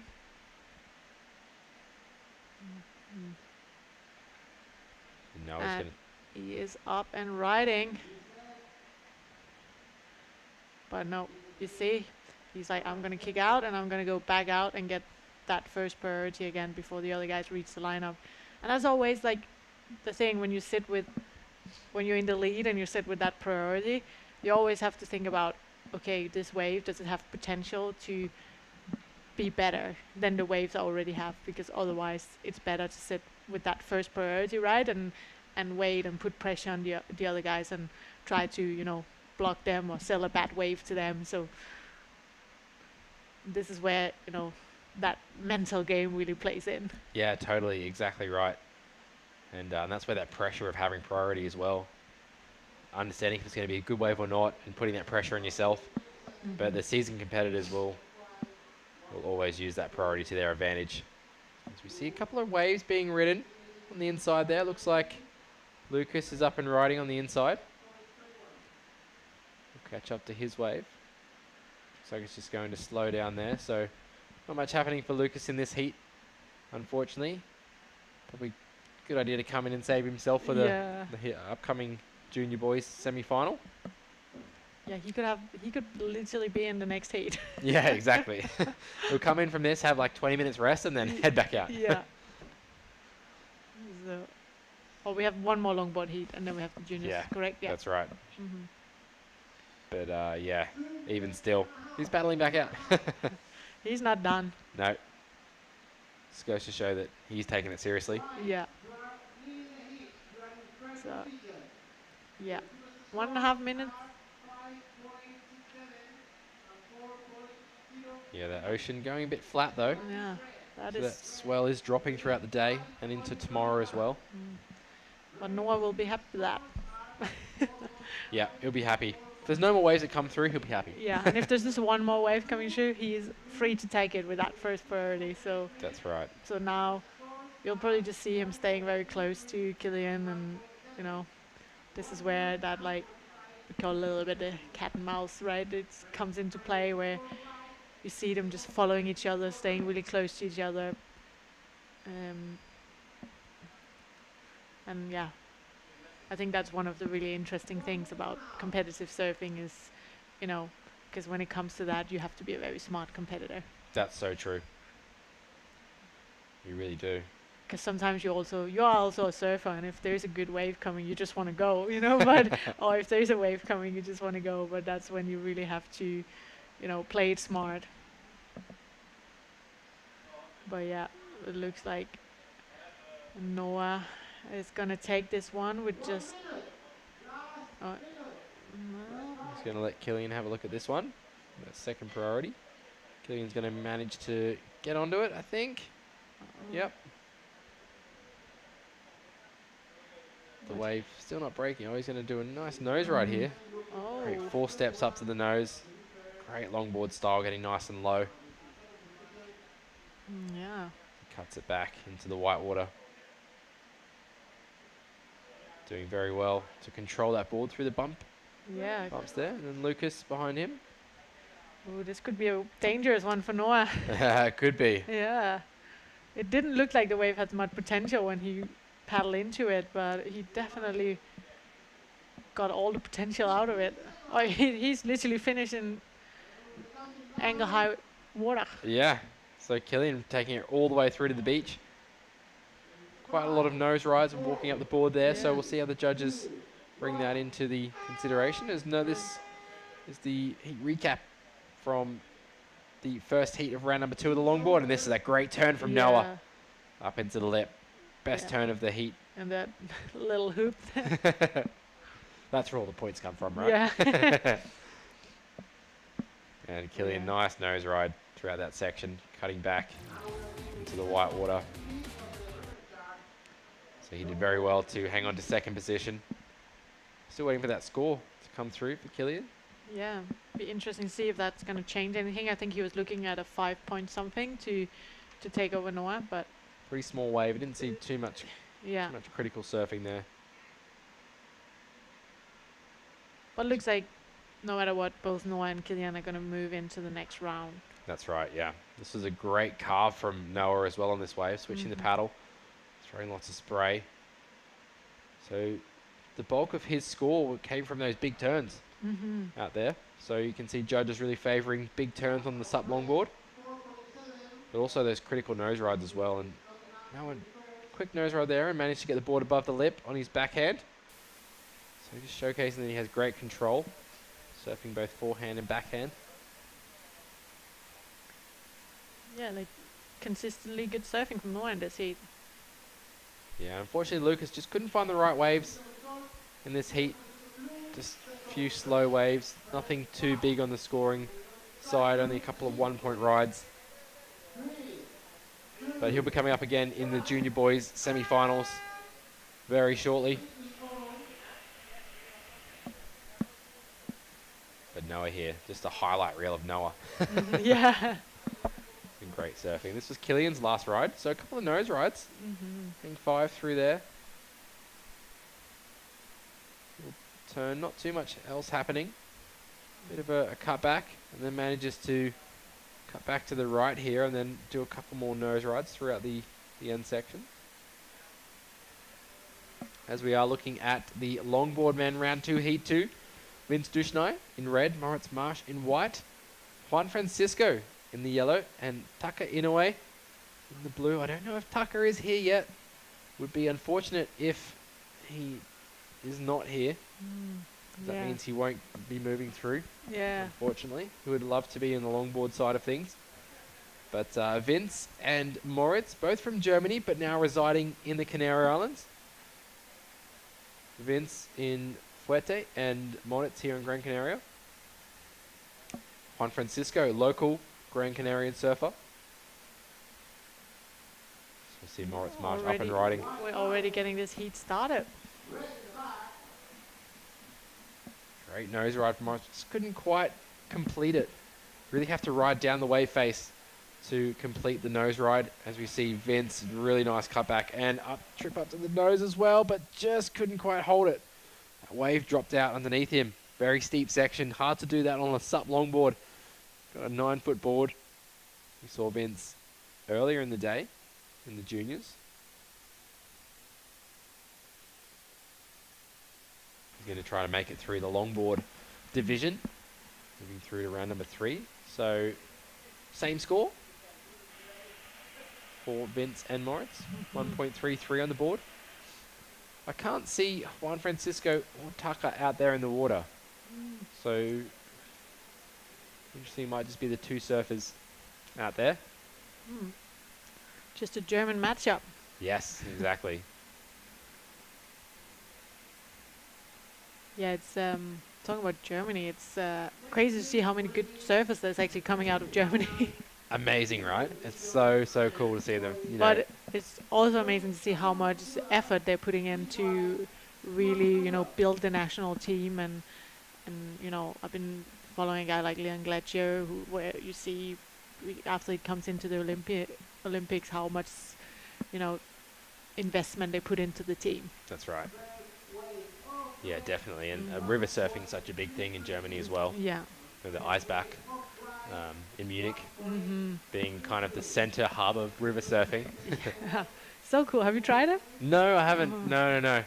It looks amazing. It does look amazing. It looks like such a good vibe there. Yeah, it does. Yeah, super cool vibe. I think it's pretty localized though. Like there's hardcore locals that are like ruling the spot a little bit. Yeah.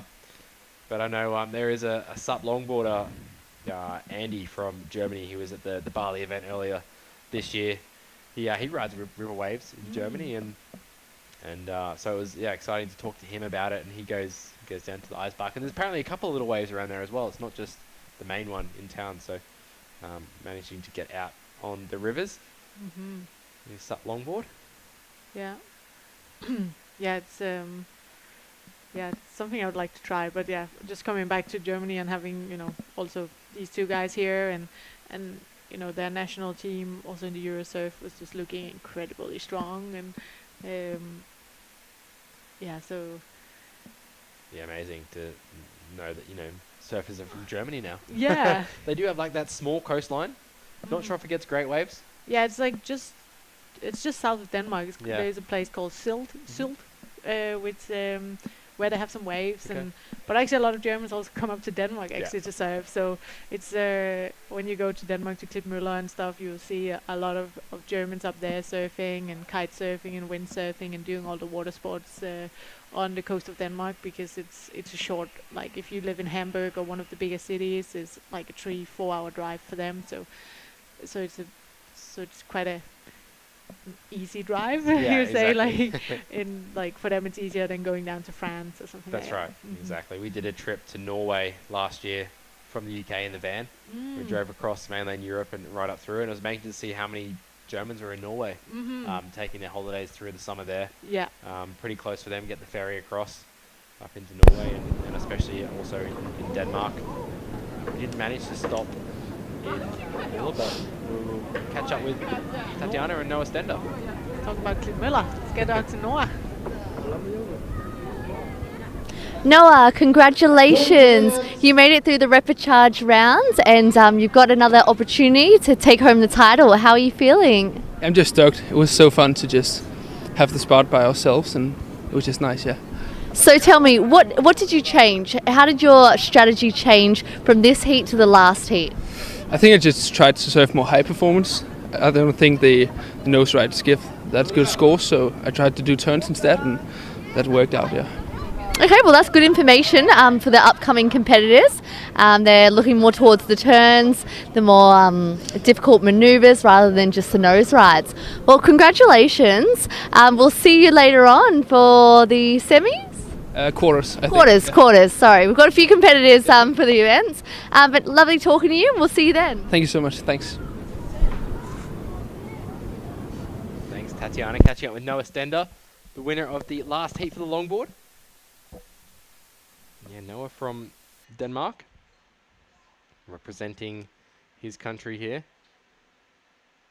Good to see some, as we were talking about German surfers and Danish surfers, it's just amazing to see people from, those colder regions really stepping it up in the surf. Yeah, it's like back in the days you would just see, the main regions, just, maybe Portugal, Spain, France, and then Australia and the US, but now you see like people from everywhere, and I think also cold water surfing has become so much more accessible the last years, of course, the last 10 years, 15 years with the equipment and the wetsuits, and now, I was doing a trip to Norway recently, or like in the spring when the water was still super cold, and with the new wetsuits, you can still manage to stay in the water for like 2.5-3 hours in 3 degrees water. Nice. Do you have like the heated pads in the wetsuit or not? No. Just like a normal rubber wetsuit? Just a 6'5" with hoodie, boots, gloves, yeah. Often like you're actually fine on the body and you manage to stay warm. Like the worst is actually trying to keep your feet warm. Feet and hands are often, what gets cold first, because if you keep the hoodie on, you manage to actually like keep your body warm. Yeah, so it's keeping those extremities warm. Yeah. Is that Tucker? Oh, he's coming straight from the airport. Tucker has made it. Wow. On a borrowed board. What a commitment. Amazing. I don't think his boards are arrived yet, so he's taking out a gong. But yeah, Tucker manages to make it in time. So he's going to be paddling out there. He's just going to blow everyone out of the water, I think. Wow. Straight off the plane. Straight off the plane. Board. He's on it. They've made it. So yeah, well done for them to get here. Fantastic to see Tucker is going to be competing. 16 minutes left, so plenty of time still. Yeah, there's only like 2 ways written, so he didn't miss much. That's right. Oh, okay, interesting to see if the jet lag is going to help him, or if he's just riding on adrenaline. Moritz here Taking off on a bit of a closeout, looks like, or is he going to be able to get around this section? He is going to make it around. Oh, standing up nicely that wave. Nice carve around. Yeah, this wave really offering some great scoring potential. Yeah. There's like some super smooth turns there. And he'll look up and he'll be like, oh no, Tucker's arrived. You see Vince surfing in as well. A couple of waves. So the reason we're so excited to see Tucker in a way is because he is on the World Longboard Tour for the WSL. So very accomplished longboard surfer. He did very well here at last year's event. Unfortunately didn't get through to the finals, but put on some great performances. He's going to get out there with priority for this next ride. Yeah. So let's see if he's just going to get straight into it. Must be some high adrenaline getting from the airport now. Exactly. Wonder if he put his wetsuit on in the car. Probably did. I'd say he would have. Or maybe he just jumped in his board shorts. I think he's just in his board shorts out there. Is, yeah. So just straight off the plane. Nothing better though. Straight off the plane into the surf. Yeah. Wouldn't mind that. No, that's right. Pressure's on though.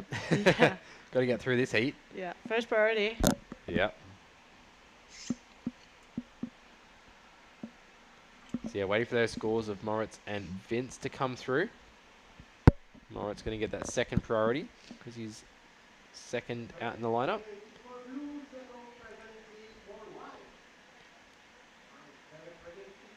It'd be good to see what Vince did on the outside as well. Whether he got some nose rides in or some bigger turns. Yeah. Before riding through. And also see that wave from Moritz. Now, so that must have been 2.77? Yeah. 67? My maths isn't great. 2.67. There we go. Yeah, the 1.33. As we see Tucker. All right, let's see what he can do here. Here we go on a borrowed board. Straight up to the nose. Oh, nose riding through that. So great hang five. Going to carve it right back around. He's on a bigger board than he would be expecting to. So great cross step cut back there. Yeah. This is where we're going to see some great longboard action from Tucker. Great style. Yeah, you think he just grabbed the first board he could get hands on? I think it's Leko's board. So I think he's like, Leko, give me your board. So yeah, probably maybe they didn't bring any longboards or their boards haven't arrived yet. I'm not sure. Or maybe they just didn't have any fins in their board. Yeah. They couldn't get it ready in time as they arrived from the airport. So I think he just grabbed any longboard he could. But yeah, you can definitely see he was surfing with a lot of speed and commitment, and also seeing that probably a different board than he usually rides. Yeah, definitely much wider. He was on just a prone longboard, I think, last year. That he would probably normally ride in like a longboard event. So you see Moritz up and riding. It's going to be fading back in to the right here, and then maybe he's going to opt to go right on this wave. He hangs five across this section. Nice nose ride. He's going to switch that paddle back for a cut back. Bringing that board right back around. Still going to have a bit more opportunity here to get some scores on this right. You can see Moritz there on this wave just petering out there. So a bit of a different tactic of surfing to the right. I guess that tide coming back in is going to offer those reforms on the inside. Yeah, Tucker's wave, very critical, nose rides. Interesting to see what he's going to get scored on that one. Look at him, like standing there. He's tired. Yeah. Great to hear from him if he wins the interview to see what a journey he's been on. Looks like he's going to have a look at this one. Yeah, he's going to try and stay busy in this one. He wants to catch a lot of waves, so hanging five. Paddling into it, hanging five. Yeah. Oh, unfortunately. Doesn't manage to get on it.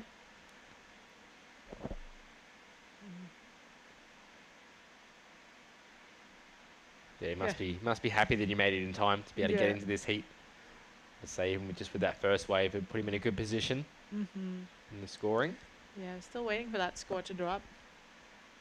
Yeah, because he might get caught out by this one. Mm-hmm. Oh, Right on the head. And then maybe Vince is having a look I at think this one. Vince is in a perfect position for this wave. Yeah. Nice cross step up to the nose and a nose right up the shoulder there. But that wave just hitting that deeper water, so Vince unfortunately losing that ride. You can see this wave reforming there. Staying a bit too far away from the face of the wave.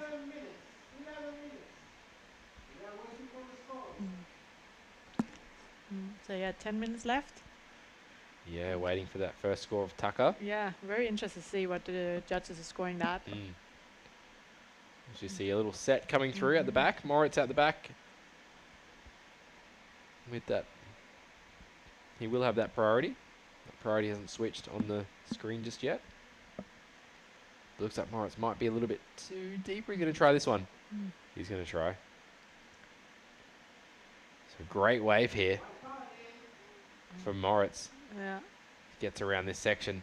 Nice size to it as well. Yeah. Looks like that tide's bringing in some size to the waves. As it gets a bit steeper there, he drops down. But does very well to control that. As we see him carving through.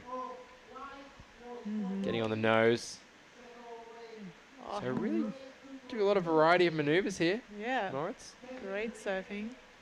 In the meantime, we have the wave score from Tucker coming in as a 5.67. We also have the second wave of Moritz, that other great set wave, which was a 4 point. So now Tucker is in that second position with priority.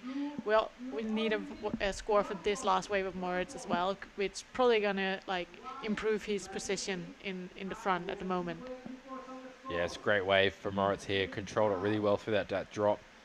Carves it back around. So a couple of nice turns and then manages to do another little cut back and then gets to the nose as well.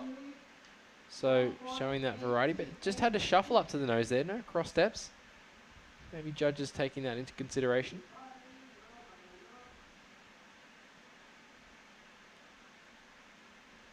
Yeah, looks like Moritz had a 3.53 for that last one. So he has that 7.53 heat total. Tucker with just that one wave score of a 5.67. And then Vince, a couple of small scores, a 2 and a 1. It looks like Vince is going to take off on this one. Currently sitting with that priority. As we see Vince on this one, maybe using like priority on a not the greatest wave. We'll see if it reforms for Vince. Yeah. So there's a little reform here on the inside, but yeah, so far he's getting a bit stuck in that white water. Yeah, fortunately not much.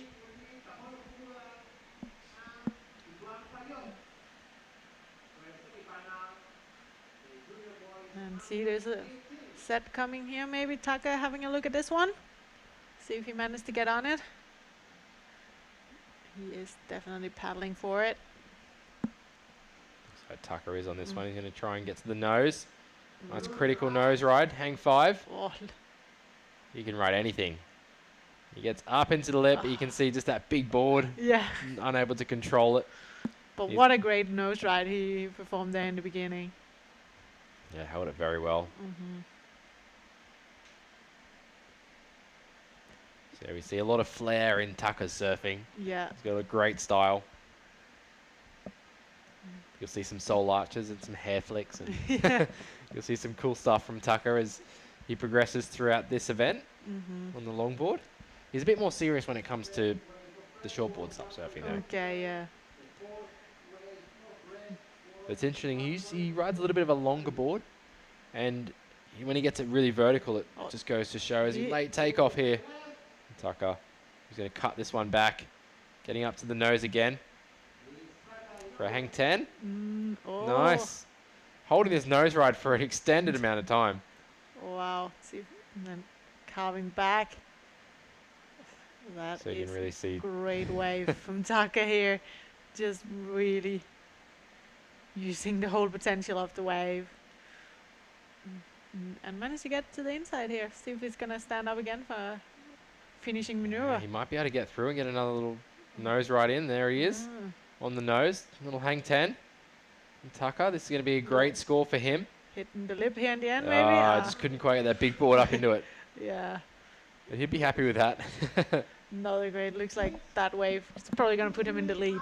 Yes. So, yeah, straight from the airport. I know. He's only been out there for under 9 minutes. Yeah, nice cut back to nose ride here with a little hang 10. But look how long he holds his nose ride for. Not super critical, but then here it just gets really critical in that section. So it does very well to read that wave, to hold that nose ride into a critical section. Big roundhouse cut back, bouncing off the white water, and again, bring it right back around so you can see him surfing right in that critical section. So Tucker in a way, no slouch on a SUP longboard at all. Manages to do another little hang 10 on the inside. Very quick. Just there. Whoop. And then tries to hit it off the top, but just can't quite get that big board up into it. As we see Tucker now in the lead after that last score. We're around another 5-point ride. High 4-point ride. So now it's a fight for second place. Advancing position between Moritz and Vince. Moritz already had a couple of nice scores. Vince looking for something that's going to get him up into that second place. Yeah, wow. What a great performance from Tucker. I want to hear how his airport ride was. Stressful. Yeah. Maybe they just left the boards in the airport. Maybe they did, yeah. They were like, let's just get there, we go get our luggage later. Could be. It's only like a 25-minute ride from the airport, that's right. so could be a strategy. They got off the plane and was like, hey, it's on. His bag is just coming out of the carousel now. Yeah.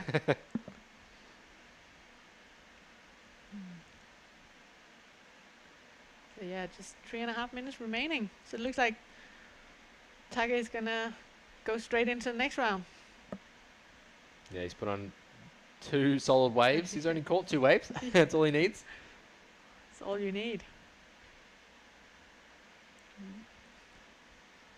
Although he may get a warning for sitting down paddling.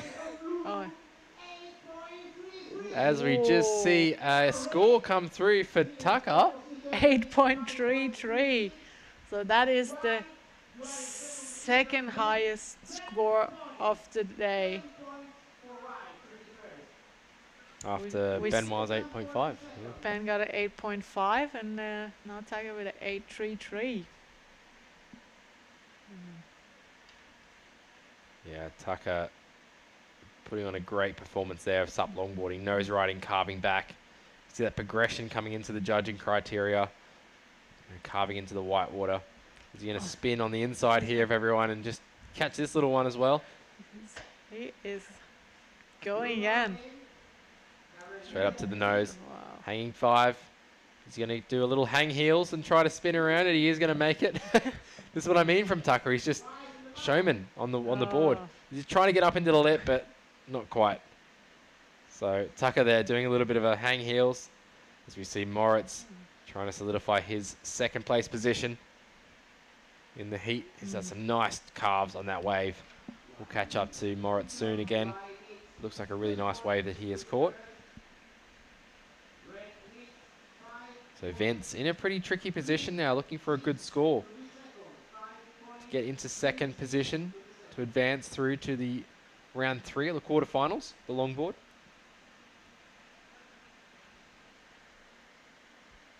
As we see here, replay here. Tucker, very quick hang 10. He hangs 5, tries to get that heel over and then walks back. Manages to go back to the left. Then couldn't quite get the board back up, but you can just see how good he is. Just look at that control he has over that Exactly. board. Yeah. Wow.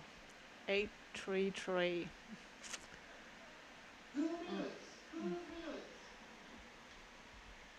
Yeah, just over a minute left. And yeah, so it looks like it's Tucker and Moritz moving into the next round. We haven't been sitting with first priority though, so he can choose the wave if there's right now it looks a bit flat. But if anything is coming up on offer.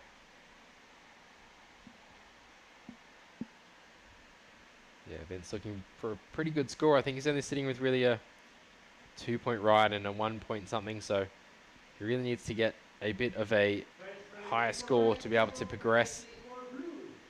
Probably looking for a 6-point ride or a high 5-point ride.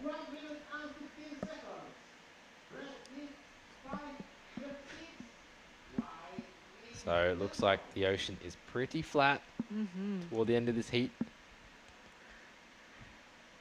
What do you think goes through Taka's mind right now? I don't know. It's probably just, I don't know, so many thoughts going through his mind. He doesn't really know where he is, I don't think. Yeah, it'll all be a blur. Yeah, exactly. So I think a few flight delays coming in from Madrid and manages to just make this heat on time. So he missed his first heat this morning. So this is the repechage heat that he managed to make just on time. I think our event organisers had an idea that he was coming in so that he would make the heat, so they decided to put the longboarding back on. But yeah, Taka anyway, one of the highest heat totals, I think, of the day so far. 14 points. Yeah. Moritz. It's going to be up there with Ben's. And yeah, so Taka and Moritz moving into the next round. Yep, that's right. And the wave's just gone flat for Vince there. Yeah, and we're having one more heat of the men's... No, we're done with men's longboarding. We are going into the boys' semis. Yeah, should be very interesting to see the junior boys take to the water for the next 2 heats of the semi-finals. Obviously keeping an eye on those conditions as we move into the evening here in Las Palmas de Gran Canaria, capital of the Canary Islands. Recap of this heat, Moritz Marsh getting second place, moving on through to the quarterfinals of the longboard. Getting some nice rides. So it was Moritz and Vince starting out this heat. Just 2 German competitors sitting at the back. And then all of a sudden, from out of nowhere, Taka Inoue arrives from the airport, paddles out, and gets one of the highest heat totals of the day. And this is Vince on a couple of his rides. Unfortunately, couldn't find the right waves in this longboard heat. He had a couple of nice rides this morning in his round 1 longboard. But well done to those competitors. We see our semi-final heat number 1 of the junior boys, Kapono Fukuda and Tituan Pajot. This is a semi-final to watch. 2 of the best SUP surfers in the junior division going head-to-head as we see Kapono Fukuda up and riding.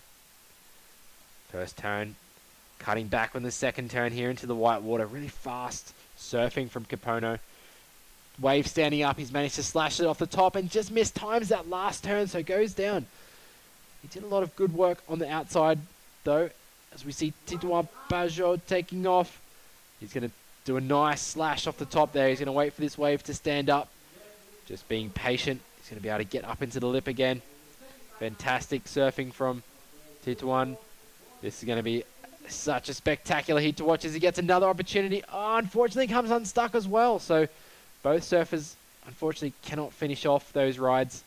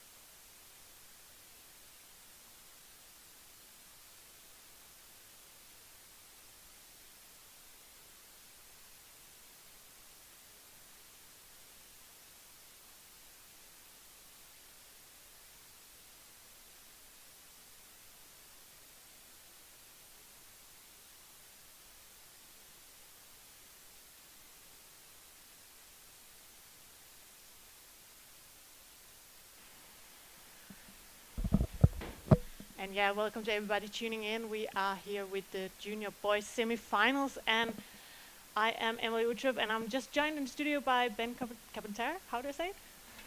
Benoit Carpentier. Benoit Carpentier. My French is not too good. But yeah, Ben, you're the defending champion of the men's division, and yeah, it's an honor to have you here in the studio to come in this semi-final. Thanks. Thanks for having me. Yeah, so maybe you can... you probably know the surfer better than I do. So can you give us a little insight of who we're seeing in the water here? Yeah, so first semi-final with Kapono Fukuda, who obviously is one of the top junior actually at the moment, coming from Japan. He was here last year and he was actually reaping, and we got scared in the men division, you know. I was really scared, and well, he's been reaping all year. He was in the ISA as well, in the Sabdolon, and did a great show. So happy to see such a talented guy out there, and see next generation coming. And for sure as well, my roommates, Titon Pajot, coming from Vendée, France, and yeah, that has been reaping as well. So excited to see this battle, and looks like yeah, we got already a 6 point and a 4.17, so should be a good one. Yeah, good start to the heat, and so yeah, so the winner of this heat will move straight into the final. So yeah, it's a really exciting heat. We're gonna hopefully crown a world champion today. Yeah, well, yeah, they are really lucky actually. We got such a nice conditions today, and the tide is pushing right now. Looks like the swell is going a bit down, but I guess we will see still some good sets, and no, it's going to be a good battle, and yeah, someone's going to be world champion.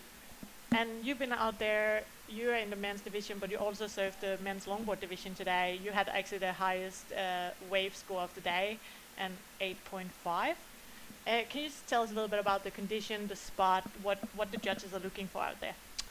Yeah, obviously on the longboard, I was really happy to warm up with the longboard here in La Cicère. So we've been surfing that wave now for 4 years, having that contest, I believe 3 or 4. So we kind of know that wave pretty well now. It has changed from the last years as a lot of sand has moved, so it's more reef break than a sand break now. And obviously, yeah, you need to play with the rocks and be in the right spot. Yeah. We're just gonna go down. Well, that was a very interesting heat. We have Taka, who passed in first position. I don't know how he made it. He came from the plane running with his entire family. It was late to the heat, entered with a borrowed board, and still won. So how are you feeling, other than stressed? Yeah, I'm very happy to get the win. The day before yesterday, I joined the South Korea WSL Asia Regional Contest. So I feel a very different condition. Korea is a very cold. I bet you were hot here running from the airport. Well, congratulations. We're so happy you came. Everyone was asking, where's Taka? Where's the family? we're counting down the minutes. But you made it. Congratulations. And we'll see you in the main event for the longboard sub. Thank you very much. I'm happy to come back here. We're happy to have you. Thank you. Back to you guys in the studio. Yeah, thank you, Tatiana. And yeah, amazing to see Taka coming straight from the airport into to that heat.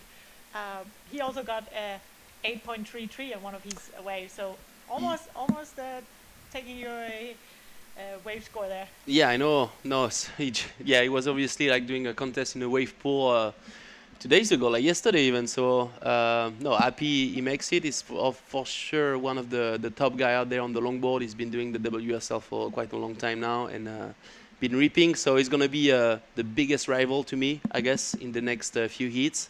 I know he's going to be tomorrow against my friend Clément in the 3rd quarterfinal, and yeah, we'll see. Maybe I'm going to be against him in semi-final if I make my heat, or maybe it's going to be Clément, but it's going to be a good battle, and it's nice to have a guy like Taka here with us in Gran Canaria. Yeah, I guess it's always good to have, also, he's competing on the longboard tour, and it will also push the level and push you guys to do your best. Yeah, definitely. Yeah, that's and yeah, he was on the borrow board. He just like got Leko's board, I guess. He just arrived like in the middle of the heat and put a 8.4 and something. So yeah, pretty sick. And so we're still waiting for a score from Kapono, but I believe during the interview he got such a sick wave. So we'll see, but I guess this one's going to go excellent. Well, we'll see how it goes. I hope we're going to have the replay, but yeah, looks let's like... see if we can ask our director to have a replay on that wave. And yeah, but there we go, 8.67. So yeah, Can I have a replay? Yeah, that was a great score. Okay, so Capona really into that first place. So well, yeah, you got the best spot of best score of the whole event now. He just beat your 8.5. Yeah. Yeah, great to see the juniors really pushing the level here. And it is the semifinals, and one of these juniors hopefully are going to get crowned. We're going to see how much sunlight we have today if we manage to run the finals. And yeah, it looks like there's a set approaching. Yeah, looks like some line on the way. Here is a nice drone shot. The fuel line, so it's actually really tricky right here. You cannot really see, but it's hard to position yourself as the wind is really offshore, so it's pushing you at the back, and yeah, you just gotta be on the rock, obviously. You need to check, like, the water is really clear. We're lucky, huh? Beautiful Canaria. We have the water that is really clear, so you really want to position yourself on the little rock so you get the nice entry into the wave. And we can see his replay right here. Boom, nice off the top. Oh, almost claiming, cruising here. There we go. Wave is building one more time, and boom, another one, strong turn. And then, yeah, going to that soft part of the wave where it's pretty tricky to connect. And yeah, with the lower tide, you don't really have the inside section. But yeah, just 2 turn, 8.67. That's well rewarded. That was a sick wave, so yeah, amazing. Yeah, wow, really putting those maneuvers into the critical part of the wave. And here he's up and riding again. Yeah, another one. We'll see. Well, we missed the first part of the wave where it's everything happening, obviously, but looks like it's keeping busy. Looks like Titouan got a wave as well. And you can see these sets just like poof, coming and coming non-stop. So yeah, some good. The wind is picking up a little bit. That offshore wind is yeah, I went actually to check Eliorette on the other side, and wow, it looks amazing, and we could feel like the breeze, light offshore breeze, that was getting stronger. So it's good. And I know you already spent a few days here in the Canaries before the event, and have you been around exploring and surfing different waves? Yeah, we've been to El Fronton actually yesterday. I brought my bodyboard. Actually, Titouan right here going on that one. Well, he's a great bodyboarder, and so that was the first time going in El Fronton with the bodyboard for myself with him yesterday. So he was my guide, and no, we had such a good waves. I know they have this contest a few weeks ago where some of my good friends were actually competing in that super prestigious event, which is El Fronton King.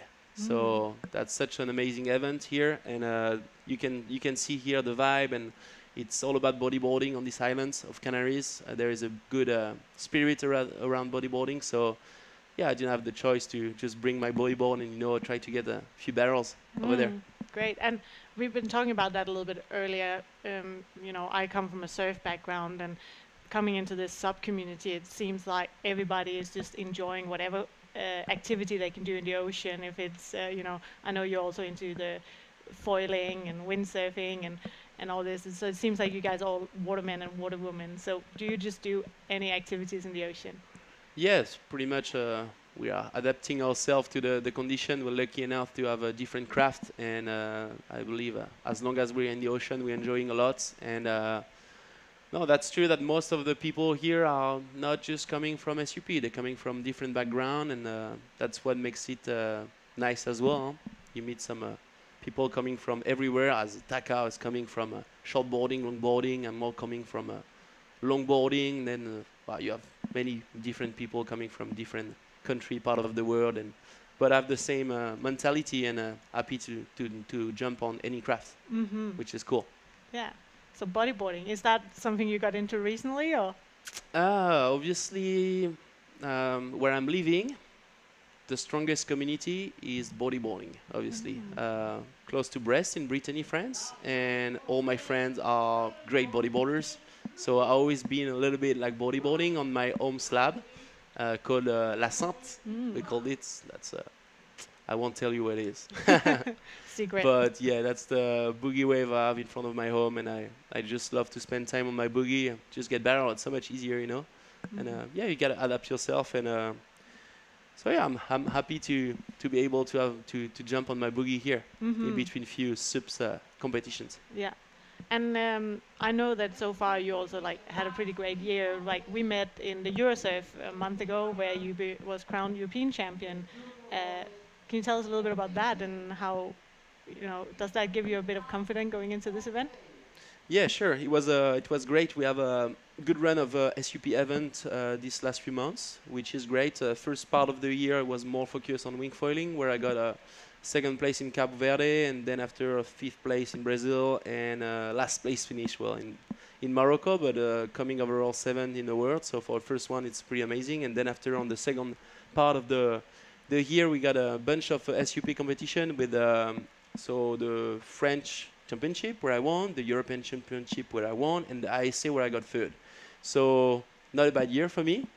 It was tough with a lot of events. Going to two disciplines, different disciplines, were really hard as well.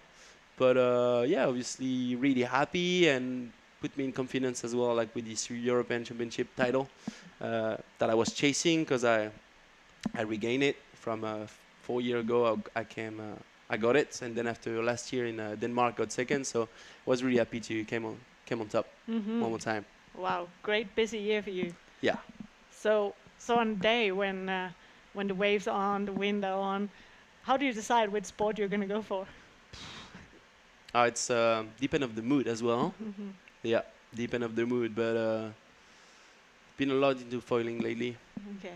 Really enjoyed it. We can see some line here on the way, so we have 9 minutes and 30 seconds coming up now, and obviously Capono smashing these heats. We didn't see actually his second best wave, but I believe he got another 8, so he's fully on control. We can see some good lines coming. Obviously Titouan got priority, so he will go first. Maybe no, choose not to go, so we'll see. What a nice drone view here. Yeah. We're lucky to get such a nice live webcast for this event, so congrats to and good job to all the boys behind the lens for putting such a good time. Let's go. What a line. Amazing conditions here in La Cicère. Nice first turn. Here we go. That's here. Oh, money turn.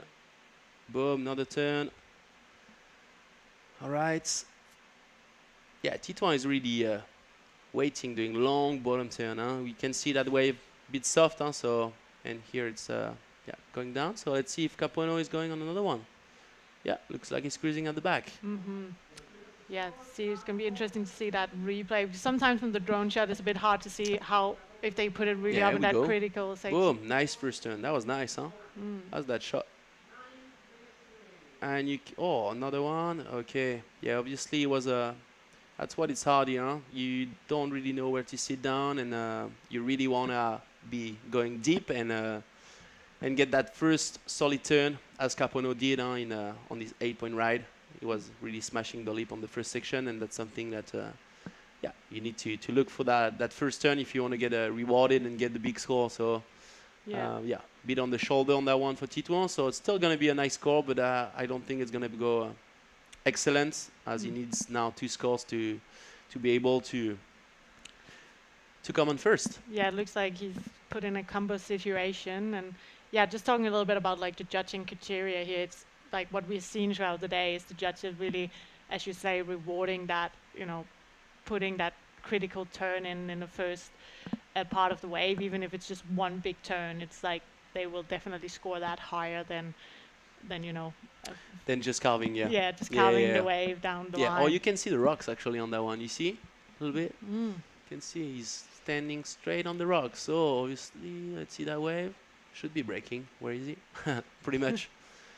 But yeah, some good waves.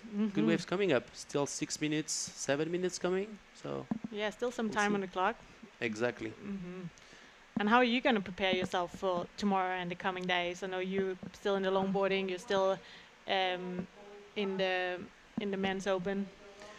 Yeah, we got a nice setup. We've been coming here for like 4 years, and we actually have the nice apartment just like on the top, so we can see the whole bay, and it's pretty cool. I'm here with some good friends, so yeah, obviously we're just gonna enjoy, try to stretch as much as possible, hydrate, and just be ready for whenever it's on, And I believe tomorrow we're gonna get still like some nice waves, and the next few days, so we'll see. we stay ready for anything, and yeah. no. Did you bring all your equipment or just the bodyboard and the subs? No, you gotta make some adjustment in your board bag. Having only 32 kilos to take, it's always tricky. My board bags are more or less 50 kilo every time. It's tricky not to take too much, but this time I think I was 32 kilos. I had like 3 stand-ups, so the long SUP, then 2 short SUP, one for small wave, one for big wave. So the Spice model from Starboard and the Pro model. So the Pro model is the one I won yesterday. Same model. Obviously, we work on it, but I got a nice quiver and then plus the bodyboard for sure, and the swimming fins if I want to go dive or enjoy. Yeah, because there's probably going to be a few lay days as well. Is that we have a long waiting period to make sure that you guys get the best waves possible. So hopefully there'll be hiking shoes as well. It's nice to have the. Oh, here we go. Titouan coming back. Okay, staying in the pocket. Nice. Yeah, Titouan is actually on the Pro model from Starboard. He's really stoked about that board. That's the board I used the last year, and I win the World title on. So looks like he's surfing way better now with this board. Pretty happy to see some young guys actually using the board we made with Starboard and we developed. So really happy to see that guy ripping and enjoying his time on the board. And now you being friends, you are one of the guys who's been in the game for a long time. And are you mentoring any of these young and upcoming guys? Or yeah, obviously we try to push the young one. Same Andrew Noël was here. You can see the replay of Titouan. Andrew, which is a good rival with Titouan, and I've been pushing them and trying to coach them a little bit on positioning and just surfing overall. So it's been nice to hang with these guys and try to make them better every day.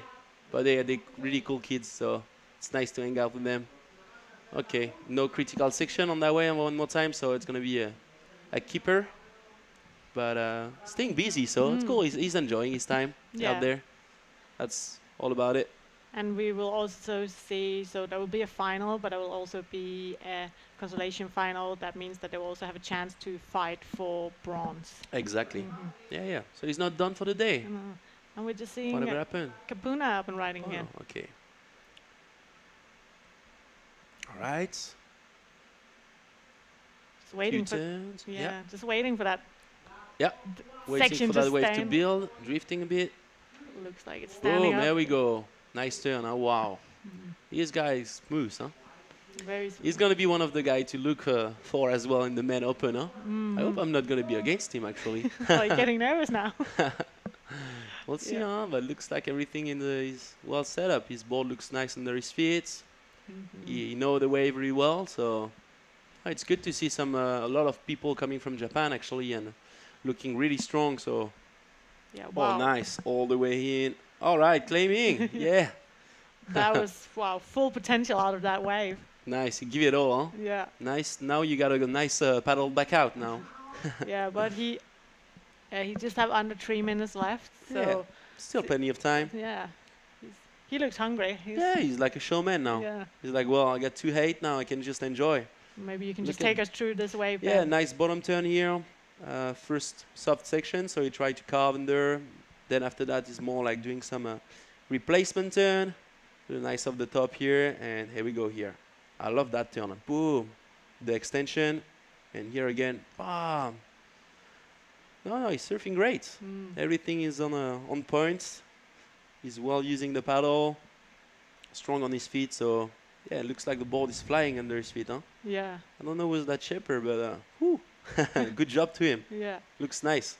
And just as you're talking about the paddle there, now I come from a surfing background. How important is, the use of the paddle and how does that get scored? How does that play into the scoring?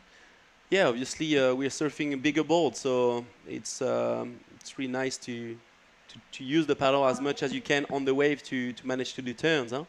And we can see Titouan here. Well, let's see how he uses. Boom. Oh, that was a nice turn. Okay, bit too much, but it's obviously helped us to turn such a big board and to put more pressure on our heel and toes. So that's the thing, and catch more wave. Yeah. Yeah. That's for sure. Yeah. When you're a surfer, you don't want to see 3 stand-up paddlers arrive to the lineup. Yeah, well, especially with the longest UP, you can catch pretty much what you want, no? Yeah. But yeah, that's you need to be respectful to the other surfer out there and just sit down. That's one of the main things. Sit down and have a chat with everybody. Show show that equality. Like you're waiting for your wave, not standing and going around. Yeah. And as long as you do that, everything's gonna be fine. And yeah, really lucky. Big thanks to the local community for having us for 4 years now. It's been good to be battling in this nice wave. Especially Lloret is one of the super nice wave. We're really lucky to have a wave like this on tour. So hopefully now we get more events, in the next few years, because it's been like 2 years with only one event. So we want more now. Yeah. So you guys want to be busy, get a full tour going. yeah, that would be nice, Yeah. just to get back where we were at before. Get Bo Nixon back in there, back on tour. Yeah.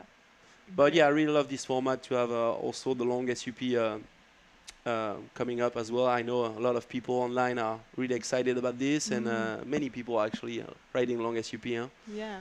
And Yeah. also great to see that we're actually having a women division in that this year. Yeah, exactly. Last year there were only 2, so this year we got more women into this thing. So I know Camille and Marine obviously are great longboarder as well. So yeah, you can see people coming from a different background that pop up, and no, it's great. Well, it looks like this heat is over, so we have Kabuna. He is really taking the lead there and moving into the finals. Yeah, well, Capono flying over that leap. Yeah. And yeah, making it to the final. So he's going to be the man to look after, I guess, posting like the biggest score and the biggest total of the day yet. So yeah, congrats Capono, and see you in the final. Congrats to Titouan as well. And yeah, thanks for having me, guys. Oh, thank you.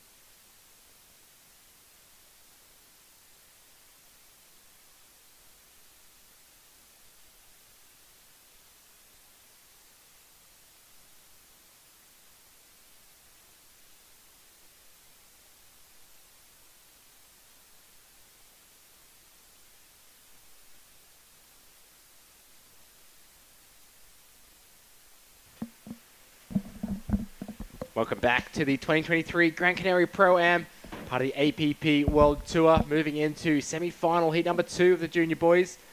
We have Enrique Pedicera in the red jersey and Lucas Winterdrew in the white.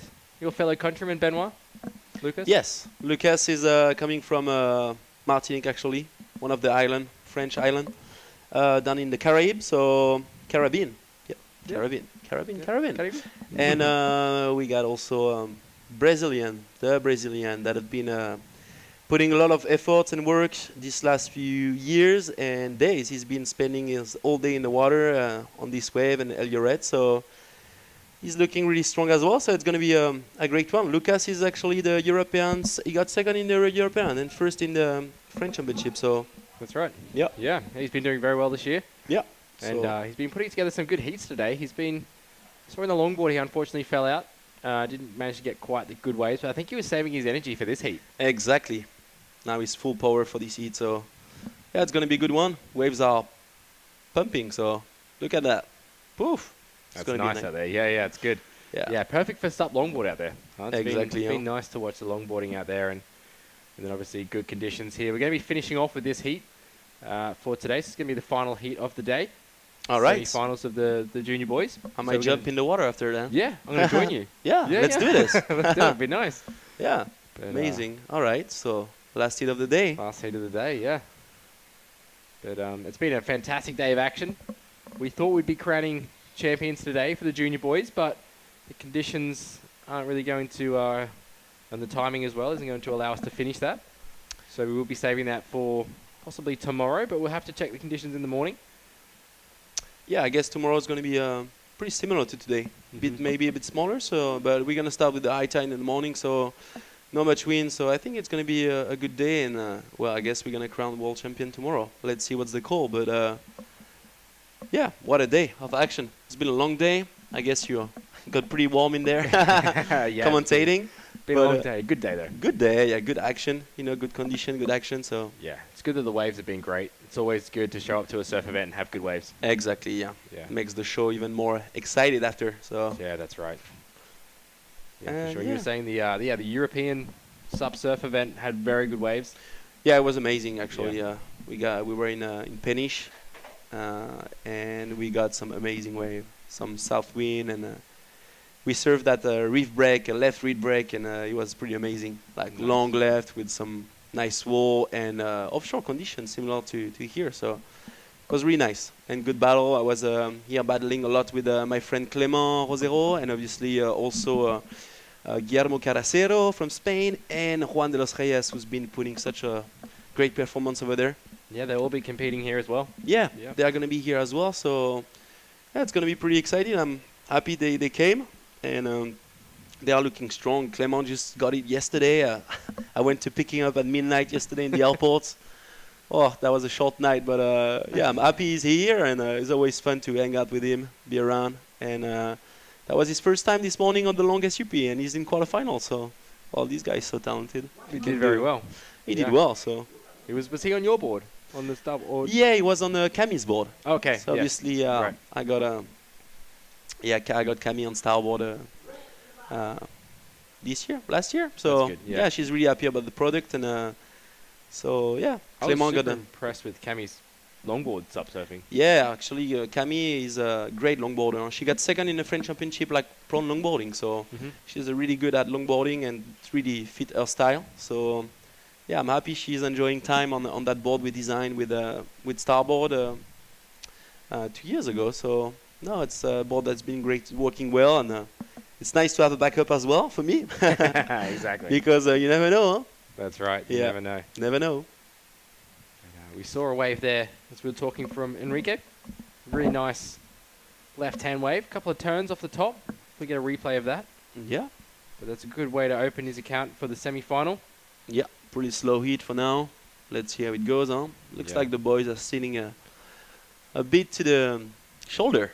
Come on, guys, get in there. Exactly.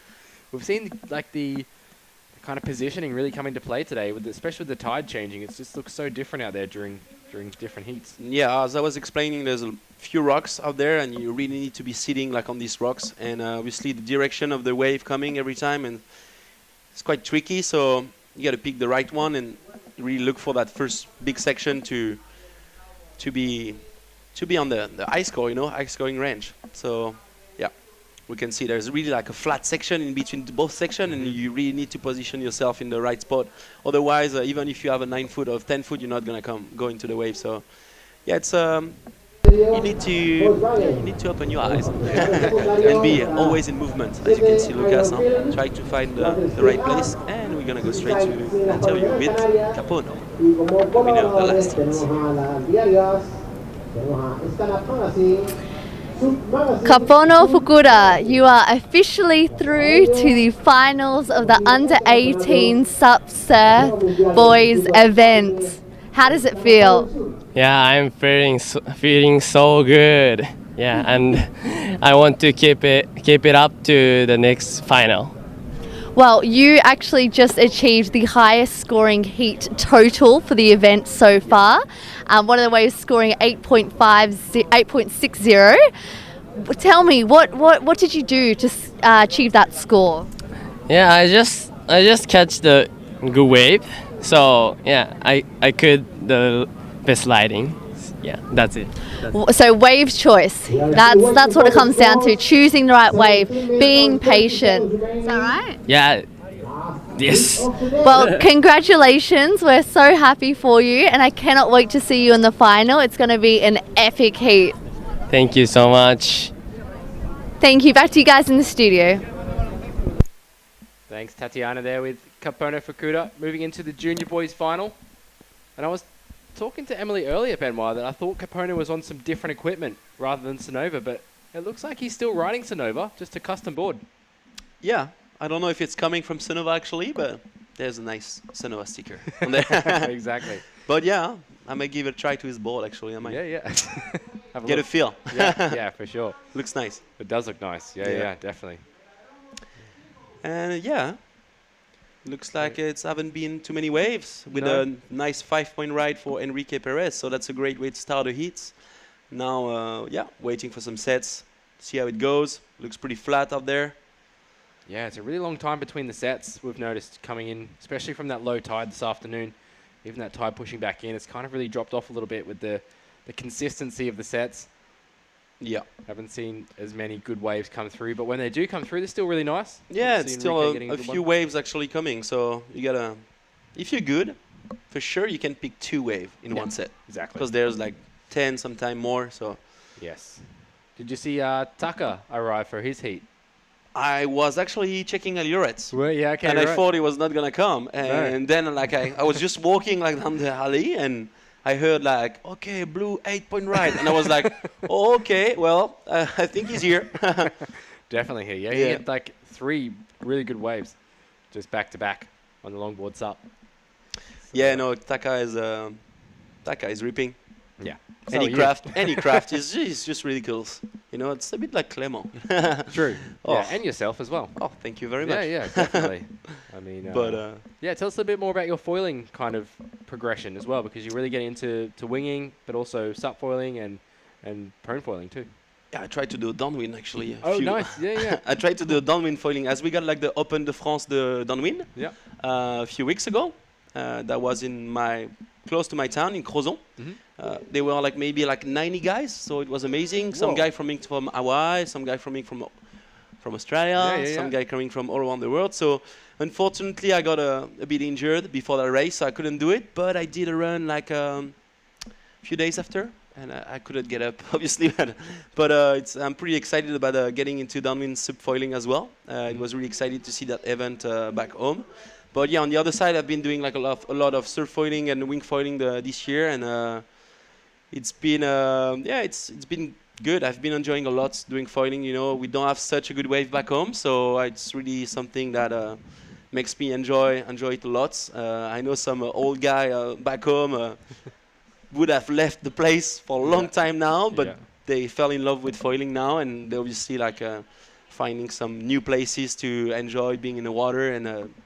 It's just about Formula One, you know. You change just a little thing, it's gonna change the whole setup. It's it's in full evolution right now, foiling, so it's really excited.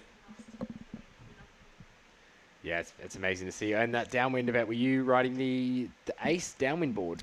Yeah, I was riding the Ace. So obviously I didn't do the event. I was riding after that. I tried to do a downwind with this guy. Couldn't pop up really because I used too tricky foil. Okay. They were like, okay, we're using this kind of foil, really thin. I was like, okay, I want to do the same, but obviously I wasn't so much in shape like for these kind of conditions.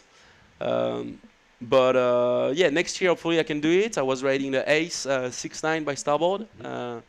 That felt good. Yeah. I've been riding that wave, that board actually a lot in the light wind wing foiling days back home, and also subfoiling. It's been good riding this narrow board and putting a bit of the racing background here. Sure. yeah, exactly. What about you? Foiling a little bit? Not recently. No, I got into it a couple of years ago, but haven't just had the time. Obviously, got a young 2-year-old. So finding congrats. the time, thanks. yeah. Finding the time to do all these different sports for me is it's getting a bit tricky. So I just stick to the sup surfing and the surfing. Nice. But amazing drone shot there. Yeah, you could see the rocks on the reef, huh? Yeah, definitely. Know where to position. We need to you need to rewind the exactly live webcast later and have a look. Yeah, it's been funny staying in the apartment just on top, like during the junior boy eat, like with my little cousin Andrew and stuff. I was with the bodyboard, just like go left, go left, nice. Go right, just whistling every time. Yeah. It's so playing a bit of coaching role as well. Yeah, well, yeah, it's always been nice. Yeah, been doing a few coaching with my own structure school the last few years now. So no, it's really something that excites me as well. It's more pressure even to be like just like looking at the friend. Oh, we can see the rocks right there. Yeah, look at that. Super cool. All right.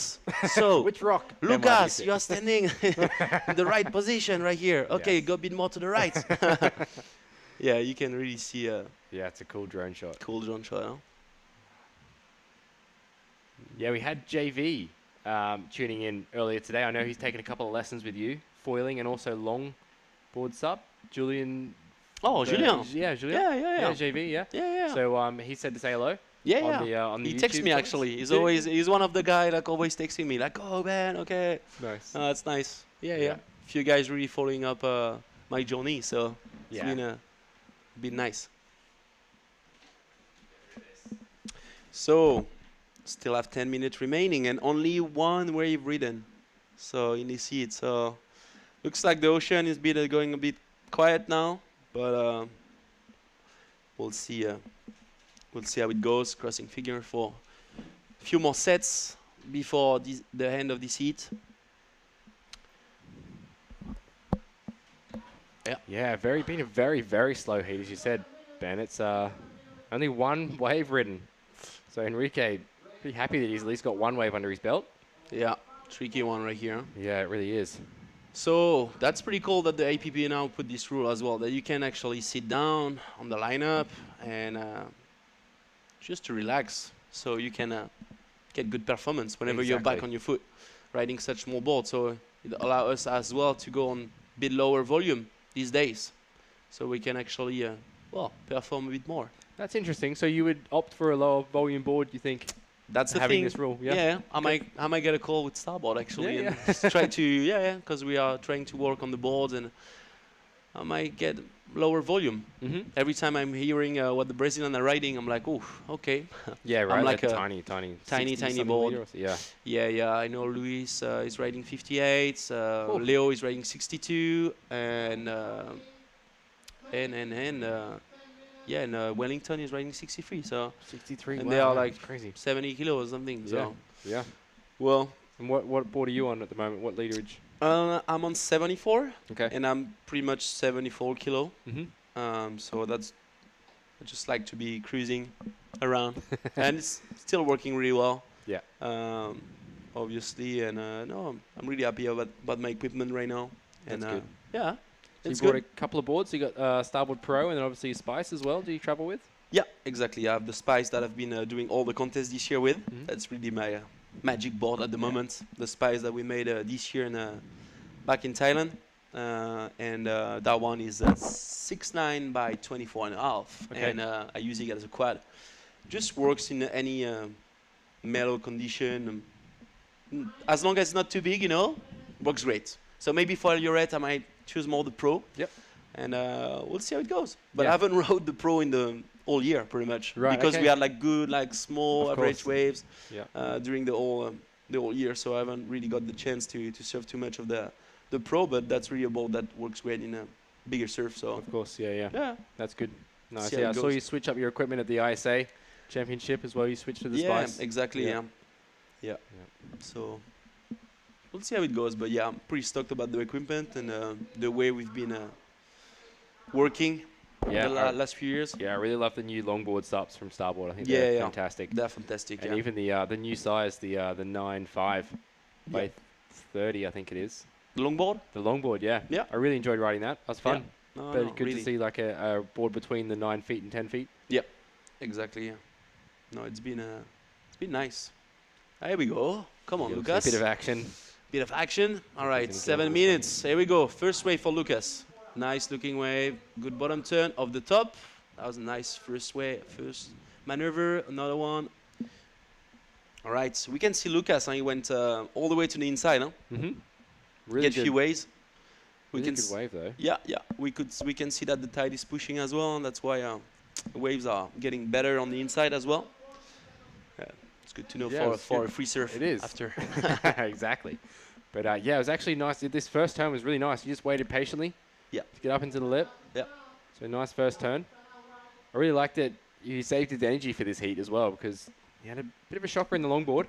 But I think he was, like you said, just maybe feeling out the conditions for this heat. So he's yeah, and you know what? These guys arrived at 3 a.m. this morning. Okay, that's okay, they're tired then. Yeah, they're really tired. They haven't never surfed that break. So when you never surf that break, it's kind of tricky, to be honest. Yeah, and Lucas has surfed about 5 or 6 times today, going for juniors longboard, and so they must be pretty exhausted now. Definitely. So a good effort by Lucas on that wave. Let's see how it goes. Only 6 minutes to go, so only 2-wave ridden. Well, it's going to come down to the next wave. Exactly. So yeah, it's going to be an exciting one. And yeah, Enrique's been surfing good as well. The last heat he got like with Titouan actually and Andrew. He's been doing his best heat, so he's looking like he's getting better heat after heat. So that's so true. He's just been building confidence exactly, after because at the start of the day he didn't seem super confident on the wave, but now he's putting together some really good turns, linking together maneuvers. Yeah, he's been surfing very, very well. And you can see Lucas more on the inside now, looking for backup now. Okay, 3.5 on this first wave, so we'll need to do a bit more. Yeah, he just needs to do that again, hopefully. Yeah. But we'll see a wave coming in. Maybe Enrique just repositioning. Yeah. Yeah, money time. 5 minutes remaining, huh? No. Everything can happen still in this heat, so yeah, excited to finish the day. Coming in the 5 minutes mark. We'll see what's gonna happen here. So that's a spot to the final, huh? That's right, yeah. So someone's gonna join Capono here, but we still don't know who. That's right. Lucas might be trying to get onto this little one, just gonna let it go. But Enrique sitting with that first priority. So he'll have choice of the next wave that comes, if a wave comes through.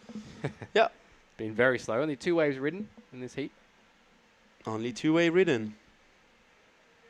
Tricky one. But we saw a lot of waves ridden in that last heat. Yeah, it was pretty amazing, huh? Yeah, it was Capono good. reaping, huh? Yeah, super. Best all of the day. Yeah. Yeah. Gonna be scared. Coming. Definitely. Coming with him, especially here. Yeah, exactly. Well, he's been spending so much time with his dad training here. Yes. And, so he's definitely know the spot well. It looks like he's good on his equipment as well. So. Yeah, that's right. He's obviously trying to back up that world title from last year in the juniors. He was able to secure that world title win. Yeah. So he'll be looking to go back-to-back for the juniors. Exactly, yeah. Yeah. Then another shot in the open as well. I don't know if it's his last year, actually, Capono. I think so. I didn't know if he was going to even be in it. Maybe I think he's 16 or nearly 17. 16? Well, a few more to come. A couple more years, yeah, exactly. Yeah, amazing, huh? Still a bit. Reaping, looks like a wave popping up here. All right, here we go. Enrique's going to try. Who's on the rock? Who's on the rock? Lucas is better positioned. Just not even a little. Not even going to break. Yeah. So 3.5 minutes on the clock. And you can see some line at the back, huh? Yeah. There's something coming for sure. Yeah. Hopefully they're in the right position as well to be able to get these waves. Yeah. It's actually not a bad spot to check out the contest, huh? That's right. It's good. You get good. It's all warm and cruising. Yeah. Yeah, like you said, Ben, there's some waves coming. So priority has switched now. Lucas now with first priority. All right, and okay. All right, Lucas is gonna go for the right. Looks like it. Could be a smart option because the right's been standing That's where he's been scoring as well. Oh, okay. Okay, that's the money turn. All right, good turn. All right, you have to paddle to make it. It's not gonna count. Not gonna count. I'm not even sure it'll get past that 5-point ride of Enrique. This look needs a 1.51.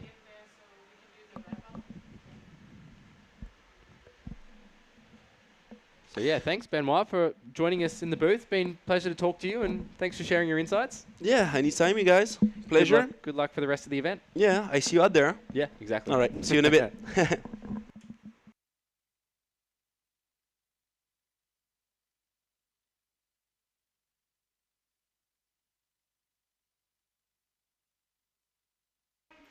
So we just saw that replay there. Unfortunately, Lucas just coming unstuck. As Emily jumps back in the booth to join me to wrap up the first day of competition. Wow, what a day. It's been great. But this heat's been very slow. I don't know if you've been keeping an eye on it, but Lucas Winter-Drew has jumped up into the lead with that last wave score of a 1.8. So, Enrique really having to get moving here on this wave, only looking for a 0.3 to manage to take the lead. So, I think he's already done it with this wave here. So Enrique will be moving up into the lead after this wave. 0.3 is pretty much just getting to your feet and getting to the bottom of the wave. So Enrique getting a couple of turns. Been a very slow heat, so a lot of nerves. Definitely as we count down toward the end of this heat, coming down to just under a minute 30 on the clock. So we need to see Lucas get another wave if he is to progress through to the final to meet Kapono Fukuda. As we see a replay here. Enrique bouncing through this one as he gets a nice carve off the top. That's already going to be a couple of points for him, so he'll move up into first place. Quite deservedly. He's been surfing very well throughout this whole event. There's been some great surfing from him earlier today as well, so yeah, exciting. So it looks like we'll have the finals tomorrow. And was that another wave from Lucas? Or I'm not sure if it was, but like Enrique just dropped a 3.07. So Lucas is going to be looking for at least a 5. And we did have Lucas up and riding, so you were right, he did have a wave. Not sure it's going to be the one he needs, though. No, looks like it's not really standing up for him there. It dies out in that flat section. And yeah, doesn't have much time now to turn that heat around. No, he definitely needs to get out there quick and try to get on a wave. But it does look like it will be. Oh, this is live action, though. So we didn't see what he's done on the outside. We will have to get a replay and see if he has done anything big to be able to turn this score. But he might have needed a set to be able to get through. Needing that 4.58, I believe, to be able to get through. It's very small numbers up there on our screens. It's a bit hard to see, but doesn't look too convinced, though. A look on his face. He must be so tired as well. He'd be shattered. I can't believe how many heats he have surfed today. I feel like every time we looked on the screen, Luke has been in the water. He certainly has been going back to back from the longboard to the junior in the last few hours. So he's just been, just burning his energy. Yeah. Apparently he arrived at 3 a.m. this morning. Oh, wow. Ben was saying. So. But Lucas will still have a chance tomorrow in the consolation final where he can still manage to get the bronze medal. That's right, exactly. So there will be that consolation final too. But it does look like Enrique will be moving through, but we'll get final confirmation on that. As we've had a fantastic day one of action here for the Gran Canaria Pro-Am as we watch the recap of this last heat. Not many waves surfed, but Enrique getting a great score to start off the heat with a 5-point ride. A few great turns. He would have liked to do a few more of these throughout the heat, but just everything went kind of flat. And we just saw possibly that higher tide with that dropping swell coming into play. A few less waves out there as we see this was a 3.5 from Lucas. So off the top and then cuts it back a little bit. But he couldn't really find the waves he needed to really get a great score to be up in contention. But, got his money's worth for sure. Yeah. Surfing today. Definitely got a few heats under his belt. So, he's still a very young surfer. So what a great experience for him to surf so many heats here today. And just getting that experience. Yeah, exactly. Great to see him here competing. And had a couple of opportunities out there. That right-hand wave could have been a good opportunity for him to get a good score, but just falling off the back of that. As you can see, that's the event site on the bottom of the screen there. Looking at the waves, as well as we see Gran Canaria, the island in the background, city of Las Palmas. It's been a beautiful day. Yeah. Nice and cool as well. The sun didn't really pop out. It's had a bit of cloud cover today, but it was nice to be a bit cooler. Still hot enough in our container here on the beach. Yeah, definitely hot enough. And hot enough for Ben to wear a hat as well. Yeah. In the longboard event. Yeah, definitely is warm, and we'll see. Maybe we have time for a little sunset surf before and get a get a feel of the water today. I think so, yeah. Definitely a quick dip after this would be definitely worthwhile for sure. It's been a fantastic day one of action. I hope you've all enjoyed tuning in, watching it all as well. Yeah. We're going to be back and have a look at the conditions tomorrow to see if we're going to get started. Probably going to look at the junior boys final, probably getting to longboard and the junior women as well. And probably starting to look at the pro events later on in the week. Maybe getting something happening on Thursday, but definitely the weekend's looking like there's going to be some swell around. So there's a lot more action to come throughout the week.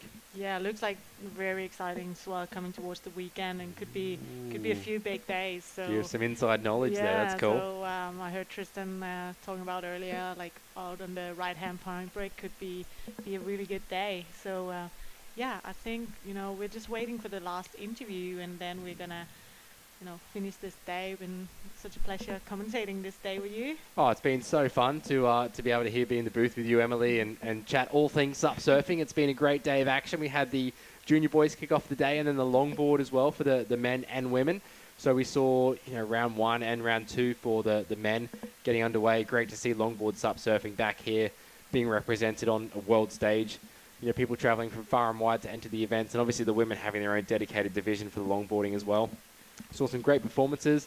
One name I'm going to have to throw out there was Tucker Inouye, arriving off a flight straight into repechage heat because he missed his first round heat and managed to get some super high scores for one of the highest heat totals. And then fellow Japanese surfer Kapono Fukuda in the junior boys getting the highest heat total of the day. Yeah. Something crazy like an 18 point whatever. That was amazing. And then, of course, we saw Ben, who was just in here commentating with us, also, putting an 8.5 wave in there and just surfing amazing on the longboard. Yeah, exactly. So, yeah, obviously Benoit going to be, coming up in the event throughout the week, the pro and the longboard too. So we look forward to seeing him. And, yeah. Yeah, great day. It's been a great day. So, yeah, I think now one thing that's left to say is just, tune in tomorrow. I think we're back already pretty early tomorrow morning and just assessing the conditions, and then we're going to do a plan for the day. But I guess we're going to be seeing some women surfing tomorrow, hopefully. Yeah, definitely we'll see the women out there, probably from maybe in the pro event, but definitely for the junior girls, the women's longboard too. And yeah, stay tuned to appworldtour.com. Check out the YouTube, the Facebook, everything. You'll get all the updates on there. Yeah, thanks for tuning into day one of the Gran Canaria Pro-Am. We'll see you tomorrow. Yeah. Possibly. Perfect. Thank you so much, Will.